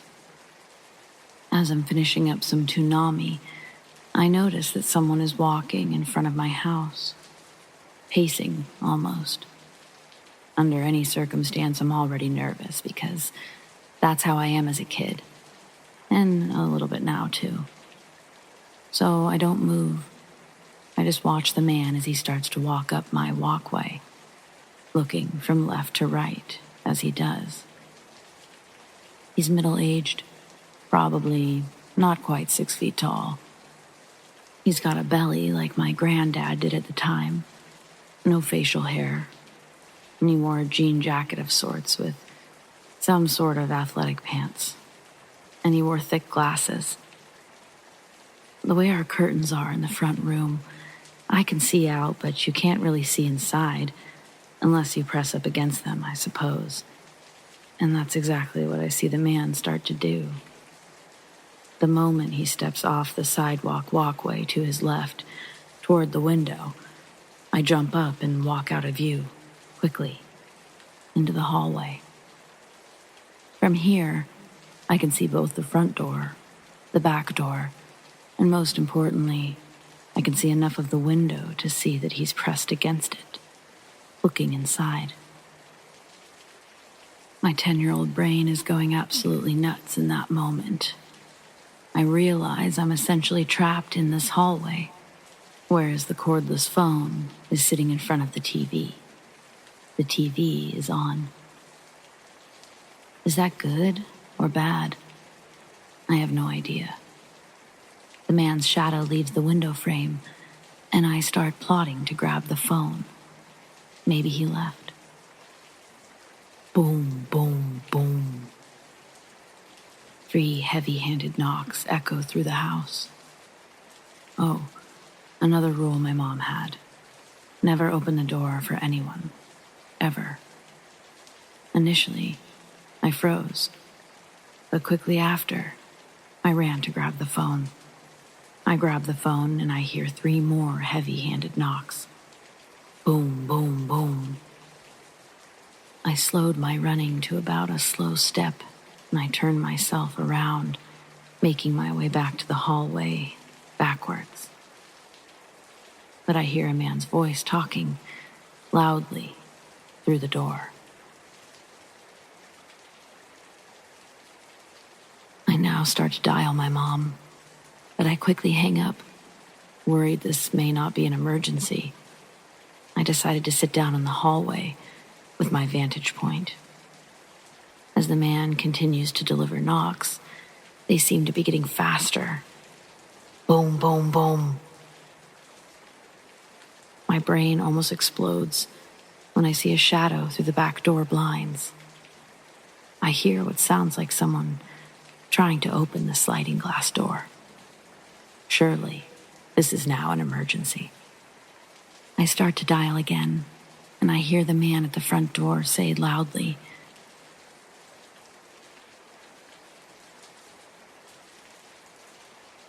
followed by a jiggle of the handle. Mom, someone's trying to get inside the house. The moment these words left my mouth, I feel a rush of tears cover my face, but I'm trying to stay quiet. I'm on my way. Don't open the door. You're safe inside, okay? I beg her not to hang up, but she promises she'll see me in less than 5 minutes. Longest 5 minutes of my life. The man, the knocking one, is still knocking. Still trying the door. The man who is at the back door, he's not there anymore, but I have no idea where he's gone. I sit in the hallway, terrified. Behind me, down the hallway, is the bathroom. It's the only room in the house with a lock on the door. I decide to barricade myself in there. The moment I relax and sit in the tub, I tense up again. Through the fog-style glass window, I see the outline, 2 hands and a face, pressing against the glass in an attempt to see inside. They try the window as they tried the door. I can hear knocking in the distance, so I conclude this is the sliding glass door guy. I'm in a full fetal position, trying to block all of this out. Surely it's been 5 minutes. I hear the most relieving yet terrifying sound ever, the sound of my mother screaming out to these men, telling them to get the fuck away from her house and what the hell do they think they're doing. I hear another voice too, familiar. It's deeper and more assertive. It sounds like my mom's friend Ray. He works at the post office too. And Ray, he's not a small guy. He is, at that point in my life, one of the biggest guys I'd seen. Ray is yelling that he's going to kick their ass and that they're so done. I can't see anything and I can hardly hear anything besides yelling. So I just fetal up in the tub, plug my ears, close my eyes, and wait. I wasn't waiting long. Suddenly, I hear pounding on the bathroom door, and without context of who's on the other side, I panic. But my mom says in a quick pace, Amber, it's Mommy. Open up, honey, it's Mommy. I run to the door, unlock it, open it. My mom picks me up, hugging me furiously. Asking if I'm okay, she grabs the cordless phone and dials 911. She takes us both into her room, and I look out her window, which faces the front. I see Ray. He has one knee on each of the men's backs. Both men are face down on our front lawn. He's also managed to secure their arms. This man was my hero. Being 10, knowing I wasn't supposed to be home alone, I was equally as terrified to talk to the police as I was waiting in that house for my mom. But my mom reassured me that I wouldn't be taken away from her if I told the cops what happened. So I did. When they eventually showed up, they took my statement, investigated the outside a bit, and arrested the guys for attempted burglary. As a kid, I now felt safe. But my mom, she didn't. She ended up changing jobs, working a shift that would allow her to come home when I was out of school. I know the job wasn't as good because we did the whole downsizing thing, but my mom did seem happier. And naturally, so was I. Pretty sure I didn't stay home alone again until I was past 18. Kinda crazy, but these things leave a stain, you know? When I was older, my mom told me that the police found a bag near the bathroom window. It had a crowbar, duct tape, some sort of multi-use tool, and zip ties. This was enough to arrest the men. Otherwise, they would have just walked free due to a misunderstanding. Attempted burglary doesn't come with a life sentence, though, so I understood even more why my mom felt she needed to move us fast. When I was 15, 16, I had bad taste in friends. One time, it landed me on the side of the road in an area that I was only recently made aware of. But there's even more to the story than just my shitty friend. My friend, who was a year older than me and my driver for the night, took me out to basically the sticks of the valley to hang out with some guy who probably was way too old to be hanging out with us. I was basically immediately uncomfortable. I spent the next 3 or 4 hours sitting on a couch, watching a shitty TV show, while trying to get a cat to let me pet it, all while my friend sucked face with this dude. Whatever. Definitely not the worst part. The real issue arose when we left this guy's house. My friend was drunk.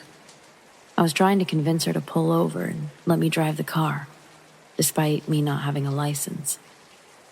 But she refused. I'd only realized how wasted she was by the time we'd gotten into the car and she started driving, or trying to anyway. Clearly, she or they had found a way to get wasted without me even noticing. That night, I had a beer, but it had been literally like 4 hours since that beer. I felt logical, responsible, but again, she refused. Only this time, she did so by stopping in the middle of the road and telling me to get the fuck out of her car. Before I could even respond, she was crawling over me, not putting the car in park. As she tried to open my door to physically kick me out, the car was still moving forward. I yell for her to stop. She doesn't. I reach over, throw the car in park, and I pull the emergency brake with my other hand. Screeching happens, but the car stops. She sort of flies into the dashboard a bit, still leaning over me, so clearly not buckled in. But I'm too mad to even ask if she's okay, and I know that she is because she's still yelling for me to get out, calling me every name under the sun, telling me how much of a freak I am, blah, blah. She'd done this once before. The previous time it had been in front of a bunch of people. She was also drunk. This time, though, I was so angry, I removed myself from the car. The road was dark, and though I didn't want to be out there, I couldn't imagine driving with her. Still, even as angry as I was, I pleaded for her to stay with me, to let me pull her car over to the side of the road. And then she looked up at me, quickly got herself up, reaching over and closing the passenger door, locking it quickly, and locking eyes with me. She then reached down for my purse, rolled down her window, and proceeded to chuck my purse into total darkness on the other side of the road. I remember yelling out loud something along the lines of, "What the fuck is your problem?" But she'd already started driving off, peeling out originally because she was still in park. And that was that. Middle of nowhere, by myself. I had to get my bag and find my phone.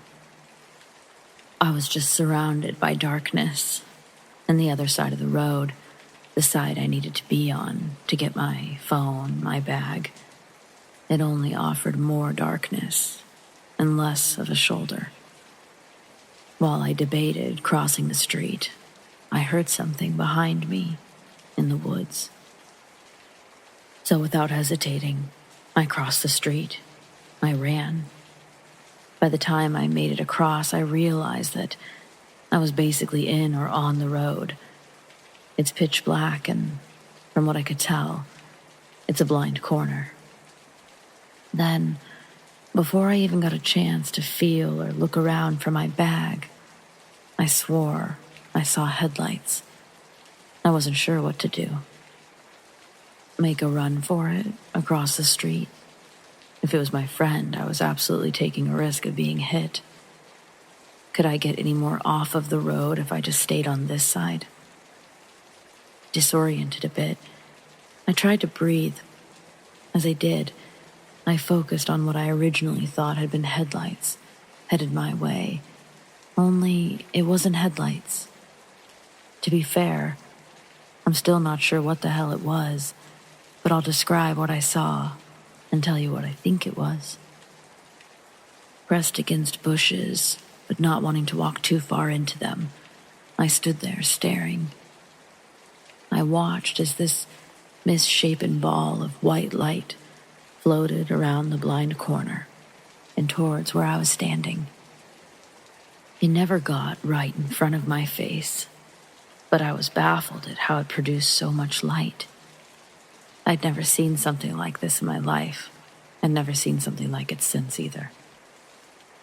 This was the year 2002, so the thought of a drone, it just wouldn't even exist.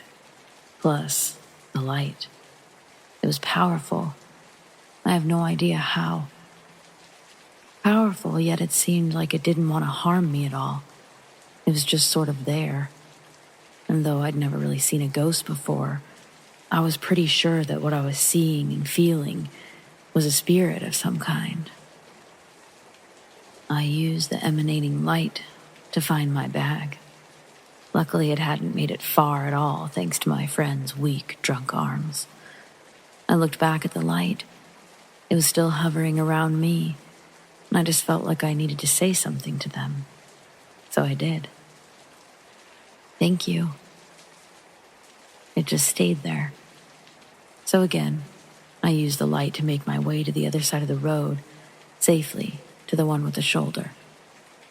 Back in the day, our cell phone carrier was Singular. For those of you who remember, it was a shitty AT&T spinoff that became AT&T. Twice.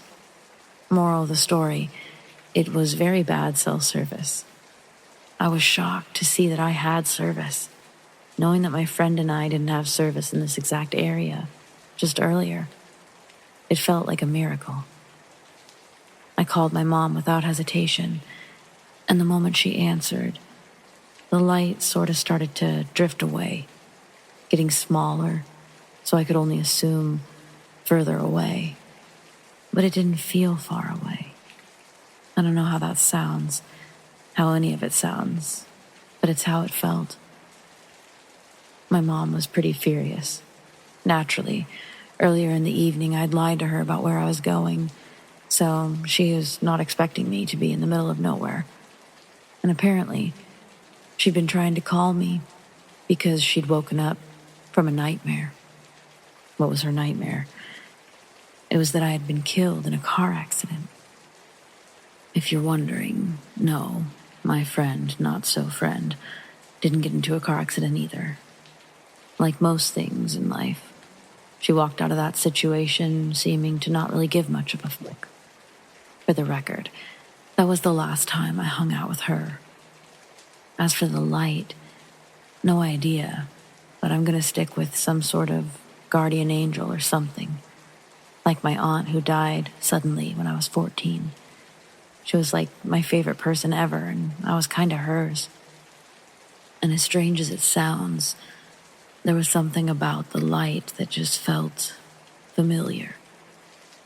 So, I like to think it was her.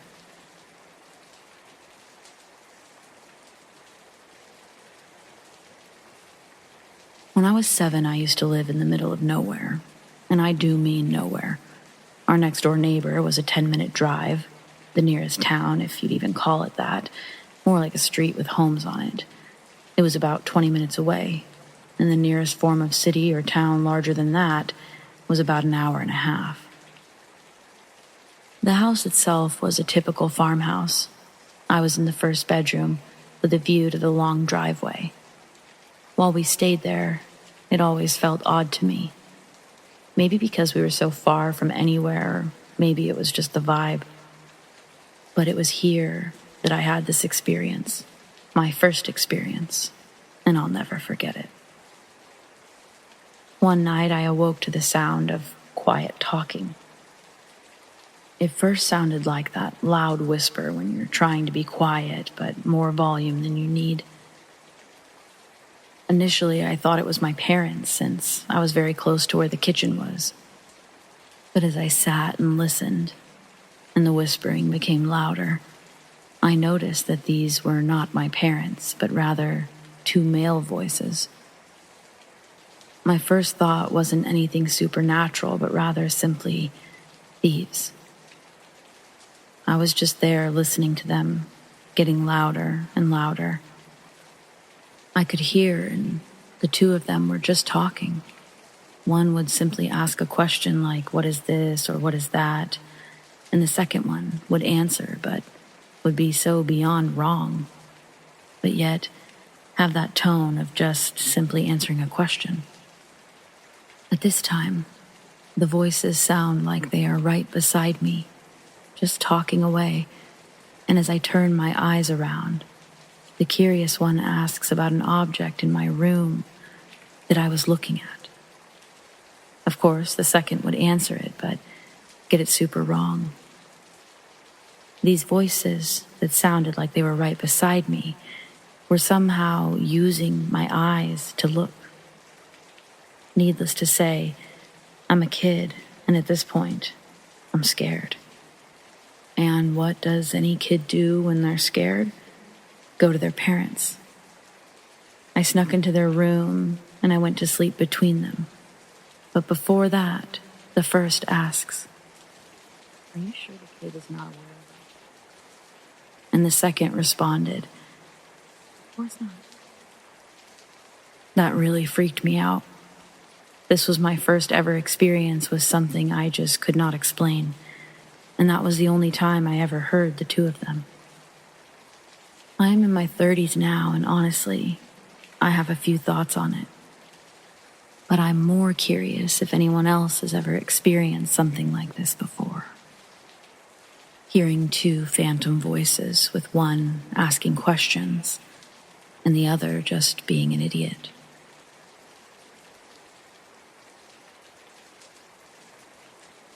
So my name's Smithy. My best friend is Red, and Red's mom is Lola. We're in our 20s, but Lola is 50. Lola started seeing ghosts when she was about 19. The whole experience was very traumatic. She stopped seeing them when Red was born. Both Red and I were in college when we saw our first ghost. I'll post that story another time. What I will say is that we saw a shadow person.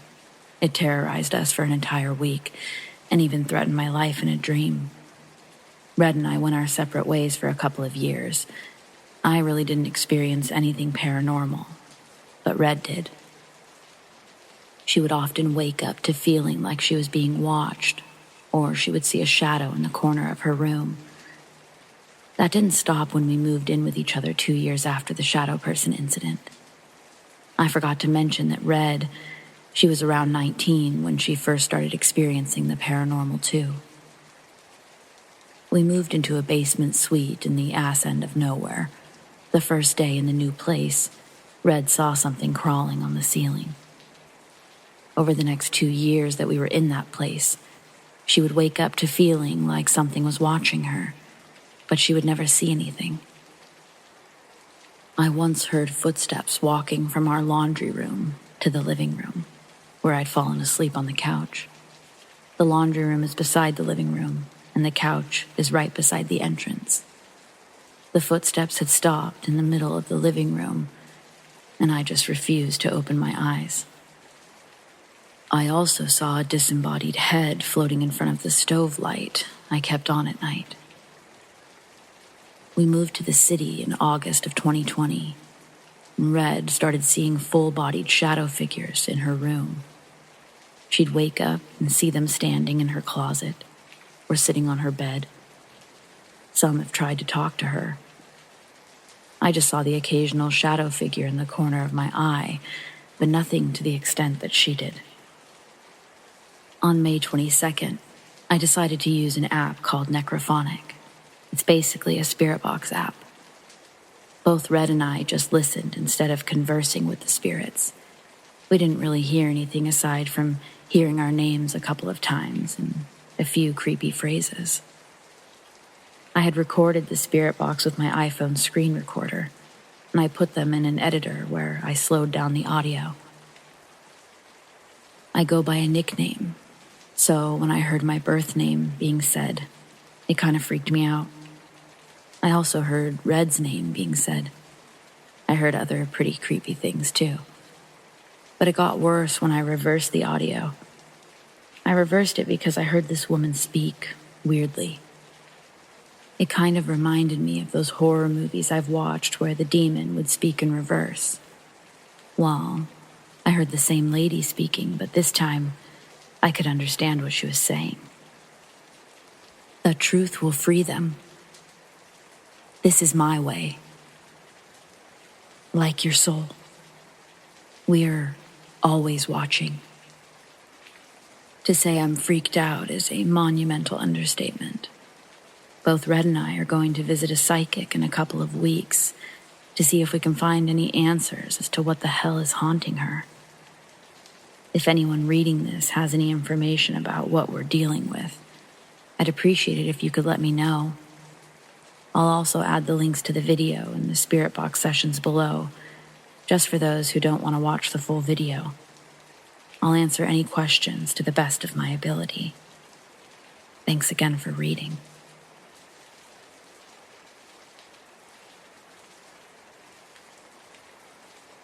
My wife and I just recently moved to a new city with my boss, so I could work for them.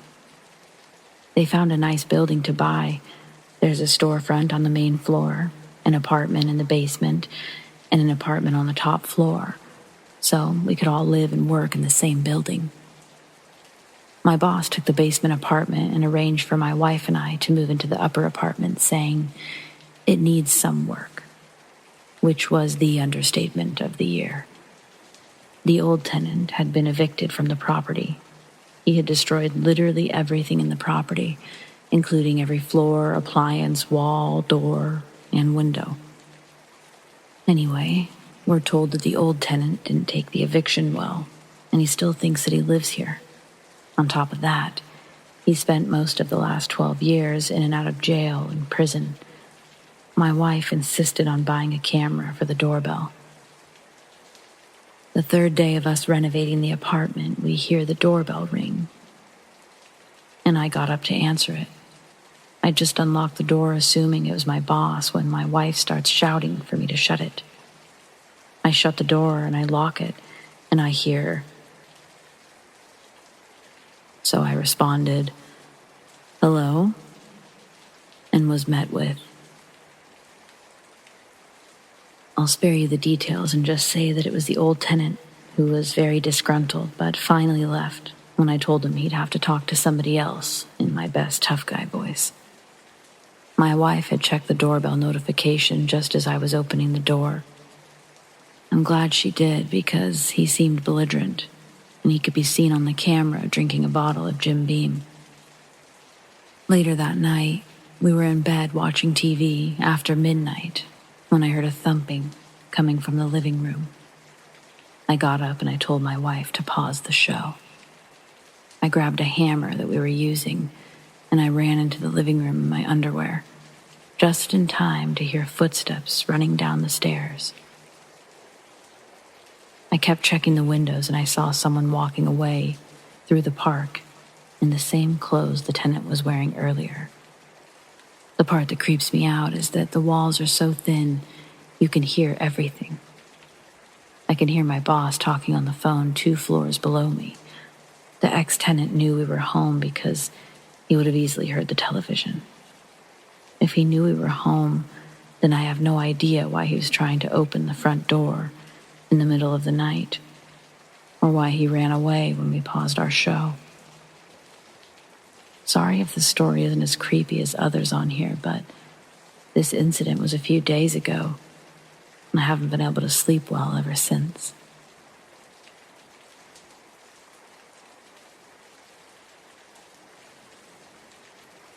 This happened last Wednesday night into Thursday morning. Recently, my company started providing armed security for an old hotel under a new name and management in southern Colorado Springs. I don't know exactly how old this place is, but it's been an active hotel since I was very young. As we started the contract, the standard for the first 2 months was to have 2 security officers working. 1 senior and 1 new. My last shift, I was paired with a real annoying rookie, and this kid was uptight and dumb. For years, it's been known that many deaths, be it suicide, natural, or even a few instances of murder, have occurred at this hotel.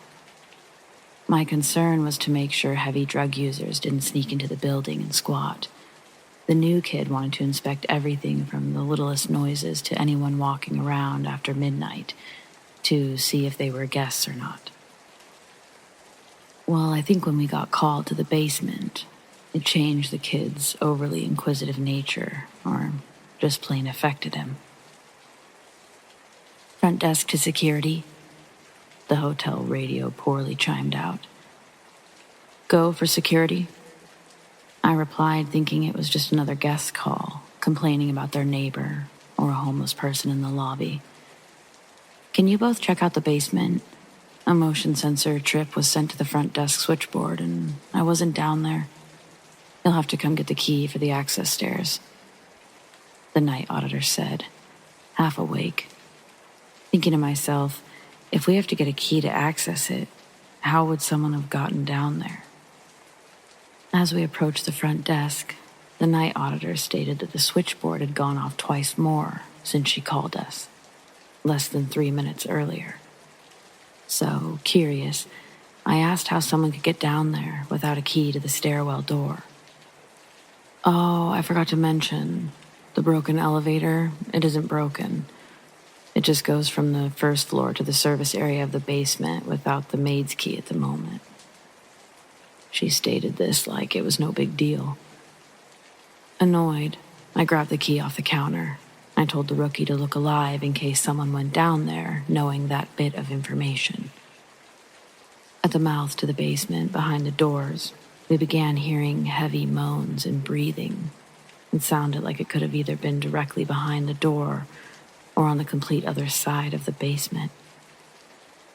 Before we go in, I'm the lead officer. You will not do anything unless I tell you to. Stay on my 6 and follow my lead. Do you understand? I barked at the rookie, to which he did a quick but confident nod. I pushed open the door and announced, "Security! If anyone is in here, announce yourself now." This is standard for when we enter an area on most of our properties when a suspected trespasser is present. The rookie followed behind me as I proceeded. The safety lights were on. Every other fixture was on, and since there was enough light to see everything clearly, I didn't feel it necessary to turn on the full lights. Toward the complete opposite side of the basement, we begin to hear what sounded like someone jingling a large key ring. My first thought was, oh joy, another meth head. As I began moving down the corridor, I heard the sound of the hood of a holster disengage. Pissed, I turned right around to chastise the rookie for drawing his gun, but anger turned into confusion. He was standing there, pale, fixated, eyes forward. Did you hear that?" he stammered. I replied, "It might just be a machine switching, but remember, follow my lead." Now, thinking that there was someone at the end of the corridor in the main laundry, I unsnapped my taser latch, just in case. As we approached the end of the basement to the other locked stairwell access, we didn't find anything out of the ordinary. No person trying to nest, but as we reached the freight elevator, we found a sign that set the next set of events in motion. The sign read, "Security. All elevator access to the basement will be unavailable overnight from the 1st to the 12th. If you need access, get the key from the front desk." I took a picture to show the night auditor, but I got a chill while doing so. As the rookie and I began double-checking every area on the way back to the stairs, we started experiencing minor paranormal occurrences, and they started after the rookie found a few spiritual items. While still in the main laundry toward the far back secondary stairs, the rookie found an unburned bundle of white sage wrapped in white lace, sitting on top of one of the large machines. Not knowing anything about sage, the rookie quickly snatched it off the machine. "Hey, I think I found a weird joint." I turned to see him holding a bundle of white sage. "Hey, dumbass. First, put that down. Second, that's not marijuana. It's cleansing sage." This kid didn't know anything about paranormal phenomena or how to protect against it, so I told him not to pick up anything, especially if it isn't something he's familiar with. After he put it back where he grabbed it from, the first occurrence happened. As he set it down, 20 feet behind him, a shelf filled with clean, folded towels fell completely off the wall. As we documented it for a report, a small snicker came from further up the corridor, but only like a split second of a snicker. We began moving up to the next section where the overstocked furniture and appliances were stored. An overhead pipe that was not leaking when we passed under it earlier was now leaking, like a huge crack just happened. I thought this was odd because I was sure with the amount of water leaking, we would have heard it, regardless of our location in the basement. As I was inspecting the pipe for the point of the leak, the rookie yet again picked up something. "Hey, this isn't sage 2, is it?" I look and I see him smelling Palo Santo wood, tied with a red ribbon. "Dude," I replied, exhausted, as he just drops it. I look down in the puddle of water from the leak, and I see a bare footprint within the water. Starting to get freaked out, I stated we needed to get back upstairs. We proceeded to the second-to-last location. Immediately, I noticed a cross on the wall, on a wall that I didn't spot earlier, with lavender sage wrapped in purple lace. Take a quick look around and make sure nothing is going on, so we can go, I said, trying not to show that I was getting unnerved. Nothing happened in the section until just before we moved through the double doors, and all the safety lights behind us, back to the laundry, started flickering. Honestly thinking something was going to happen, but not wanting to show that I was starting to freak, I told the rookie to move to the last room. Finally, the last area where we came in from. Luckily, there were only 2 small planning offices in the hub room. The difference between when we entered the basement till now was that the light was on inside the hub room. I told the rookie to watch the hall as I checked the planning offices, which was quick. But when I went to the hub room to check and turn off the light, I looked down at the server monitor for the main cameras. In the hub room, there was the whole hotel camera system on one monitor. Up at the front desk, the cameras only show the exterior, the hallways of the rooms, and the pool areas. So I took a glance at the screen. I noticed the lights were still flickering in the main laundry. A big pause in the lights occurred, and the night vision started to kick on. Slowly, a figure from the laundry became visible on the screen. I realized while intently staring that the figure was standing next to the machine that the white sage was on. A bright flash lit the monitor window as the light came back on. My heart dropped as the room lay empty. The person who was standing in the night vision of the camera was just gone. I looked away to the door frame of the hub room, and I saw a bundle of black sage nailed to the frame, wrapped in black twine. I walked out, closing the door behind me. "We clear?" asked the rookie. Still stunned by what I saw on the camera, I replied, "We're done down here." We enter the stairwell and lock the door. Back in the lobby, the night auditor came over and asked if we found anything. "I'm gonna go out front and smoke. Then I'll show you the issues we found," I said, pulling the pack from my pocket. The auditor, seemingly knowing that I was startled, asks, "You didn't touch the wards, did you?" I looked her in the eye without saying a word. "Oh dear, you did. It's now been roughly a week since I've been there, and I can say I'm not looking forward to going back."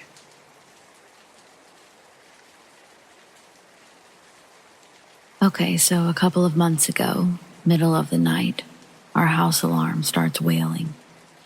And then it made a sound I've never heard it make before, almost like a record scratched to a stop. I'm up in a flash, and our little security monitor says our front door is open. The alarm is still active on the screen, but there's no sound being emitted through the house. I live in a small house. The security panel's in my room, and the front door is located in the living room, right outside of it. I grab my pistol and I slowly lean my head out my bedroom doorway. The front door is indeed wide open, but my 3-year-old daughter is also standing on the porch in her blue Paw Patrol pajamas. I'm bewildered at what I'm seeing. I set the pistol down and I dash to get her inside. There's no way she's able to reach, let alone unlock 2 deadbolts, one being a slide chain. I knew this, and as I put her back to bed, I still pondered the idea of how did she manage to do that, rather than simply, how did this happen? I thought she was sleepwalking at first, because why else would she be walking around at this time? But she was wide awake. She told me she was playing. When I asked How did she get outside? She says, door was open.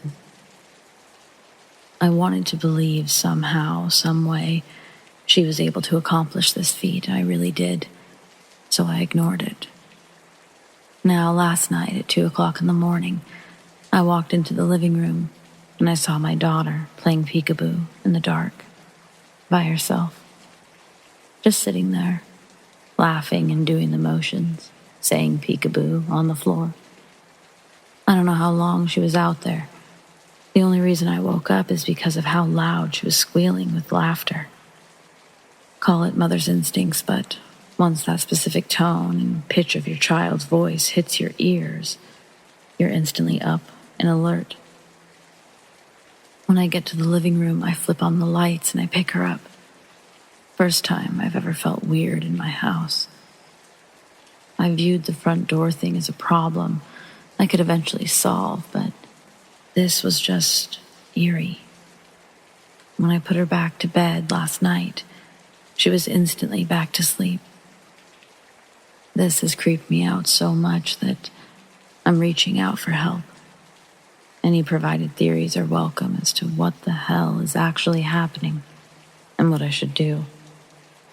Help ease my nerves, because all my theories are ending with me getting the house blessed or giving my daughter up for adoption if she keeps doing this interacting with something I can't see stuff. It's so creepy.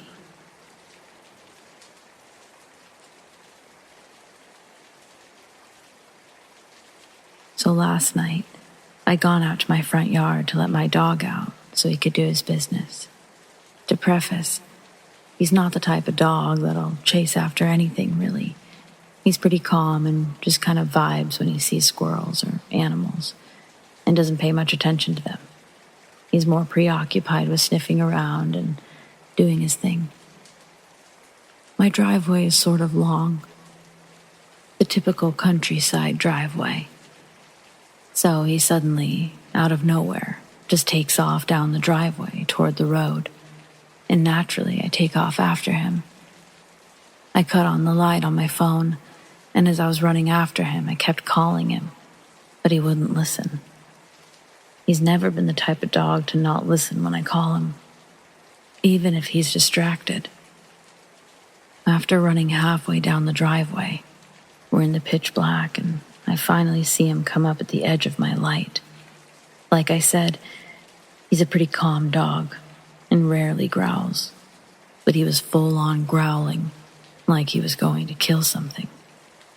He was about 20 or 30 feet in front of me, and about 15, 20 feet ahead of him was a set of red-orange, glowing eyes, about twice as tall as he is, so about 5 feet off the ground. And as soon as I see them, this scream that sounded sort of human but unnatural as hell comes from this thing. I immediately took off toward the house with my dog, almost beat him back to the house. The entire time, I had this sickening gut feeling like I was going to die. Not long afterward, I was in the kitchen trying to calm down, and this very quick, sharp knock, around 3 or 4 successive knocks, comes from my side door that faces the driveway. After that, I didn't experience anything else. If anyone has any idea of what it might have been, I'd be glad to hear it. My roommate said it might have been an injured deer, but the gut response I had makes it hard to believe. I know deer can sometimes make freakishly human sounds, but this sounded like nothing I've ever heard before. It's hard to describe what it sounded like in words, other than just wrong, but I really hope it was just a deer.